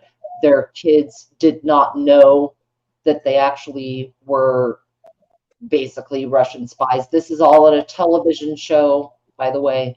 But I found it pretty intriguing, you know, like the infiltration into all of our alphabet organizations or intelligence organizations, or, you They're know, all linked like a family tree. it's a family tree. Exactly right. And when these kids get a little bit older, they're told, hey, we are second generation, you know, watchers, and this is your destiny, and here's your assignment. In fact, there was a really interesting story recently when they released a bunch of prisoners, and some were from South America. I'm not sure if it was Argentina or not. Some were from South America, okay, where they released some people. There was some kind of trade-off. This was like 2-3 months ago, and Putin met the family at the airport. The parents, okay, the parents were Russian spies living in South America, and they had businesses. Like the mom ran some kind of business, and the dad was like some kind of worker doing whatever, you know. They told their children on the airplane back to Russia when Putin saved them from they were in a tight situation. Uh, the kids had no fucking clue, and the kids were teenagers. They were a little bit older. They didn't speak a lick of Russian. They spoke Spanish, and the parents told them on the flight on the way over, "Hey, here's what your reality really is." They deboard the plane. There's Putin standing there with two big bouquets of flowers, one for the mom and one for the daughter, who I believe was a teen. Um, just got the memo. They had no idea, but they were basically heroes arriving back home to Russia. These children had no clue. So my point kind of is like the depth of sleeper cell activity, whatever. Yes, worry about the Venezuelans and the Haitians and the whatever else is walking over for sure. Oh, by the way, your whole life has been a lie.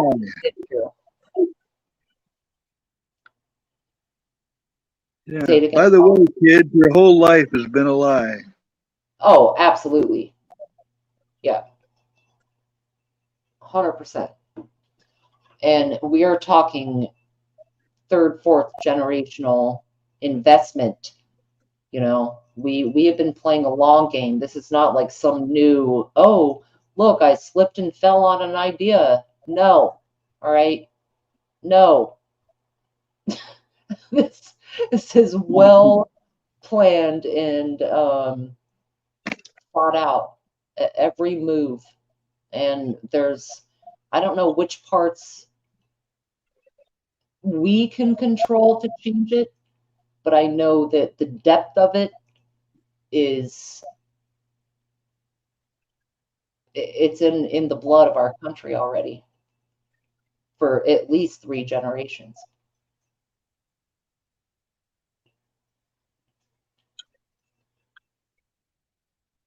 Yeah, Rabbit, he might be Hungarian. I'm not sure, but there's definitely a connection with all of that. James, names on paperclip, who are the Marors? That's the term throwing me. I don't know what that is. Governs, doc, TB, actors, police, generals, banks. Yes. Are you saying mayors? But yes, in media for sure. I don't think the whole world is evil, but I think it's poisoned with the real thing. I think we've got there's just see so much evil in this world. And when I mean evil, I mean hurting children and depopulating and poisoning, and that's the kind of evil I mean. There's a lot of it, and a lot of greed and murderous bastards and shit. I don't know what the percentage is, but man, we're in a mess here. I think greed is the root of it all. The love of money, not having enough. Yes. Or they may have so much they don't know what to do with it. They always want more. It's never enough for them. I think some of that is perversion driven. You know, I really do think there's some kind of a elite satanic cult going on too. I mean, actually, they admit it. All right, that's the thing, is it's out there. There's all kinds of proof of it, and people just don't see the seriousness of it. This is a spiritual war. That's what it feels like to me. I mean, it's a lot of different wars. We've got a culture war and a spiritual war and a economic war and there's a bunch of facets of this, but it's definitely spiritual. At times in the last several years, there's been times where I absolutely feel like I'm being tested. I got to hold my anger back a lot. You know, I've got to keep myself in check because it's just unreal. It's bizarre. You know, the craze. You know, if you were to take all the headlines in let's say the last year of headlines, and those would have been the headlines 20 years ago, they would have been just flipping nuts. All right, people would not even believe it. All right, they would think they were being punked or something because the shit they're doing. Come on, man, there's something very dark going on. Moose Man, Molden Labia. I have not seen Jerry Lee for a minute. D. Yeah, I was thinking about that too.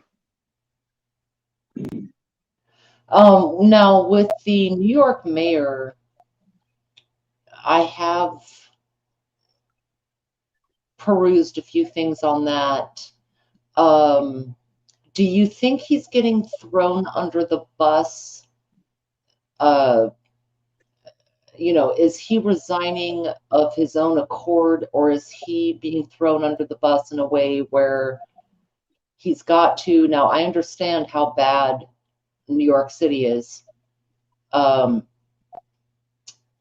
he's not done a great job here and there, right?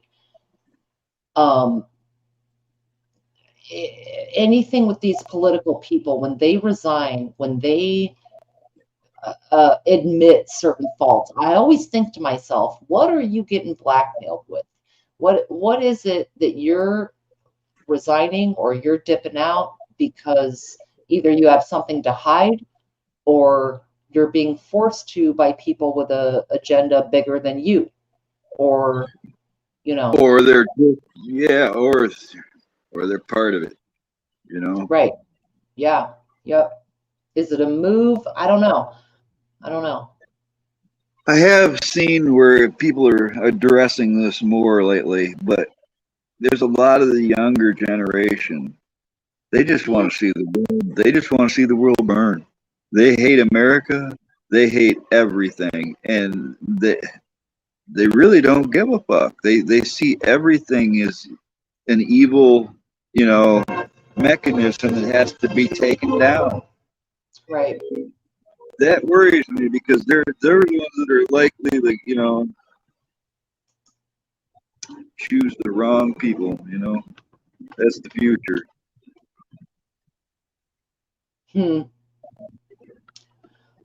Interesting question, John. Paradigm shift or pyramid shift? I love that question. Huh. Because we pretty much are in the upside down. And I was saying earlier, I think a lot of these things go under a lot more than we see on the surface, right? The as above, so below, but also that I think below has a lot more going on than we see above, Yeah, I like that. Pyramid shift. Very good.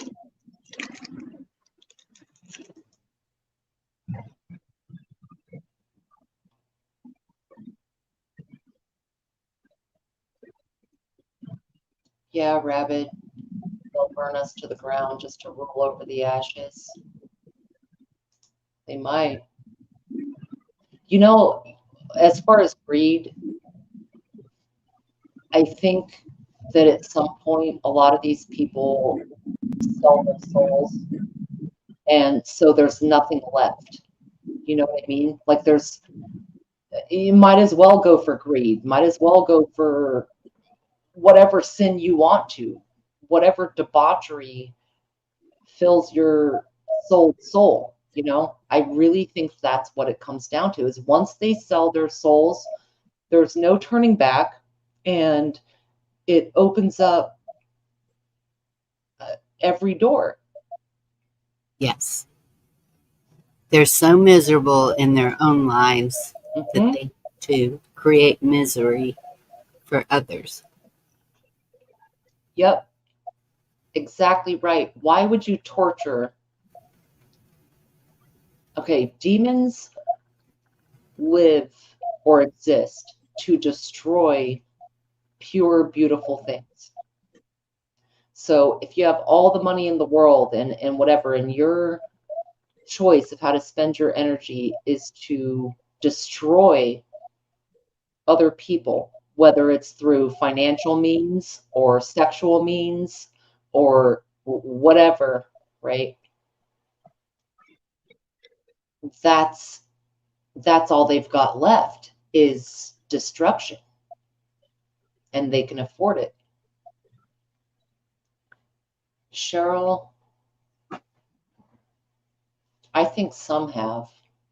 I mean, that's a big question. Like,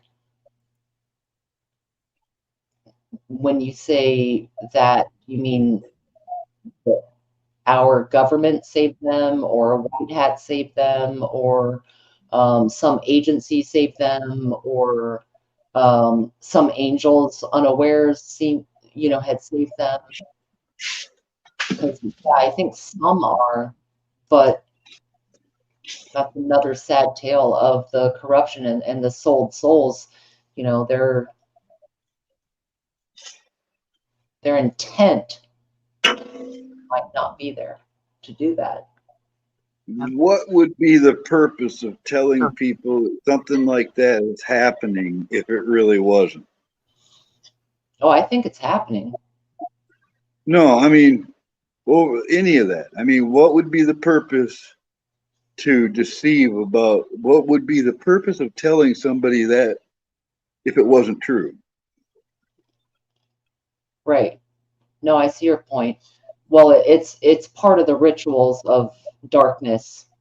They reveal themselves. You know, you've got to invite the devil in before he walks over your threshold. You know, that's part of the whole code of it is plain sight, because that's what gives them the out. That's what relinquishes some of the accountability. If you do it in plain sight and you say you're doing it, you tell everyone you're doing it, you appear to promote it, you're no longer, if the court of public opinion is like, oh, isn't that charming? I love that new record where you talked about rape and murder and Well, that, this is why I gotta ask. Because, and how you doing, Cheryl? This yeah, is why I asked. There's this guy I know. I met him years ago, and he's probably close to 40 now. But you know, I knew he was a fibber. All right, at the least, he was a, you know. But one day, I was at his place, and somebody called and was telling him a message to tell me while I was standing right next to him. And he didn't know that I could hear the guy on the phone, I guess, because everything that the guy relayed was saying to relay to me through this other dude, every fucking word was different. All right. The guy didn't tell me any of the message that was supposed to be said to me. And I knew it because I could hear. And I realized after seeing this happen, I realized that this guy would lie for no apparent reason all the time. I mean, if somebody was to stop him on the side of the road and ask him for directions, he's intentionally going to give them the wrong directions. There are people that intentionally all they do is lie. That's their, I don't know what they get out of that, but they do. uh-huh. It's directing the narrative, just the same reason anyone's lied to in history books or school or your job or college, or you know, it's directing the think. Yeah, John Dunning, exactly. Deception through tactics like doublethink, doublespeak, propaganda, confirmation biases, whatever it takes, you know, because people are pretty freaking gullible. Well, I used to be pretty naive, gullible, whatever. I'll admit that. When I was young, man, I didn't know what narcissists and compulsive liars and kleptomaniacs and none of that crap was. So I Yeah, stepped in a lot of fucking horse shit over the years, you know. And I don't know. It's very hard for somebody who doesn't think that devious way to understand or comprehend that type of behavior. So you're susceptible to it. You know, you wouldn't imagine somebody would stab you in the back like that, but they right. will. The golden rule in reverse. I think some are really, really, truly. Now, when I say demonic, I don't know if it's a temporary influence, like some specific spirit, or if it's just the machinations of that person's mind that have all of those traits. You know, like I don't know if it's possession. I'm not sure. Personality disorders. I mean, there's multiple reasons, I'm sure. Yep. Because I do know people that play parts. You know, I can imagine there's a lot of people on YouTube that would like hype themselves up to be a character before they go on a live or whatever. But during the day, they're just this mild mannered reporter. You know what I'm saying? there are people that create these personas and have Mhm. multiple. I've experienced that actually. You know, I dated a gal with more than one personality. Well, I don't I've think that seen. we should pigeonhole every bad person as a demon. I think it's just as dangerous to assume an Oh, I extreme don't. either way. Like, not everyone who's mentally ill is a demon, but No, every I was talking literally about murderers, people who murdered people. That's what I've seen that in. I've seen it in other people too. I've only seen that maybe a half a dozen times in my life, but I remember each one. you know what? I don't even think about murderers. You know what I look at is I had a I have a family member and the way she treated her infants and the things she said when she didn't think anyone was looking. And it wasn't a PDF file thing. It was language. It was spiritual abuse to like my very young nieces. And it I kind of look at how you treat the innocent. Now, I'm not absolving, adult badness or anything like that, right? But I have found the most interesting moments in character when assessing people is especially if it's your own child. And I saw this with my sister-in-law, the way she treated my nieces and talked to them and had a certain oh just nasty thing. I don't even want to repeat, but I heard and I saw that always told me day one, there's something wrong with this bitch's spirit. There is something in there that does not have the instinct to even love her own offspring. Lack of empathy, A complete lack of total lack of empathy. empathy, complete lack of empathy. Yep, yep. I've seen that. That's a big marker.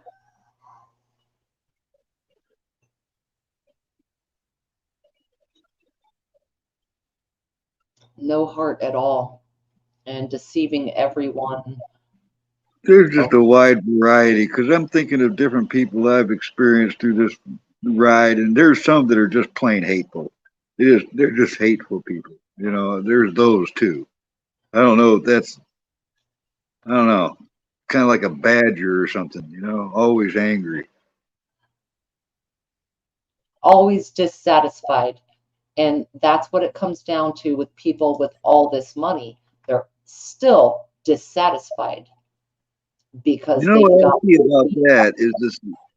I energy. see a frail existence in reality because the really rich people, well-to-do people, they live in a plush environment. They never work on their car. They pay people to do that. They never have to work on their house. They may have to suffer one of the wings of their mansion being shut down while it's remodeled, but they never get their hands dirty. They never do any real work. They don't. They wouldn't be able to take care of themselves without their servants. You know, it's like to me that's a frail existence. It's a strange existence. You Yep, know, they couldn't imagine going camping. That would be for the peasants. You know, that type of people. That blows my mind. You know. yep. It's not always obvious when you're trying to figure out this spiritual war. It's not always Opulent, the opulent part. You know, where everything's got to be perfect. yep. Oh my goodness, yes.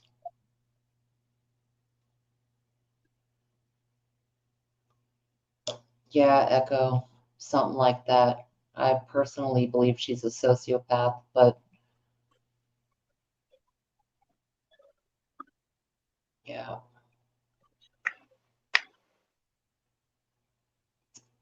yeah. This is Mom, quite a group of brains we have here between the panel and the chat. All the people here. There's some smart folk in this. yeah. Mommy Dares was great.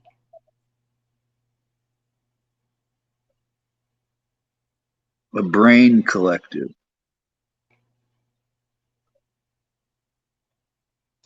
Yeah, Echo, I hear you. It's an actual term. I understand.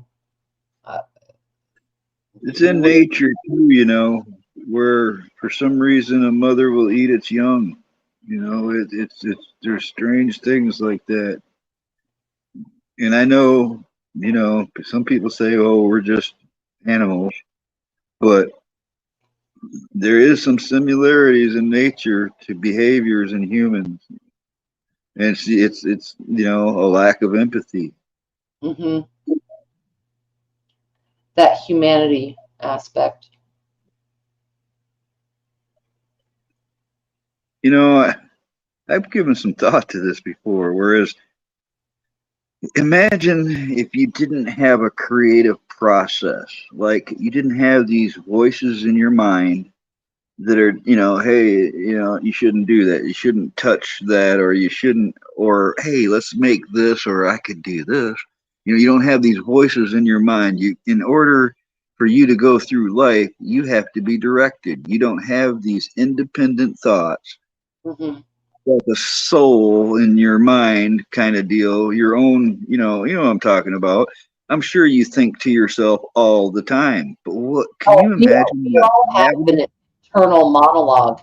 Some are do way we more. all? Do we all? That's the point. Is because there are people that I really wonder if they do, and if they do, it might be so small or you know inactive or something because they can only do things by copying others or being shown. They'll steal ideas. You know they act differently about it. You know it's they get real showy or you know show off or egotistical about it. You know I don't know. I think that there's it would be frightening for me to think that I didn't have my internal monologue. That would be hell to me. All right, just to think that I was just a drone, you know, would believe or follow anything I'm told what to do. I We don't all know. have. We all I don't have know if that. that conveyed what I meant. I don't know if anybody could even follow what I was trying to say, but yeah, We're following, dude. Yeah, exactly, D. Everyone does, but some are very, very shallow, not on every, wait, chat jumped, hold on. Not on that every mention. Yeah, 100%. It well said, B. Thank you. monologue dictates your intent, your fears, your joys, your, everything good and bad. But some of them are really, really sick. I've known people that literally just copy others. You know, they have no independent thought or ideas. They don't even do it well, you know, but they're looking for some kind of a I don't know what's the word, some kind of a status from it, you know. Even I've even seen musicians do that. You know, I know some accomplished musicians, and somebody will somehow latch onto them, like you know, start talking to them a lot and mimicking them and trying to do, you know, people are strange like that. Huh. Herd mentality. That's a good way to put it. Yeah, Don't think for yeah, themselves. Bonnie. There's this video, and I've spoken with this before. It blew my mind. I've seen it well over a decade ago. It's the first time I've seen it. But this guy walks into a lobby. It's something like a doctor's or you know some kind of an office. And there's a lobby and a couple people sitting there, and there's a lady be in a booth over in you know in the back. And there's the guy sits down there for a while, and a buzzer goes off. And when the buzzer goes off, the couple people in the waiting room stand up. So you know, he looks at him and he stands up too. He doesn't know why, but then the buzzer goes off again and everybody sits down. And this happened all throughout the day. They have video of it where new people would come in. Those two people that were originally there left. Now it's only him there. Some new people come in. The buzzer goes off. He stands up. Those people stand up because he's standing up. And throughout the whole day, this buzzer goes off and people stand up every time, and none of them know why. None of them asked why this buzzer was going off and why do you have to stand up when the buzzer goes off in the first place. They just did it. Right. And that blew my mind because there's no way. I'd be like, what the hell is this? Well, I'd go right up to that booth and go, why is the buzzer going off and why are people standing up?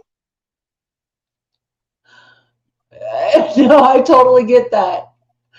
Yeah. Looking around, like, and everyone does a certain thing. You're like, nope, but not inclined. I think about that. It's a total psychological experiment or something, you know. It's one of those. I think about that when I'm bobbing for apples, which I did over 30 years ago, very few times. But I would always pause and be like, why is everyone willing to throw their open mouth in a bucket of tepid water with rotting fruit in it? See, those kind of thoughts I really appreciate, you know, because what the fuck? One guy after the next. Let's do this. I appreciate your brain, Virginia. This was the exact kind of thoughts that have stopped me from going over the cliff with the rest of the herd. You know what I mean? Yeah. You just stay in your seat like, no, I'm good.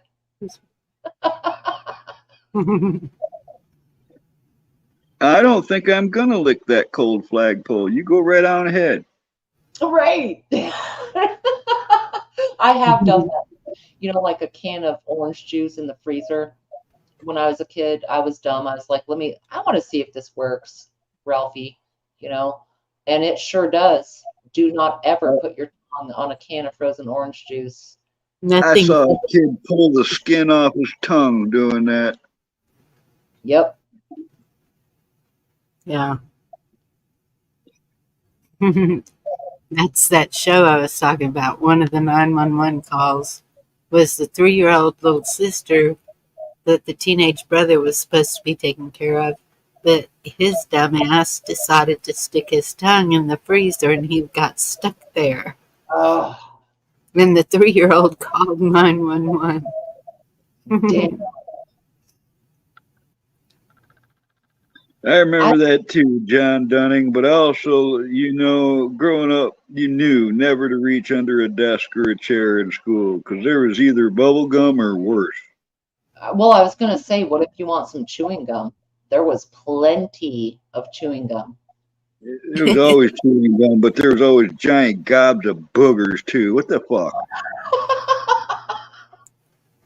For sure. Yeah. It's so gross. That was some of those paste eaters I was talking about earlier, you know. Yeah. Well, I knew a little girl that ate the poo out of a litter box. Oh, no. She also ate the gum under the desk, tables, whatever. Oh, no. Well, I bet you she grew up to work at some real shady jobs. Great immune system. She's a manager of a restaurant now. Oh, my word. Oh. I was working at a Big Boy as a line cook. I'd been there a while, and we had a new dishwasher, and I heard the waitresses like, "Oh, gross! Oh, gross!" come running out of the back dish room. I'm like, "Oh, what the fuck's going on now?" So I walked back there, and this new dish dog was eating the food. All right, you get all the leftover food that doesn't get eaten on the plates. You scrape it off in the garbage, and then you spray off the plates, and it collects in a drain. Then you wash the dishes. He was eating the food right out of the drain in front of the waitresses. Yes, I've seen that too. It was a girl, and as she was clearing the tables, she was eating the leftovers on people's plates, carrying them to the kitchen. That's what he would do that too. But I'm talking about after he sprayed it off the plates and it all piled up in the drain. You know, that's when he was. Yeah. Ew. I mean, ew, all of it. But that's gross. The drain is gross. I've seen waitresses do that. I mean, let me tell you what. as a bartender for a lot of years, if there were unfinished My drinks, grief. glasses of wine, shots of whiskey, I promise you, some of the servers are going to the back room and taking down the last of your, you leave a third of a glass of Chardonnay. It may or I may know not. you did it. I would never do that, but I know people who did. Yeah, dude. And with the food, I worked at this Jewish deli in Virginia. One side of it was a deli, and the other side was a restaurant. Then there was a third side that had a bar area. But the owner of this place, okay, she would go into the kitchen and pull out. She got livid if we threw away bagels or rolls, like dinner rolls, in the Hmm. garbage. Would pick those fuckers out, dude. And I even saw her pick out a bagel one time, cream cheese it, and eat it out of the garbage because it wasn't partially eaten by the customer. It was wasted, but it was red. And I was like I get it with the waste, right? But it was also so extra. And I'm talking this place as a server there, I had to wear a tuxedo outfit. Like I had a tuxedo shirt, a black bow tie, a black vest. Like Yeah. this was a place you walk in, they have the long black aprons, real And nice pants. yes, You walk, you don't imagine that. Oh, believe me, they're That fucking outfit was either going two ways in my mind. Either you had pants on or you had to wear a skirt. And the skirt would have been a lot better picture to women. that was that was my uniform at one of the restaurants I worked at. White Mhm. shirt, and I had a red. Um, I put a red ribbon, like a bow tie, around the collar, just Yep. to add some color because then we had to wear. We were supposed to wear black pants or black skirts. I chose skirts because it's just me. But I I think did it. hear you say once that one of your best attributes was your leg. Did I say that? Yes, you did. Probably about 3 or 4 years ago, but you said it. I can see that. Okay, I've been told yes. Ooh, girl. That's what's up.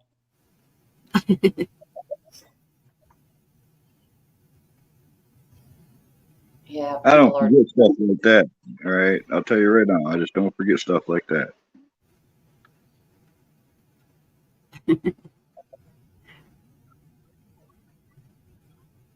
Yeah, I was a waiter. I had to wear the tie and dress and all that, and it was pretty much older women hitting on me constantly. That's what that was. Working a night shift at a restaurant as a waiter.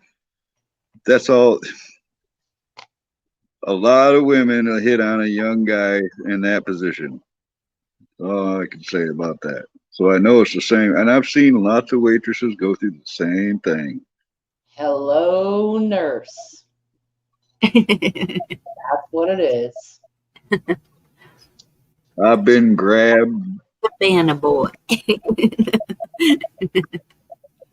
been felt up and grabbed and cornered and propositioned, and I've been flashed.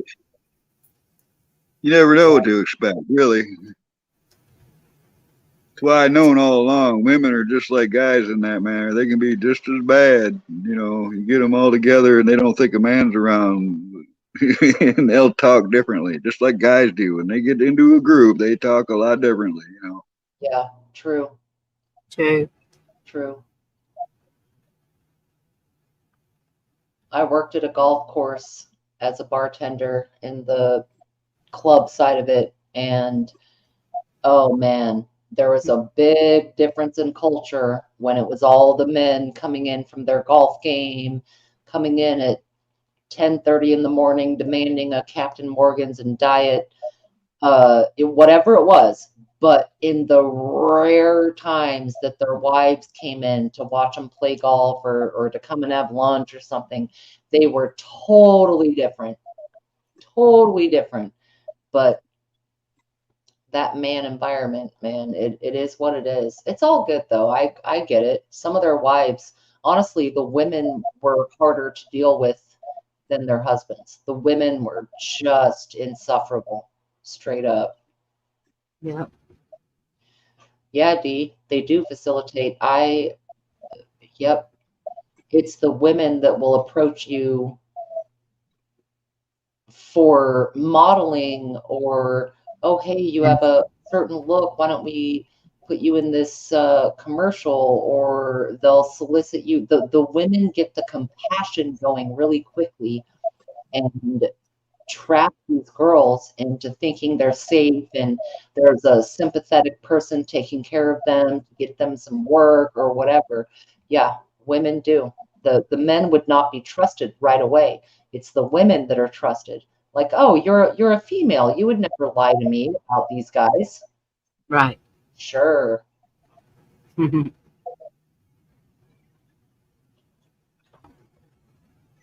Yep.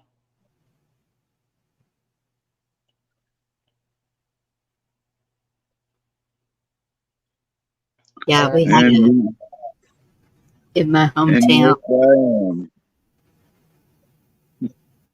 I had I was just agreeing with Echo. Yes, I have always been a leg man. oh, in my hometown, there was a group of business owners. So they were like well thought of, good citizens of the community, blah, blah, blah. Well, this group of businessmen were arrested for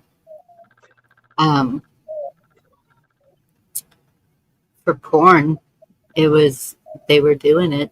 They were not they were posting pictures of these girls. They were all into a lot of that. Oh, That was, oh my right. goodness, like 30 years ago. It's been a long time. Yep. But like you say, the businessmen respected, and at a golf club, the country club, that's what it was business people.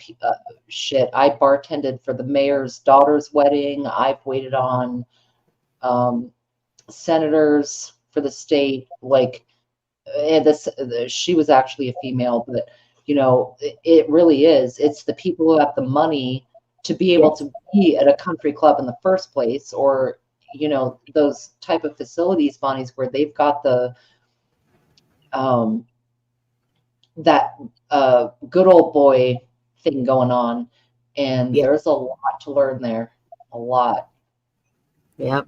I worked at one of them places as a cook too, Virginia. At a woman, it's the Indianwood Golf and Country Club in Lake Orion, Michigan. It's where they held the women's PGA tournaments and stuff. And I was a cook there, and the owner was a millionaire. These are high status people. It's like you're saying, you never know who's in there, and it was a huge place. We're talking, you could do banquets. There was times where I cooked 500 New York steaks at the same time. All right, you serve them all 500 steaks at that place. He was crazy rich, man. He used to give me $100 tips. Just walk by and throw $100 bill on the counter next to me. There you go. Walk off. Thanks, dude. Back in the 80s, that was a pretty good tip.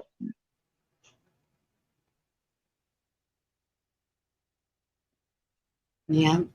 It's the highest and the lowest in society. People with money, people without money. I've seen good and bad on both.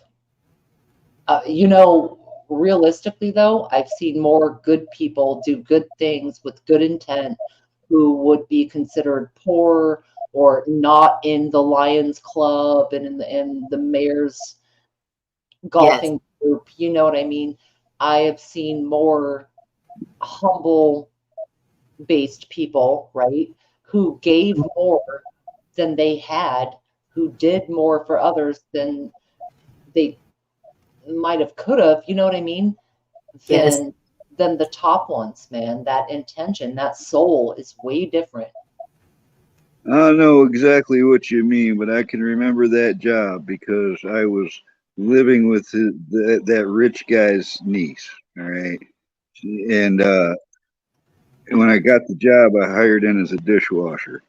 And there were like 3 guys doing that job. And I came in and started doing it. And I mean, there was times where I'm just standing there. I started cleaning everything.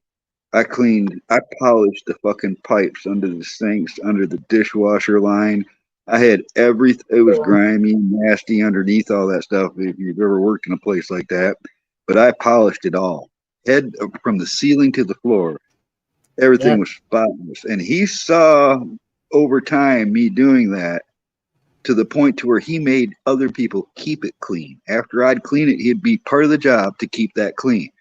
And it ended up, I was running that out. Those guys quit or, sick too much, get fired, whatever. I ended up doing 3 people's job by myself for months and styling. I could do whatever the hell I want. Go out on the golf course, have drinks. Nobody gave a shit because I was caught up.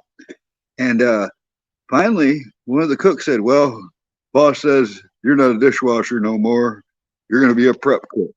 And I was a prep cook for like 2 weeks before, you're a line cook. All right. My pay rate just kept going higher and higher and higher. This dude was cool. That's the way you should earn your way by merit. You know what I'm saying? And those guys that are well-to-do and very good businessmen, I think some of them understand that. The right ones reward you. You're right. They do. That guy, one time he was telling me, he said, we're having troubles in the kitchen. All the drains started clogging up. And this place, like I said, it's a massive, massive, ancient, like 100-year-old mansion kind of clubhouse. All right.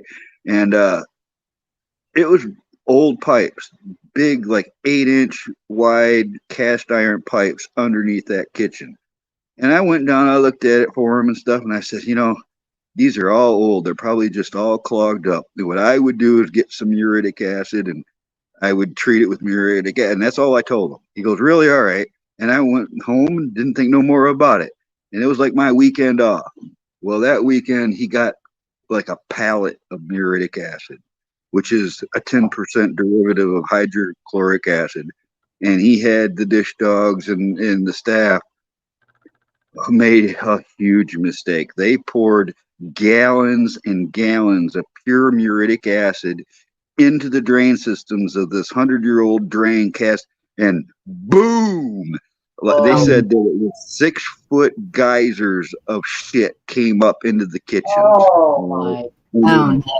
Blew the cast iron pipe system into pieces. So all this, and it stunk. It closed down that restaurant for weeks. All right. And instead of trying to restore it, he said, screw it. And I remember seeing the total amount, but it was like $6 million addition to this kitchen. He put in an elevator. He put in all new lines. I caused a major renovation of a building once. But he didn't blame me. That was the cool part. He's like, well, I didn't know. I like, dude, oh my God. I would, if it was me, if I was going to do that job, I would put a little in at a time, like you're supposed to, not in all at the same time. Yeah. That was a real shitstorm. I used muriatic acid in the pool when we would shock it when I worked at the resort. And there was one time I was bent over too close to it and the gas from it coming up into my face. It took all night for me to quit coughing. Mm-hmm. Yeah, I don't like the smell of that stuff at all. But that kitchen, that whole place smelled a whole lot worse than just muriatic acid. No doubt. Right. Man, one of my sons works at a grocery store. Not sure if I mentioned this before, but they have birds shitting on the roof so bad that they might lose their health food license because the smell is coming through the meat department and yeah, there's a big problem here. You know, there's lots of diseases that can be in this dander and all of that. And they haven't done a whole lot about it. But I think recently they did some kind of netting thing, whatever. But the food places are gross. Like if you smell something off, it's coming from somewhere. Because this grocery store, like the food is fine. But for this window of time that this was happening with birds, right? Maybe it wasn't. And it like and part of the reason the health department was notified was that customers could smell it. So yeah, once you can smell something, it's well set in wherever you're at. If you can smell it strongly, it's more than the average amount. We're gonna find all kinds of garbage and crap all around our food any given point. But if it makes your eyes water, all right. Well, I can smell large quantities of bird shit right now just thinking about it. I've smelled that a couple times. It's a thing. It's a thing. Actually, There what is comes out more than that is across from this grocery store is a small Walmart, and my son was telling me they have the same birds with the issue. And you know what Walmart has? I found this really interesting.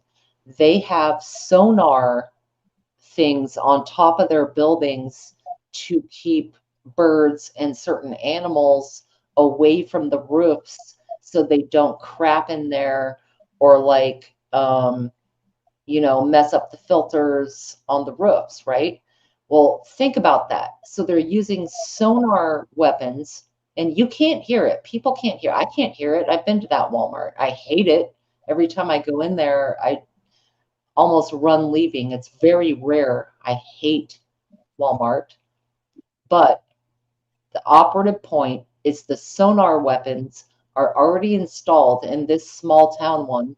All right. So imagine anywhere else, anywhere that might have some vermin or birds. With a warship. That's what it makes me think about.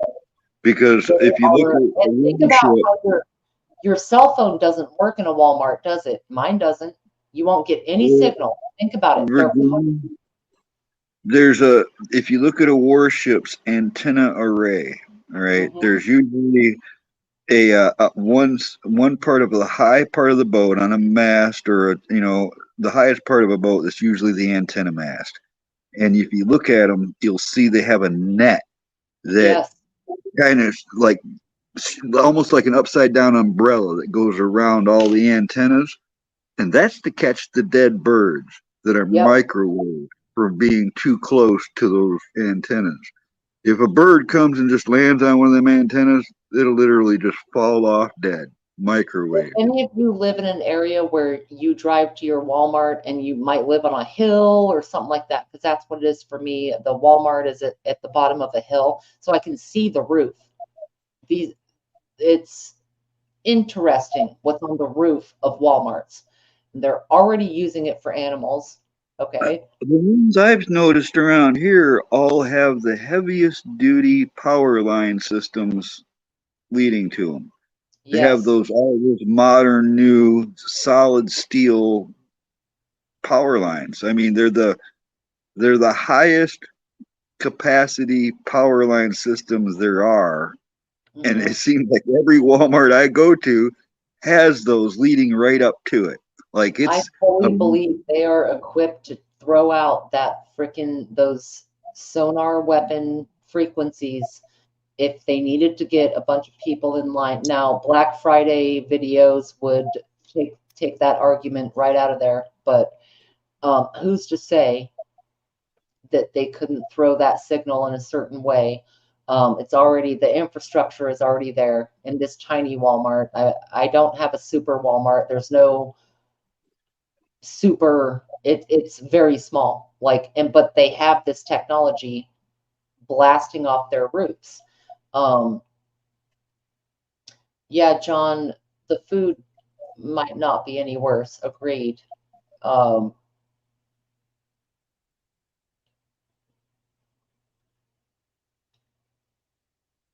still don't like it though. If you know there's bird shit. Have you heard about bird shit Carcass Island? What? No. Nope. Yeah, I had this buddy of mine. He was pretty adventurous. You know, he had big ideas.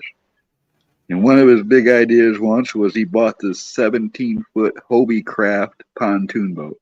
The ones that have like a trapeze you sit on, single sail. And he wanted to do this adventure that if you look at a map of Michigan and you look at the thumb, you go right between the forefinger and the thumb of Michigan, and there's a little speck there in the middle, and it's called Charity Island. And then below that, there's a place called Little Charity Island. And his idea was we're going to take this boat and we're going to sail out to Little Charity Island because Big Charity Island had a lighthouse and a keeper there. We were trying to stay low key, and we'd go to the Little Island and camp out there overnight or whatever. Well, it ended up, it was me, him, his girlfriend, and my girlfriend, and my dog. We're on this little boat, and we take off like before it gets light, early in the morning, from a place called Port Austin. And we were just going to go out there and come back. And the wind was okay when we first take out. We get out of the big bay and we get out there and the wind just died. All right. And, you know, you're in a very still, there's no wind. You're not moving hardly at all. And it gets kind of miserable. You're out in the sun, you know, there's no shelter from it. You're exposed. And there's big ships, you know, big freighters and stuff that go through there. And it took us all fucking day to get in sight of the island.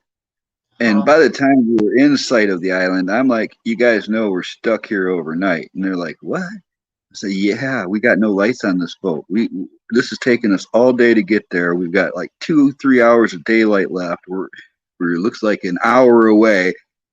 And it was longer than an hour. We got there, we got close to the island. And all you could hear, well, I mean, maybe 2 miles away from land, and all you could hear was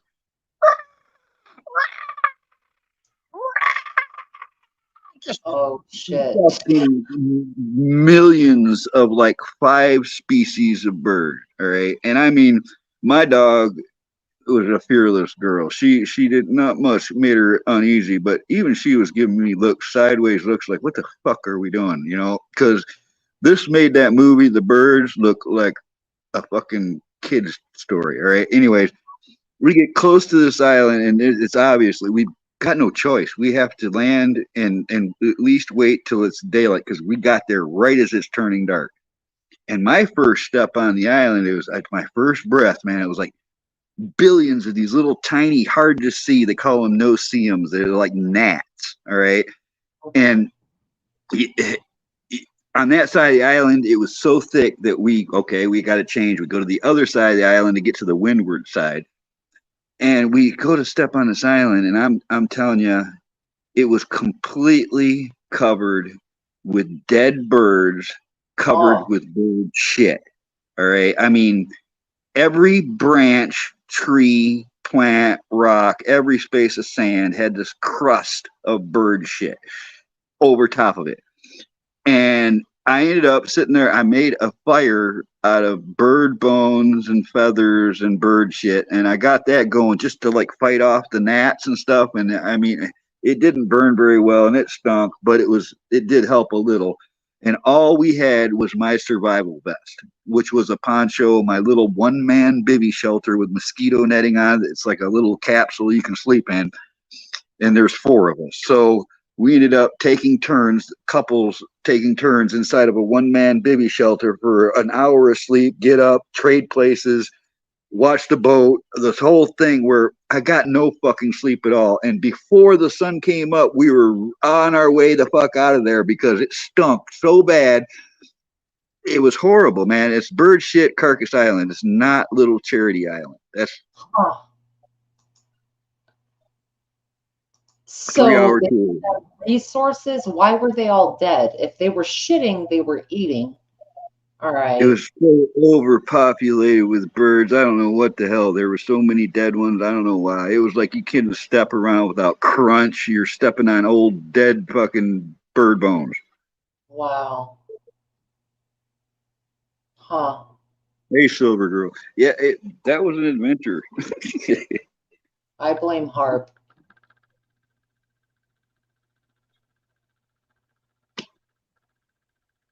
Echo, what state are you talking about? You don't have to tell me, like, don't get too detailed. I'm just curious what state. I've got a lot of casinos in Washington.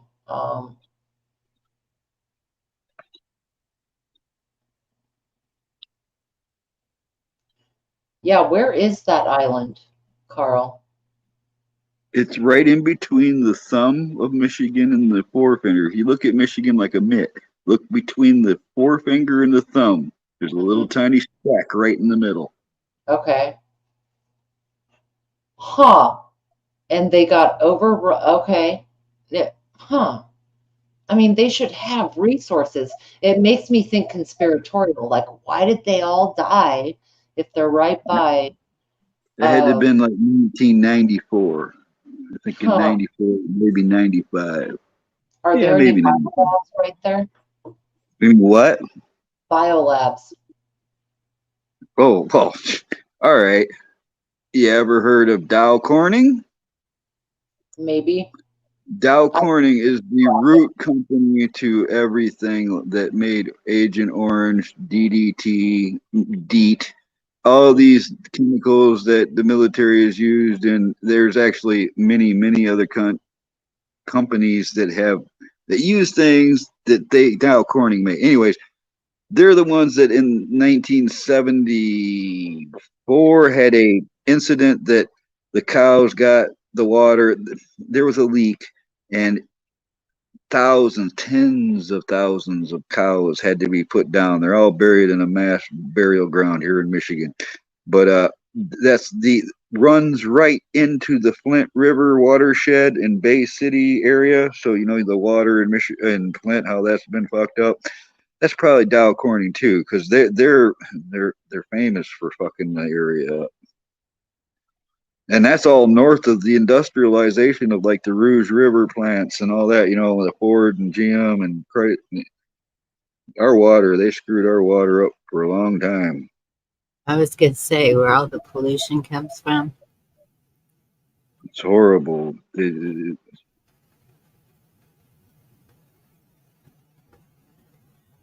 Yeah, you can't just go trusting any water here in Michigan. Yep, John, there's a bunch of them. If you went down, that's a deep rabbit hole. Oh, An old no. one. Oh, no, that's not what Mandela wafers say. Mandela's. Okay.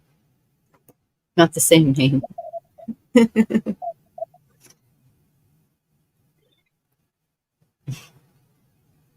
main plant has always been right there in Midland, Michigan, which is just a little northwest from Bay City, Flint area.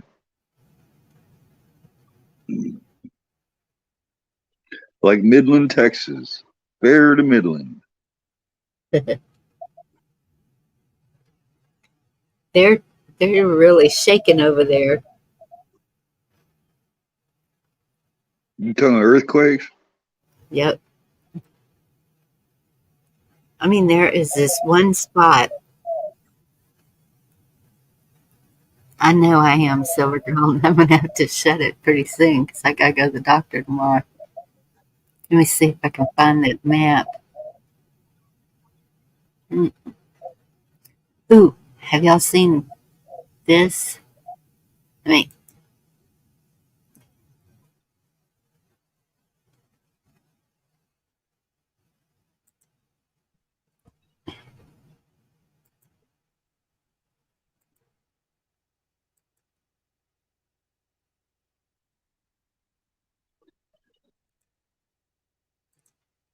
have y'all No, heard it's about already, this second moon asteroid?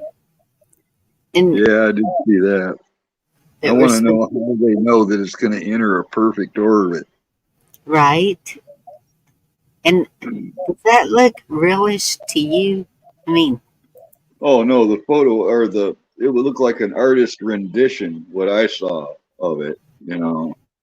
this, yeah. Why's it got a number 8 on it? Let me see if you're seeing the same thing. Yeah, that's the same one I saw.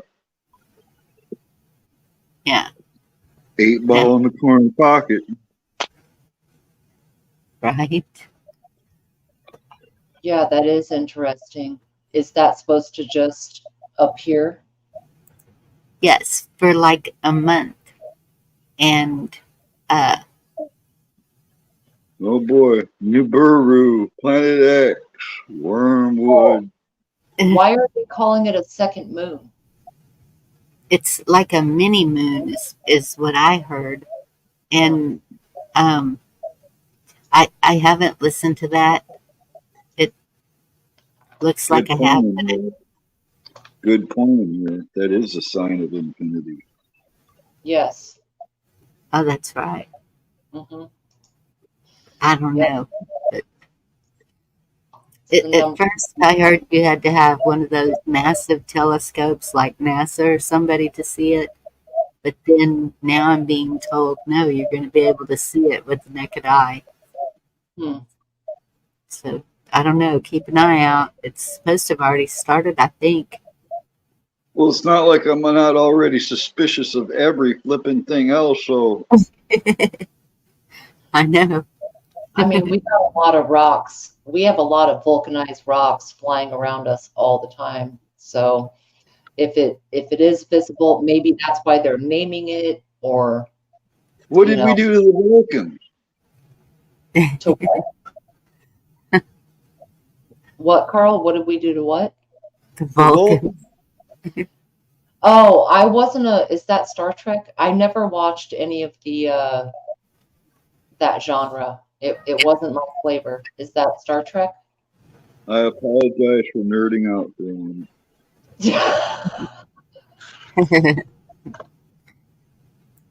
And then this is, I mean, if I can get it up here. Okay. So this is where they keep happening right there. So Okay. just north of that is Carlsbad Caverns. South of that, that's like, No, I've been that far. I've been to Carlsbad Caverns in New Mexico. right. Oh, oh, interesting. So the It, earthquakes are happening around those caverns? it seems to be more around the caverns than the cave, the Uh-huh. tunnel that's right in here somewhere. But they're blaming it on fracking. And Oh, this is an earthquake monitor. So there's been a few over here, little. do you watch Dutch Sense? I have not. I Okay. just actually saw that name for the first time today. I Watch what? Dutch Sense. It's a channel called Dutch Sense, and it's really interesting. He has been banned from the platform several times or messed with, and he does not predict anything. But what he does is he establishes patterns between seismic activity, like big earthquakes, and other things going on. It might be fracking, it might be oil spots, it might be storage spots for things, it might be strategic locations where like he has innuendo when he's doing his. Yes, D. Thank you, Dutch Sense. Yeah, he does have a little innuendo in his videos about the powers that be doing various things that affect earthquakes and weather, and what you just showed right there would be along the same lines of where, you know, maybe there's certain drift happening, or there's certain power companies, or there's certain volcanoes, or, you know, whatever. And like I said, that it's, you know, to be uh, predicting he about the pattern of where some of this stuff occurs. And it's very interesting. Oh, that's crazy, Indy. I've been watching it for years, because out here in the Northwest, I'm more worried about seismic zones than Russia. Like, I'm worried about earthquakes, volcanoes, things like that, where I'm at in Washington State. Like, that's something I can kind of start looking at pretty close. And Dutch, since he doesn't, he focuses on the whole world, but How close are you to Mount St. Helens? oh, it's quite a ways away. Probably a 6-hour, 7-hour drive away.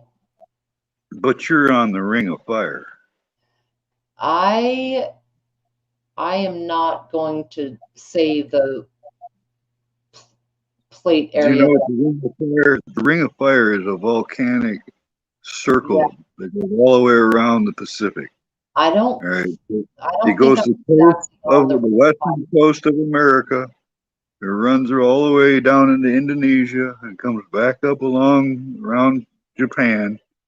And they call it the Ring of Fire because it's a constant active volcanic like ring. You know, I think even Hawaii's even part of it. Yeah, Hawaii is the heart of it, but yeah, I would be in more. I don't think I'm exactly in the Ring of Fire. I think it's more another plate section. But John Dunning, I just opened that, and yeah, I watched a similar video a few years ago that kind of had the same graphics. I'll dig into it more.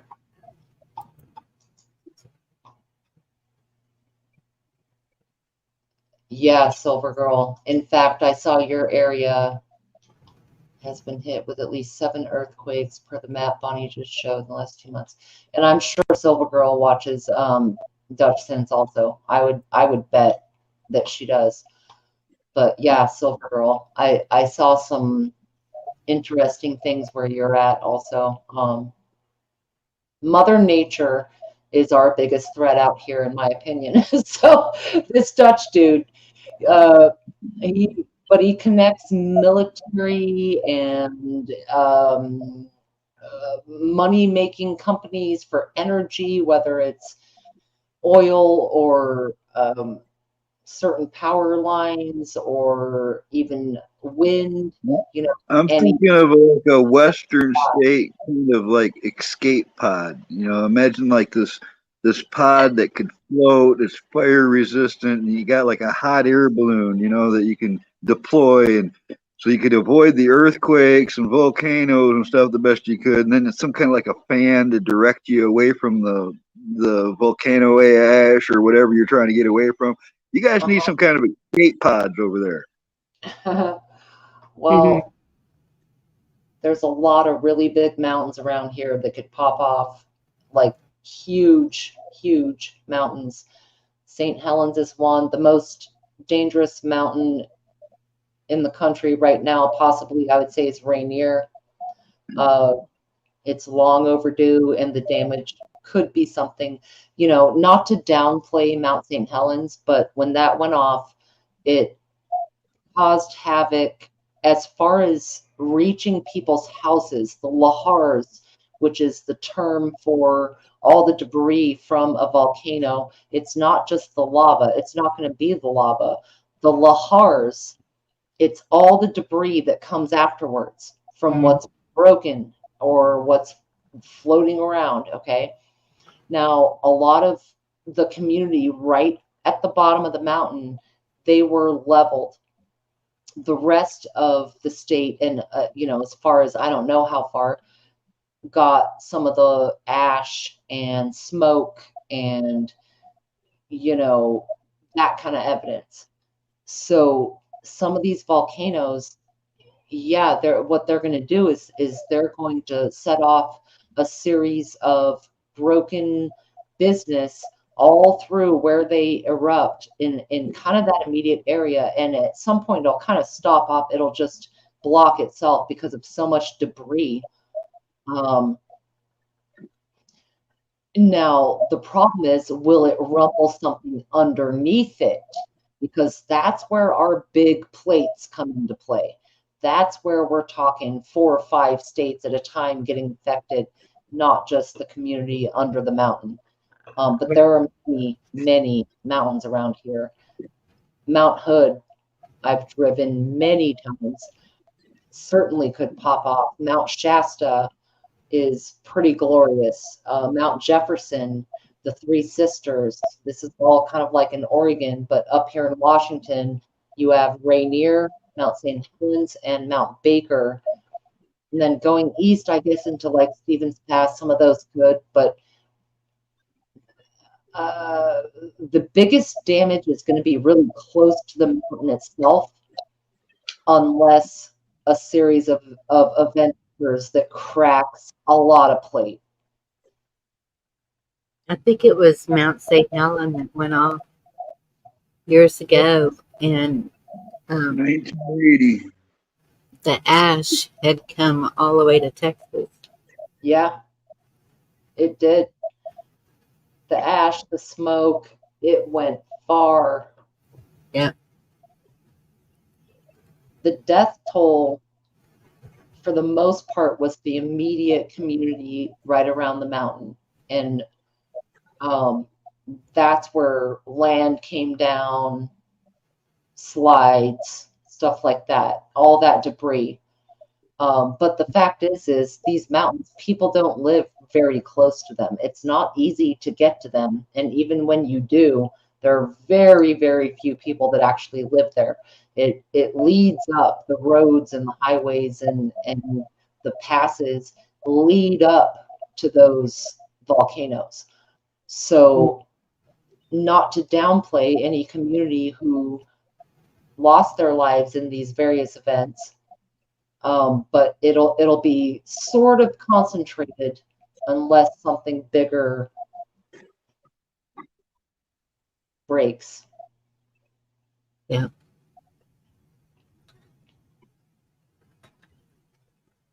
I hate to end this. This has been amazing conversation, but I have to get to the doctor tomorrow.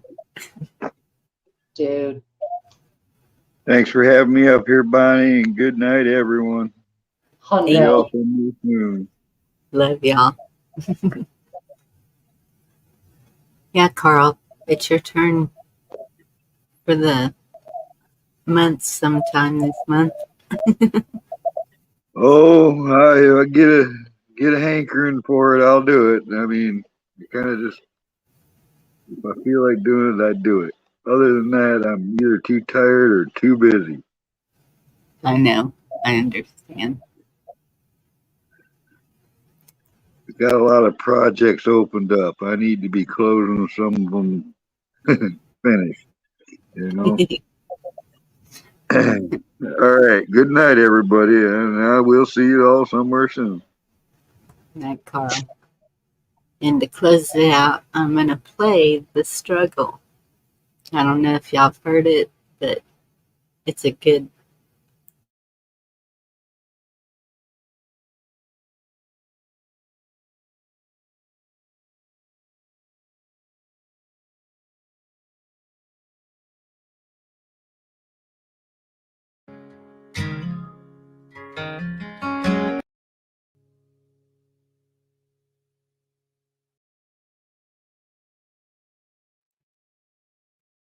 Love, Zach Williams. Y'all have a good night. Be safe. Stay calm. We're going to make it through this. Stock up on what you can. God bless y'all. Good night.